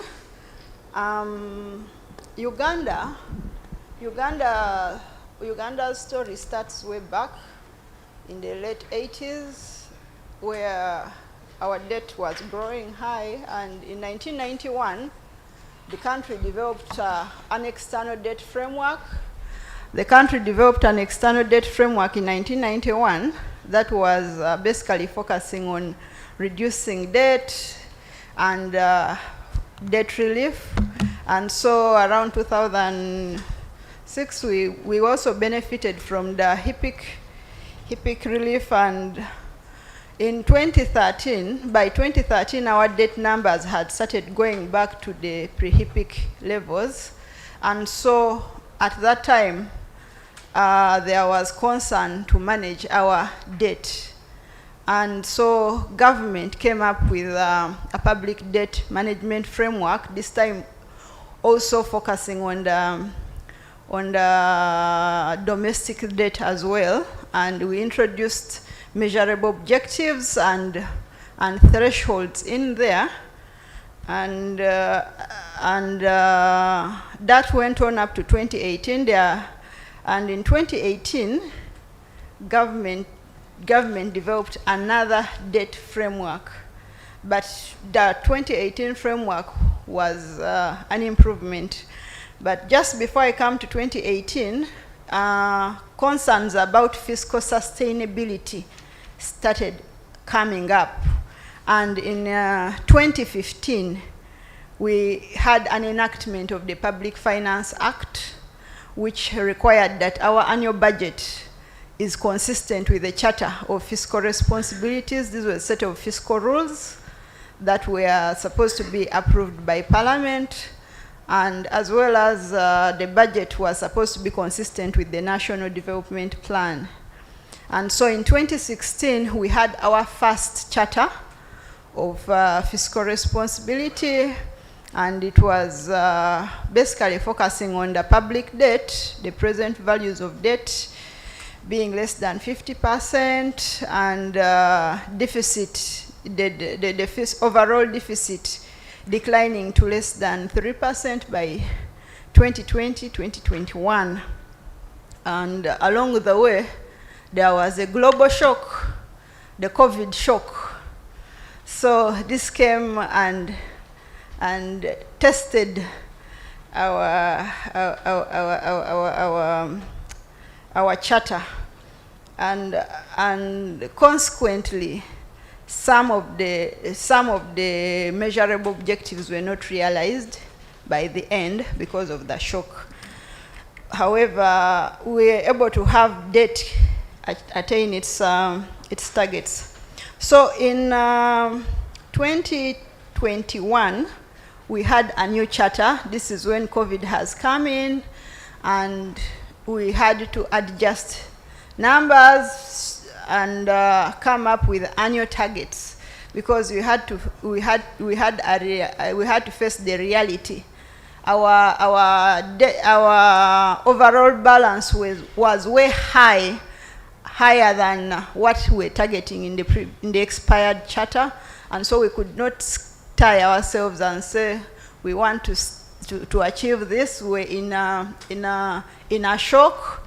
The economy had shrunk because of the crisis, and so government needed to come in with counter-cyclical fiscal policy to boost the economy, and so we came up with now annual targets to develop a path to achieve what we wanted. And so the new charter has annual targets for each year. And 2018, just a little, because we are having the Charter of Fiscal Responsibility and also we are having debt frameworks. So in 2018, the second public debt framework was developed, and its main objective was to balance the cost and risk of debt, and with a focus on debt sustainability, and as a requirement to have an annual debt sustainability analysis carried out with medium-term debt strategies published each year. And so, with the introduction of the DSAs, we were able to focus now on our debt carrying capacity, because you may be taken up by just saying, okay, our debt is maybe 40%, or we are at 50%, but the question is, can your economy, can your country carry that debt? That is what my colleague from Kenya was saying, that we are all unique. We need to focus on our debt carrying capacity. And so the IMF has developed a very simple course, and I would encourage us, if you really want to focus on sustainability of debt, fiscal sustainability, there are free online courses. You would pick interest and study them. And you had, I think someone had talked of computation of grant element or concessionality being an issue, but in those courses, they are self-paced courses. You'll take it at your own time, and they teach you how to compute those numbers. So we ourselves in the budget office, at a later time I'll tell you the role of budget office in all this. So I'm first giving the history of the country. So I was on the new debt framework, which is now making sure we have annual debt sustainability analysis that are conducted. And then the other thing is the scope of debt. We stopped just looking at only the public and publicly guaranteed debt.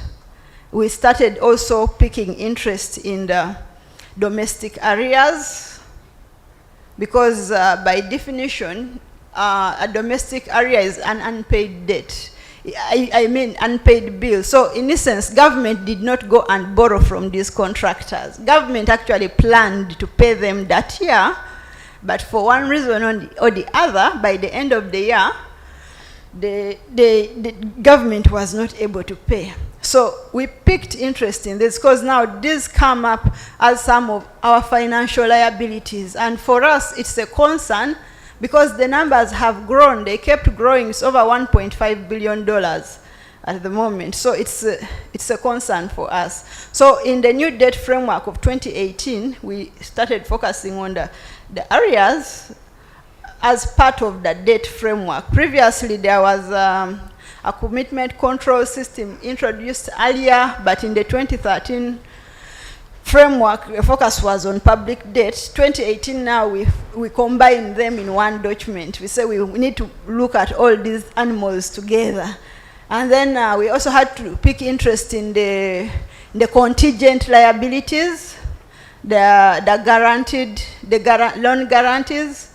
There are these public-private partnerships. All these, yes, at this time they are not debt, but in the event that those state enterprises or local government fails to pay those commitments, then they become an obligation of government. So we decided as a country to also pick interest in monitoring the performance of the contingent liabilities, both explicit and implicit liabilities. And then also as a country, we had a concern on the money we are borrowing, its utilization.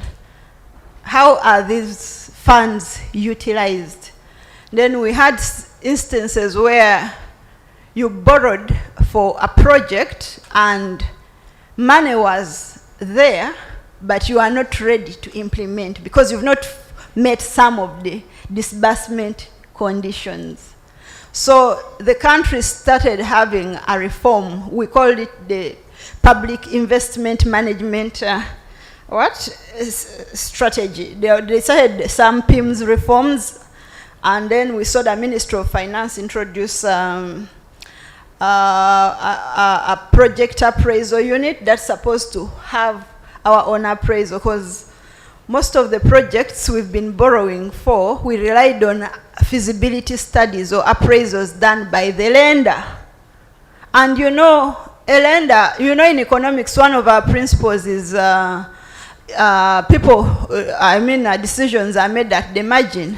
People are rational. These are businessmen. These are profit-making institutions. They are set up with objectives, and the objectives that promote, like an export bank, its objective is to promote exports of that country.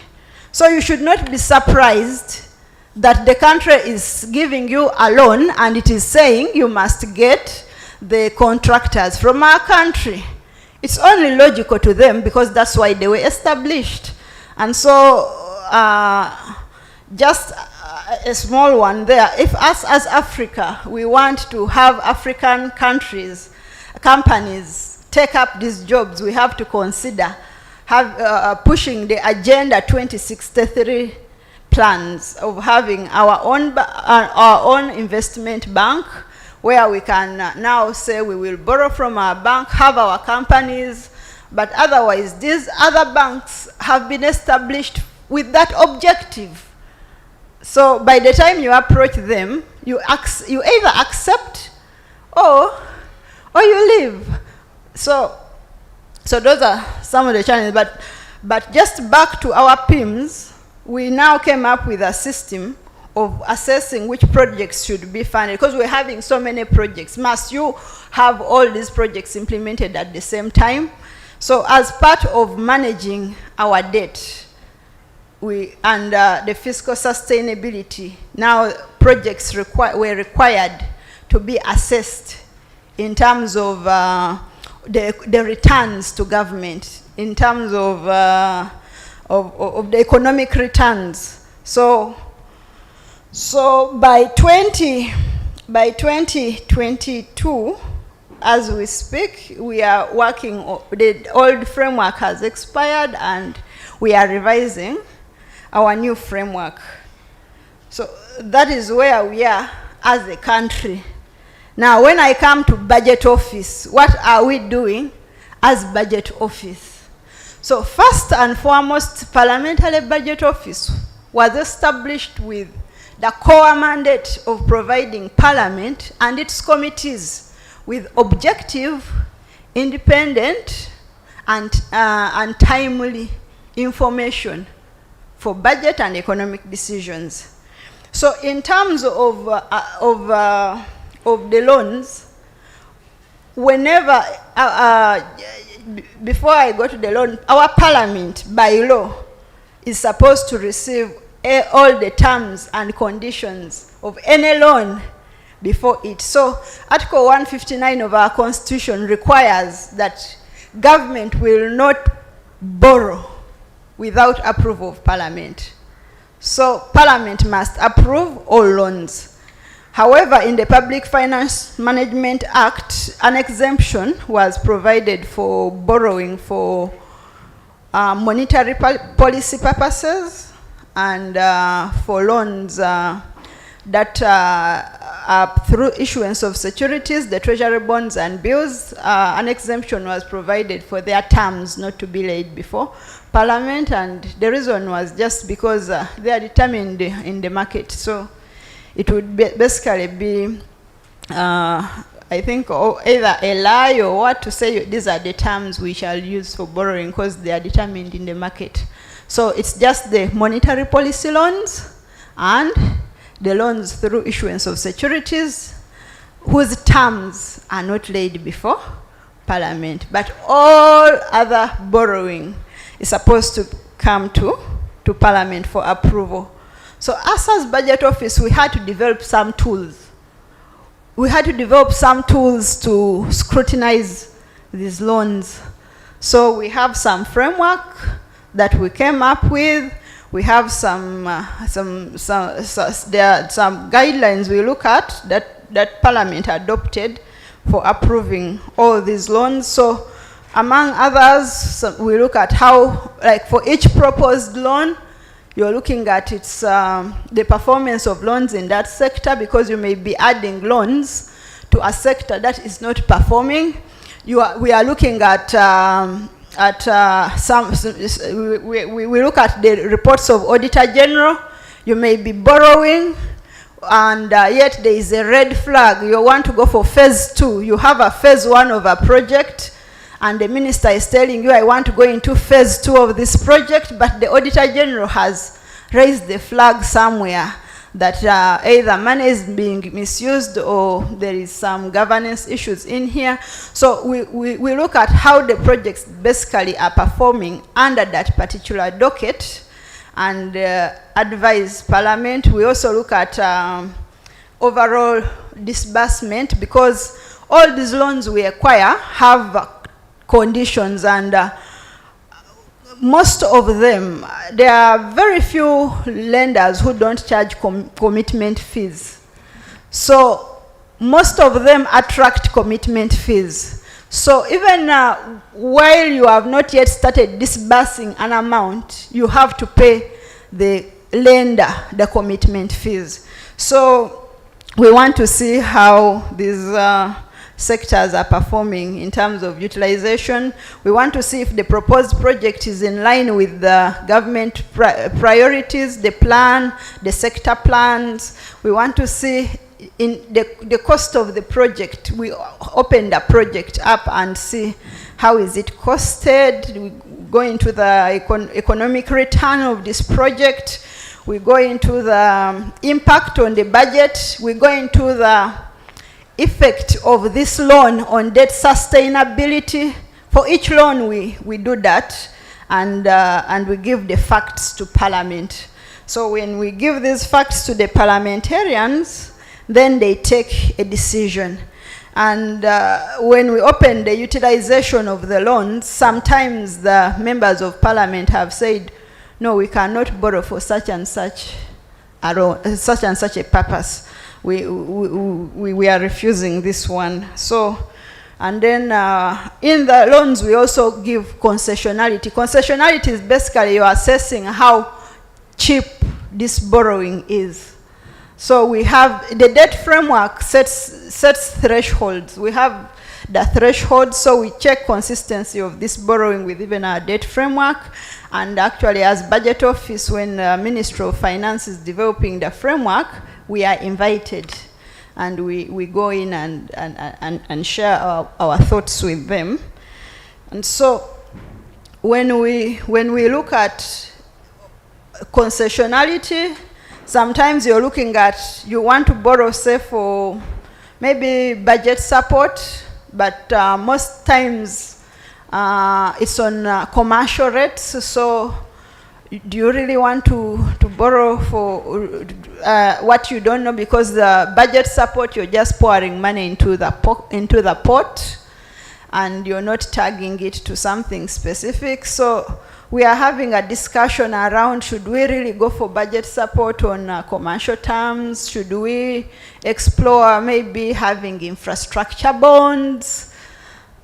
We are having a discussion around there. But for us as Parliament, we simply assess, given the loan agreement, like I said, the draft agreement is brought to us. So we, as an office, rely on what the agreement is saying. We've had instances where the minister's document was saying, this is the interest rate, this is the loan payment period, and in his motion to Parliament.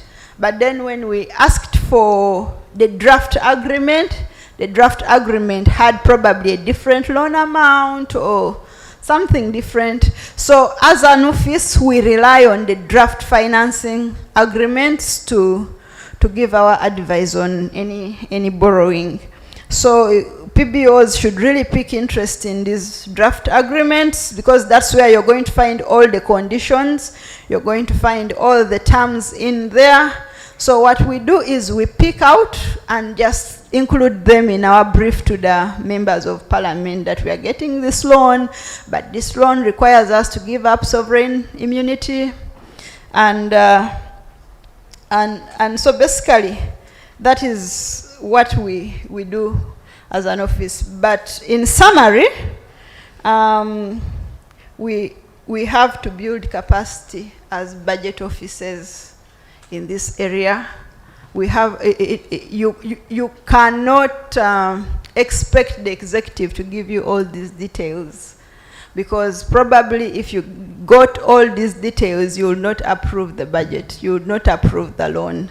But it is our role as budget office to get these numbers, unpack them, and actually our executive does not mention actually concessionality of the loan. It just says we want to borrow this money, these are the terms, it's going to do ABCD, and we are requesting that you approve. So let's build capacity as PBOs, and yeah, capacity, because without capacity we will not be able to provide alternatives. Thank you.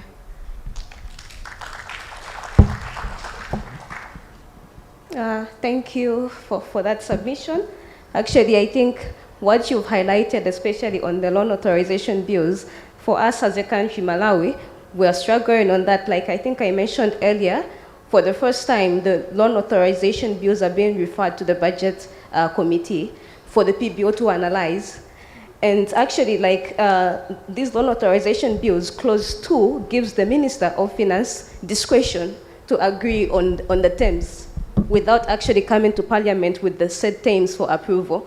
So we have that issue, and we're also trying to review our standing orders themselves, because loan authorization bills are treated as any other bill as it stands, which shouldn't be the case. I believe it shouldn't be the case. And actually, I think we can pick a few things from your submission. For example, the framework on analyzing the loans. We would be very interested to learn more on that. And the guidelines themselves, because when these bills were referred to the office, to the PBO, we were quite not sure how to go about it. And the first thing we were crying, oh, we need the project appraisals. And like you've already highlighted, these appraisals are done by the lender. Is it actually benefiting us as a country? Are they not biased when they're coming up with these appraisals and the likes, you know? But anyway, we've picked a few things from you, and open the floor up to audience for questions. I see a hand from the microphones. Okay. Yeah, I see a hand from the chair. Thank you. I was still actually gathering my thoughts. But anyway, let me just go in, because it means I'll have to gather my thoughts while I'm talking. Thank you so much for the presentations. Very, very interesting. Look, I think the discussion around public debts, for me, I'm still trying to grapple my mind around it. I'll tell you why. Earlier this year, I think this year or late last year, I forgot, the SADC community forum, what do you call it, was developing a public financial management framework for the region to have a common framework. And Parliament requested us to give an input on the draft that was given out. And one of the elements that was in the model was the issue of dealing with the public debt. One of the specific, I remember it was section 60 something or whatever, was to say there has to be a debt ceiling or something like that, to say a debt has to be or cannot go beyond 90% or something like that of the GDP. And we had a lot of discussion around that in the office, because our concern is that a debt is not it's a more of a macroeconomic issue than just a numbers issue or a rules issue, and it obviously affects quite broadly the way the economy or public finance are set up, or the way the development, or somebody was talking about infrastructure development and so on. So, so we are concerned around that to say, if you're going to have a common rules around debt, that's impact on fiscal policy of certain countries, because clearly that's a more a macroeconomic issue than just a numbers issue. And I think, we took long to give inputs. But at the end of the day, we said, no, look, remove debt out of the public financial management rules, because that's not a rules issue, it's a economic policy issue.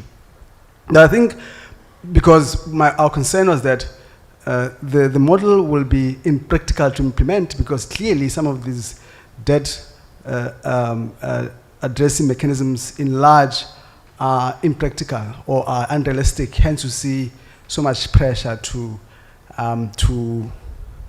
go beyond the ceilings. Somebody was saying pay it up and so on and so forth.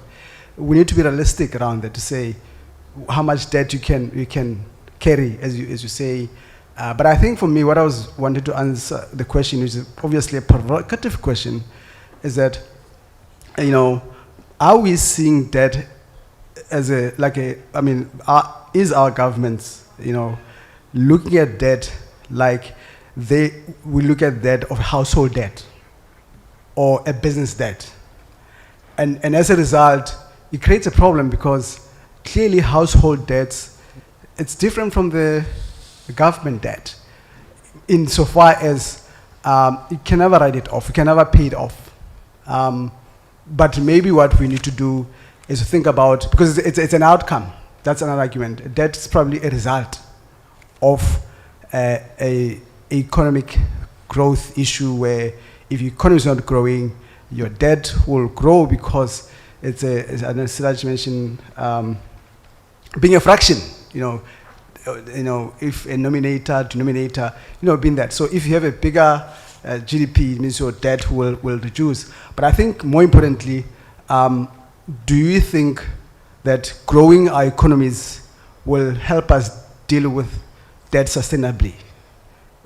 How is that? Can we use that as part of our debt management strategy, or as part of our sustainability strategy? Look, we talk about economic development of the continent. If we grow our continent, develop our continent, will that help us deal with our debts sustainably?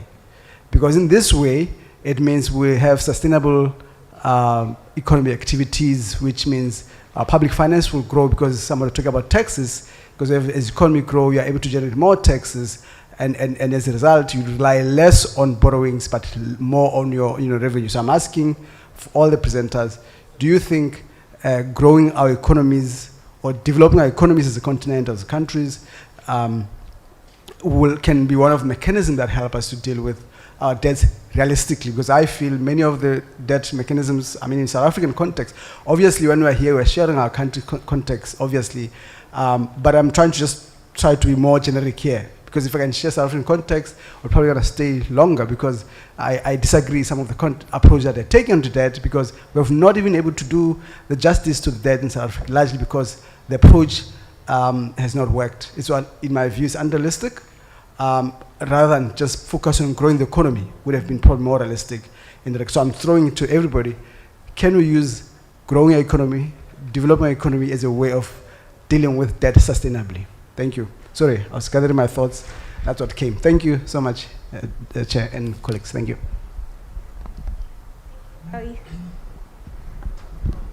Okay. All right, thank you very much. Thank you, presenters, and also moderator. So mine is a very brief clarification I would like from Janet. I think you've done a very good highlight on your case, but the area I want to get more clarity on, the monetary loans you mentioned that do not go to Parliament for approvals based on your PFM provisions. So at which point is Parliament updated on what it entails to be able to inform the oversight? How does it work in your jurisdiction? Thank you.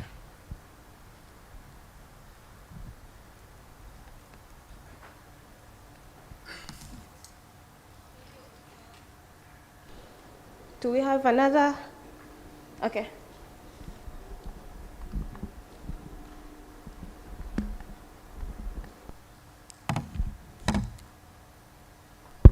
Thank you, Madam Moderator, and also the presenters. Mine is a few, perhaps one clarification and two questions for Kateshi, because Zambia seems to be in the headlines when it comes to debt, either when it was borrowing Eurobond as a first, and now later on dealing with the consequences.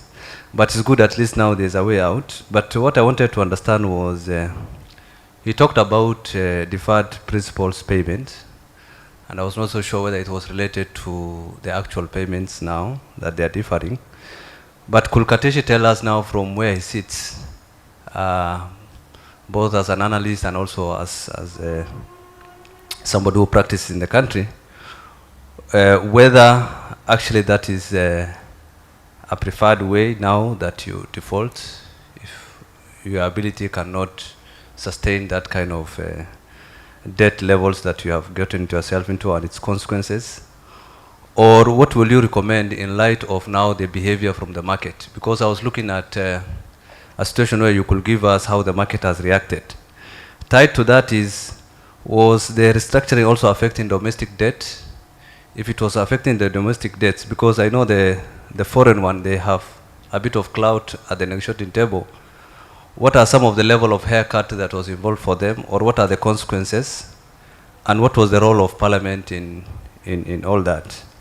Then on the sinking fund, a bit of practicality I think is important, and maybe this is not necessarily for Kateshi, but I think for the colleagues here. Do we then say that if we have a sinking fund, there is an associated sort of fiscal discipline that go with it? And how do we now wrap our mind around the issue of liability management, which is the purpose for which the fund is set, and the liquidity management of the fund itself? Does it go to instruments in the market, or we have a fund that sits somewhere, monthly you deposit something?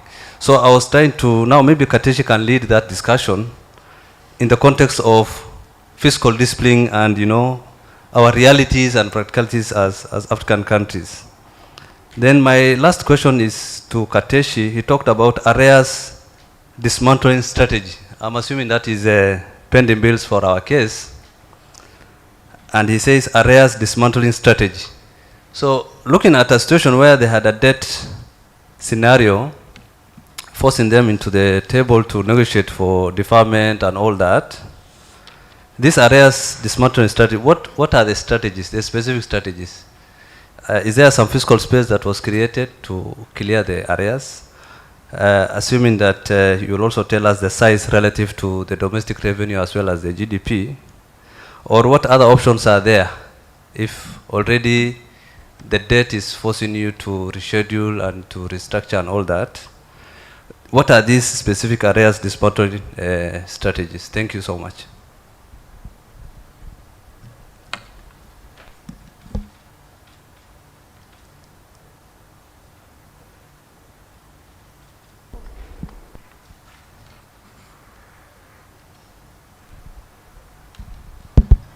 Thank you so much. My first question goes to, it follows up on what Gorod has asked in regards to the sinking fund. I want Kateshi to explain whether there is any impact of creation of the sinking fund to monetary policy. There was a proposal by the National Treasury, I think sometime last year, when they were doing the regulations for the sinking fund, and Parliament, both the Senate and National Assembly, annulled those regulations based on the advice of the central bank then, that creation of the sinking fund is likely to impact on the operations of the central bank of Kenya. So I just want to get his view about whether the sinking fund in Zambia is fully operational or not, and its impact to monetary policy. Number two is Didi Nyaga. There is a trend that Janet did mention with regard to whether it is possible within the DSA to include arrears, the so-called pending bills, those debts owed by suppliers, and whether that is possible within the confines of DSA when we're doing those computations, and whether that makes sense or not. Then for Brazil, very interesting, up to 2014, they were running a budget surplus. So immediately you have a jerk, something just happens and then they get into a deficit situation environment. So I'm just curious to know whether they saw that coming, or the imminent shock was so drastic that they end up into a deficit situation without actually knowing, or whether even the data itself was actually correct in terms of that aspect. For Uganda, do you think Janet has been effective? Because I think this is something that we've been following. I'm sure Nyaga, you can agree with me. And the director,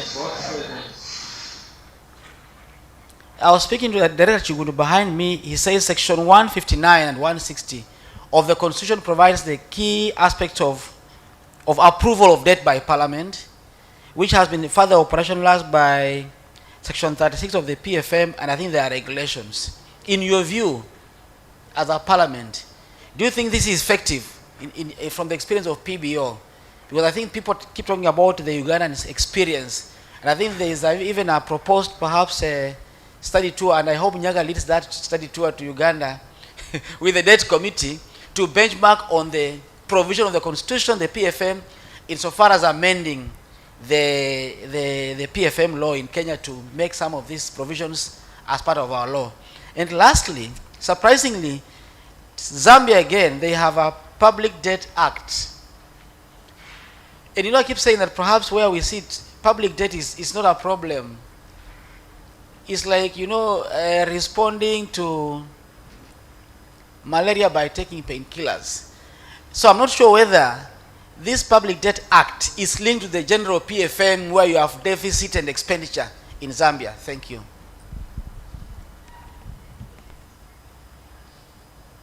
Thank you, Doc. I don't see another hand, so maybe we could have responses. Kateshi, are you online?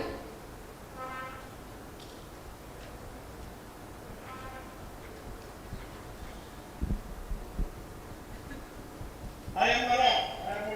Okay, so I hope you picked up on the questions and you can start responding. Okay, thank you very much. I'll start with a general comment from Director Yatis. So you raised a very important issue regarding growing our economies as being a sure way of ensuring debt sustainability. Yeah, it's quite an interesting thing because I think we know of very advanced countries that run very large debt to GDP ratios, but their ratings, that's borrowing from what happened in the discussion in the morning, their ratings are very high. So which means that there are other factors beyond just growing your economies that speak to ensuring that your debt are. This is why I think in terms of assessing how solid the country is, there are other things that are looked at. For example, I think in terms of, with regard to our developing countries, what matters more is just how much your currency, how much of debt service is a composition of that. Because that's, if you manage that, regardless of what your other readings may, you may be much more sustainable, because it means that you wouldn't have to crowd out certain key expenditures in the nation. Because what has been a problem for just borrowing on our case is that the debt obligations started eating into what we would spend on key social services like education, health, and the rest. So that becomes much more critical if you don't manage just how much we reserve. So regardless of whether your debt is reading very well, but you cannot manage those other aspects, becomes quite key. Also related to that is that if your exports earnings are also not performing well, that means that any growth in external debt start eating up into your export earnings.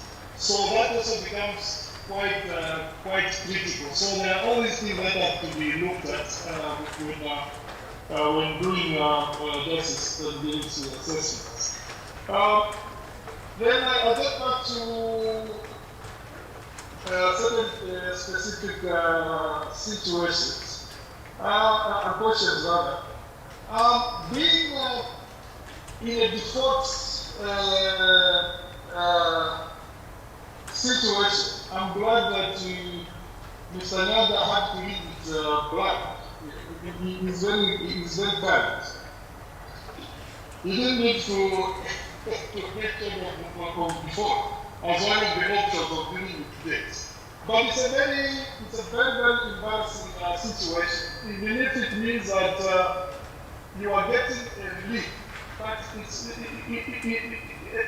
you bring yourself to a table in which you basically are admitting like, look, I've been a bit not very careful in the way I've been doing, managing this, managing that.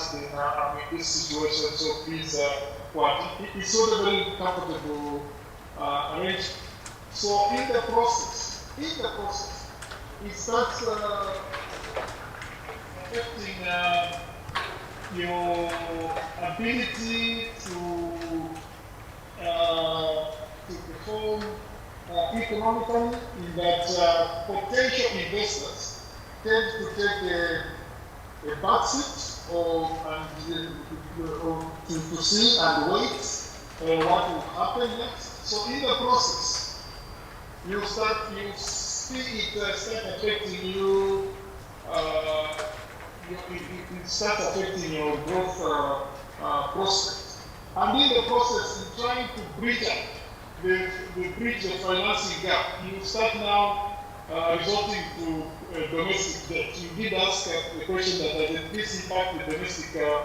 It eventually does, because if you're not getting the budget support that you thought you would, and other work, then your fallback becomes domestic debt. So that again has its own effects in the sense that you may end up crowding out the private sector, and then in the process of if government becomes a major player again. Yeah. In terms of the current debt restructuring process, Parliament did not have a role to play, so to say. Then you did raise an issue on the sticking fund. And I believe this should be addressed with the most of our legislation in the concept, because there's a lot of similarity. So I'm sure most of our laws that speak to loans and the like have got a sticking fund provision. But what we have noticed is it was very difficult to operationalize this. Dr. Masinde did ask where it was operational. It never took off in the sense that we thought it would. I think by the last update that was there, the sinking fund only had something like $10 million or something like that, against more than 3 billion debt that we all the borders. So the sinking fund didn't really take off. So it's one of the things that we have picked up and interrogated. So far, it shows that the question that are being raised is that this provision, even in the other law, was there, but was never enforced. What went wrong and what? Yeah. So there are all those questions that are there. Then in terms of arrears, dismantling of arrears, yes, there's some space within the budget that is being committed, except that it's broken in two. I mean, give in speaking a figure, which is not, but I think I can get back to this. So what we have is there are arrears for general supply of goods and services, and then there are two areas, a set that is not included. This has got its own issues as well. That one is on the issue of energy. And energy, we have two categories there. There are areas that were built up with regard to electricity supply. So there was a cap in which the service provider would not raise, so the difference was accumulating as arrears to the state. And then on fuel as well, in the attempt to keep fuel a little bit affordable, there was also an accumulation because now the state had to. So there are all these areas that are built up. So they are being said, yeah, so I need to do a proper computation on them. I was just looking at the numbers. They are not coming out very well. So, but to answer your question, yes, there's an amount that is being allocated on a yearly basis, quite small. I mean, in terms of dismantling the areas, because, like I said, just on the general, just to give a picture, on those general services, areas as at end of December 2022, they were standing at almost 47 billion. And then the provision in 2023 budget to dismantle them is way less than 5 billion. So there's this whole gap. And this is just on one set of areas. So you can see despite the strategy being there, the allocation is still a small amount. Yeah. I think that's I hope I've tackled the question that I think. Thanks very much, Model. Thank you, Kateshi. We had a question for Ms. Velma as well. Are you online? Ms. Velma? Yes, Kateshi?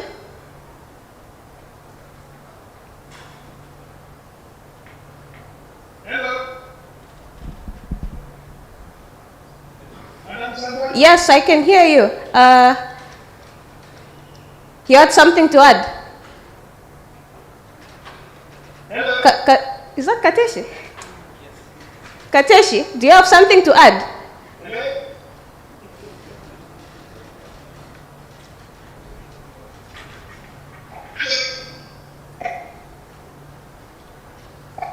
Can you hear us, Kateshi?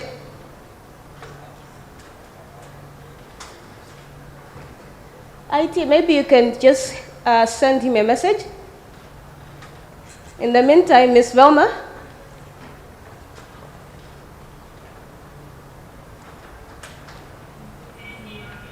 But I want to read the conference too. Can you hear? Can you hear us?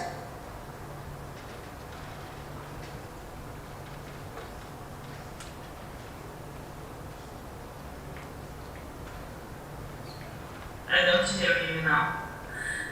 So, IT?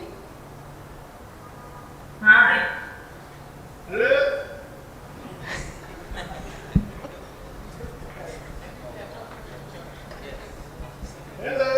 Yes, Kateshi. Technical issues. You're back now. Yes, we never left. Yes, I think we're okay, unless you have something else to add. Okay. So I will talk about the questions, and I will make a brief comment and hope to address all the questions and opinion raised here. Thank you for the main points about this discussion. About the Brazil, we had a lot of uncertainty regarding the enforcement of the fiscal rules for public debt sustainability, especially concerning scapegoat clauses, sanctions in case of non-compliance, and the need for a significant volume of revenue. For 2024, for next year, for instance, the Brazilian IFI projects a deficit for 0.9% of GDP, already considering the new fiscal framework, but the target for next year is a zero deficit.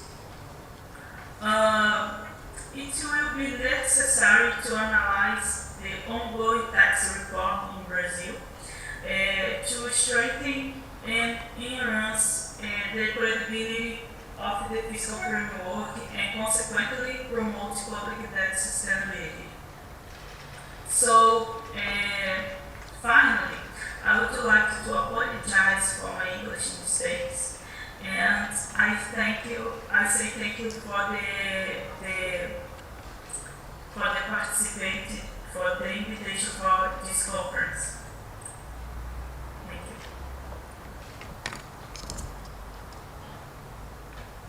Thank you for that submission, Ms. Velma. Maybe now we can just wrap up real quick. Janet, I think you had a question. Thank you. Maybe I'll start by commenting briefly on our president's question. He asked each of us to comment on whether just having our economies grow will make debt sustainable. And first and foremost, debt is not just influenced by the economy alone. We have what we call the automatic debt dynamics, whereby even if you did nothing about your debt, if the economy grew, then your debt to GDP will come down. So it will be as if you're reducing your debt, yet it's because the economy is growing. Then, if you have most of your debt in foreign currency, if your currency depreciated, you will have your debt to GDP grow up, not because you are acquiring new debt, but just because your currency has depreciated. And then we have also the interest rates. We want to pay attention to how much of your debt is variable debt. So debt with the variable interest rates, just before COVID, the Euribor was in negatives, the LIBOR was close to 2%. After COVID, we've seen these rates go high. We've seen the LIBOR came to as high as 5%, Euribor 3%. So the interest rates shot up. So even without borrowing, your debt service costs will go up. So yes, it's not true that we should just focus on GDP. We want to focus on the structure of our debt. So for us as a country, back to our debt framework, we monitor. Like I told you, the main objective for us is cost-risk trade-off. So we monitor what is the cost of this debt we are having. So we'll focus on the interest rate as a share of GDP. Then what is the refinancing structure? And here we are focusing on how much debt is maturing in 1 year. how much debt, both foreign and domestic, because each has different implications. For foreign debt, it means you need to have a good stock of reserves to pay the foreign debt in foreign currency. And then we also focus on we don't want to, in the framework, we don't want to have more than 80% of our debt in foreign currency. That is just to address that foreign exchange risk. We don't want to have, we have a preference for fixed rate debt compared to variable rate, because with the fixed rate you can easily project long term, but variable, you don't know the future. You don't know what the future holds. So there are many other factors. So you really want to pay attention to your debt. You don't want to have all your debt maturing in the next 5 years. You want to structure it in such a way that it will mature in a manner that is consistent with your resource mobilization and economic growth. And the other driver of debt is the primary balance. So, like I said, it's case by case. You have to analyze your debt and see what is your main driver. For Uganda's case, our main driver is the primary balance. That's why we are having all these measures to contain our primary balance. But in your case, it may be a different thing that is driving your public debt. So, yeah, just that. So you don't just focus on only growth. Someone asked at what point is Parliament updated on the monetary policy loans that are exempted, that are not approved by Parliament. The Bank of Uganda Act requires the central bank to have an annual report to Parliament on its performance. So it's one of the things they report on in their report. Then the Public Finance Management Act requires the minister to report on debt. So he also provides his report on all these other loans. So someone asked, yes, Dr. Masinde asked if it's possible to add arrears in the debt sustainability analysis.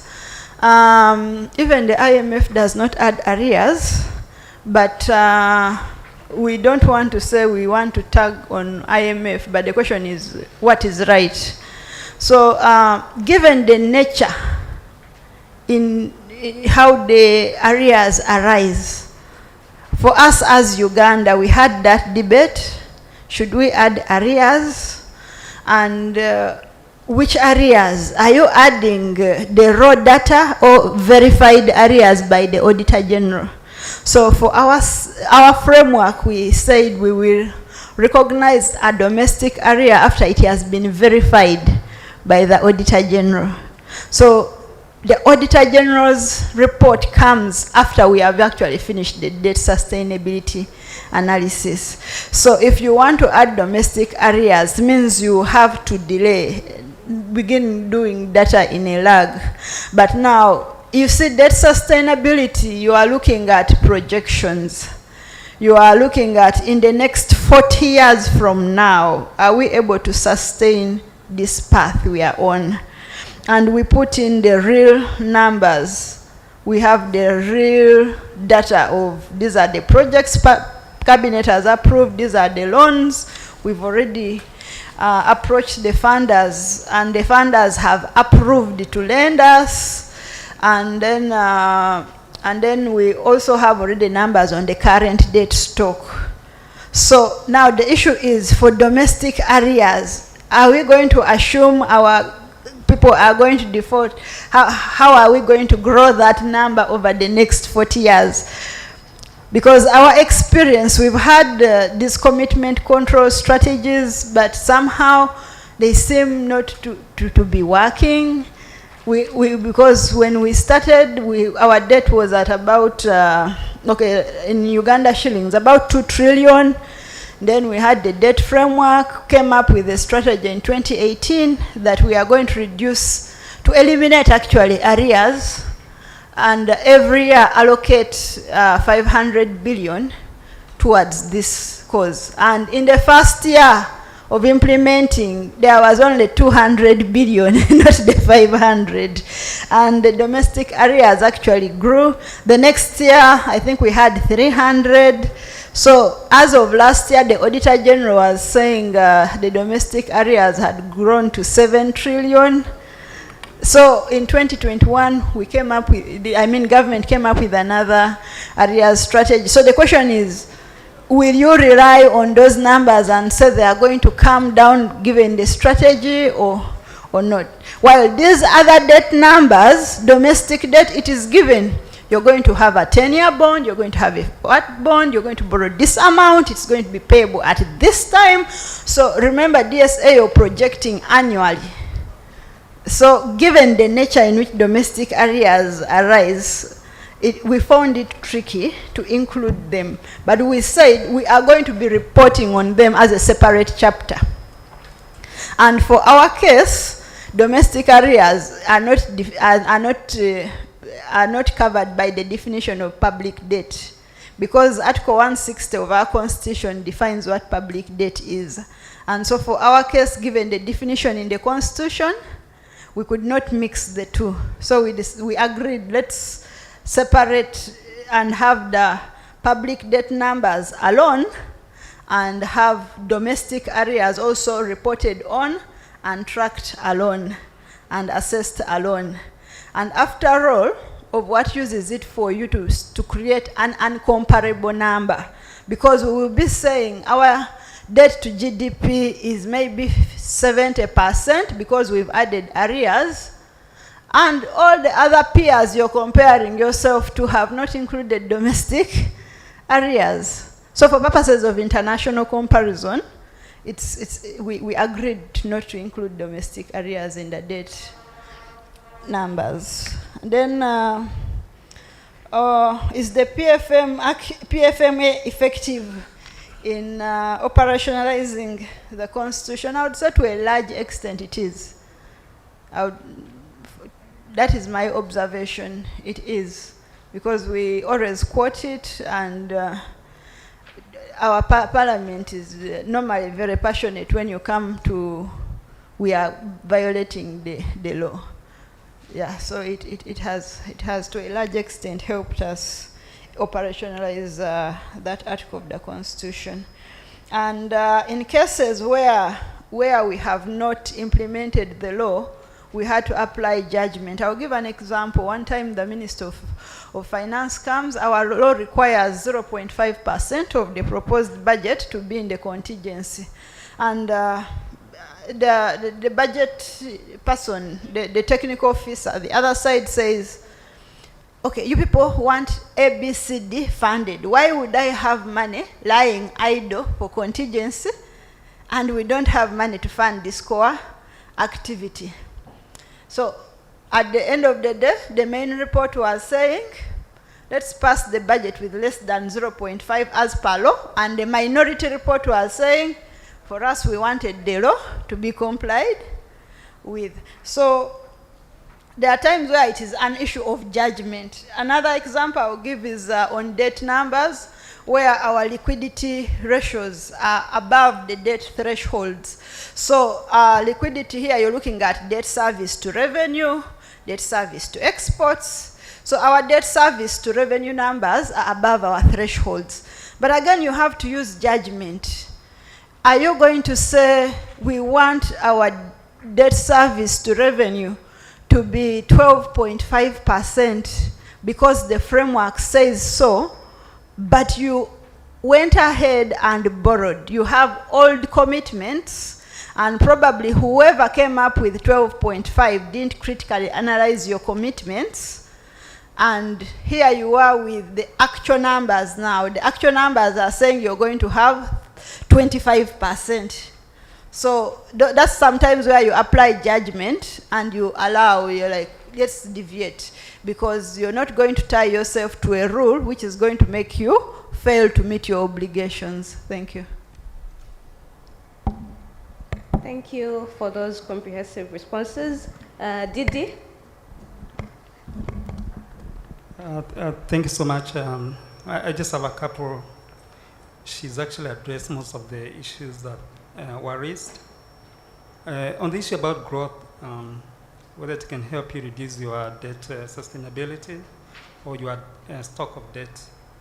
I think you can borrow, you can't borrow infinitely. Neither does growth grow consistently for long. We've seen the case of China. Their growth was growing by 10% for many years, but today we know there's a slowdown. But the formula that I want to maybe refer to, the real interest rates must be lower than the real growth rate for your debt to be sustainable. So I think the concern here is about the debt cascade. The debt cascade is when you have a debt problem, an interest rate problem, inflation problem, exchange rate problem, and current account problem. How do you get out of that problem? So, and the proposals I was giving is actually an attempt to address that particular problem. For countries that have low debt to GDP ratio like Uganda, I think they are 50%, Tanzania 41%, DRC I think 38%, Nigeria I think is about 40 or 38%. The best thing is to remain there. Most countries are defaulting at 98%. I've checked some countries abroad, and that appears to be the trend. So if you hit about 80, 90, I think you're facing a major distress. I will answer the question by Dr. Masinde concerning whether DSA should incorporate arrears, and I believe it should. I actually did some analysis on DSA, and I was able to include contingent liabilities, basically things like guarantees. Therefore, I think the best way to address this is including arrears as a shock, or a parameter to test your framework, to see if you introduce the pending bills, what really happens to your sustainability. So it's more a backroom thing, but I think politicians need to be told about this when we are back home. Then the other issue is about fiscal rules. I want to say that fiscal rules can help.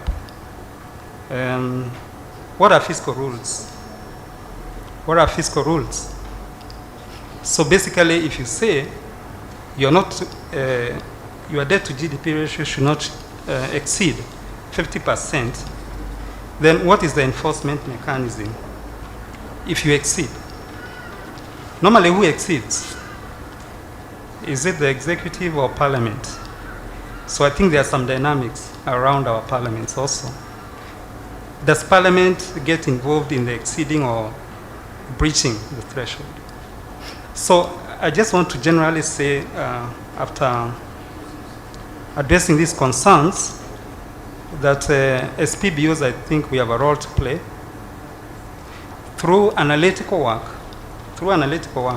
nobody's going to believe you if you start speaking about Moody's are unfair to us or Standard & Poor are unfair to us. We have to use numbers, critical numbers, parameters, analysis, and people will start taking you seriously as a PBO. And the final issue is the variations in our economies require that we actually do some analysis, and probably the future PBO workshop like this one, we should be doing some presentations on what Uganda is doing and their experiences, what Kenya is doing and their experiences, Zambia, Ghana, we have Ghana case, we have South Africa, basically all the countries, so that we can learn from each other and probably invite the politicians, because it's not easy to convince them. Yeah. And finally, the structure of government also affects the type of debt that you incur and the quantum and the growth rate of your debt. So you can compare democracies versus other systems of government. So these things are more internal when you speak about debt. Thank you so much. Thank you for that submission. I see the energy levels in the room are quite low. A few of us have been meditating actually, so yeah, it was quite a long session, and I know when we start talking about debt, we can never stop. So anyway, just to thank our main presenter, Ms. Velma, for her presentation and the discussants. We don't have a special, no, we do have a special clap in Malawi, so I'll walk you through it.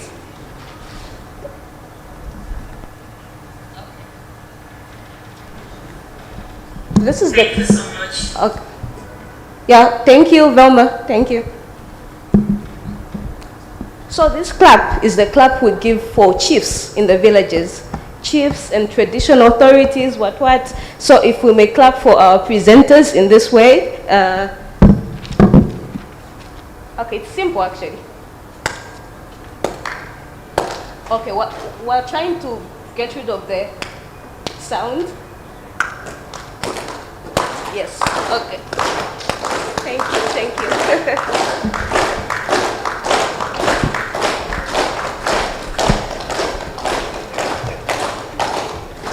Okay, thank you. At this point, I'll hand over to our hosts to close the session. Thank you.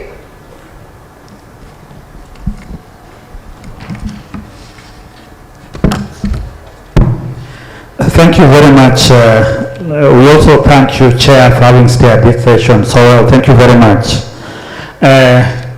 Honorable delegates, it has been a long day. I think we want to bring it to a close, but before we do that, we've got some few announcements to make.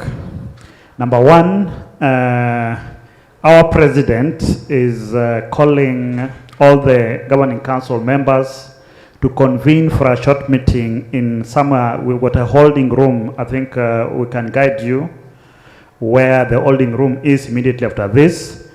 But for avoidance of doubt, the governing council members led by the president, Dr. Dumisani Jantis, our president, Ms. Sangwani Firi, head PBO Malawi, Mr. Suleiman Chigundu, director PBO Uganda, Mr. Abdifata Abdul Kadir, Director PBO Somalia, Mr. Michael Kadebe, Director PBO Tanzania, Mr. Moses T. Cooper, Director Legislative and Parliamentary Budget Office Liberia, Mr. Ibrahim Jimisa, Director Parliamentary Budget Office Sierra Leone, Mr. Tatenda Munyikwa, Director Parliamentary Budget Office Zimbabwe, Dr. Martin Masinde, Director Parliamentary Budget Office Kenya.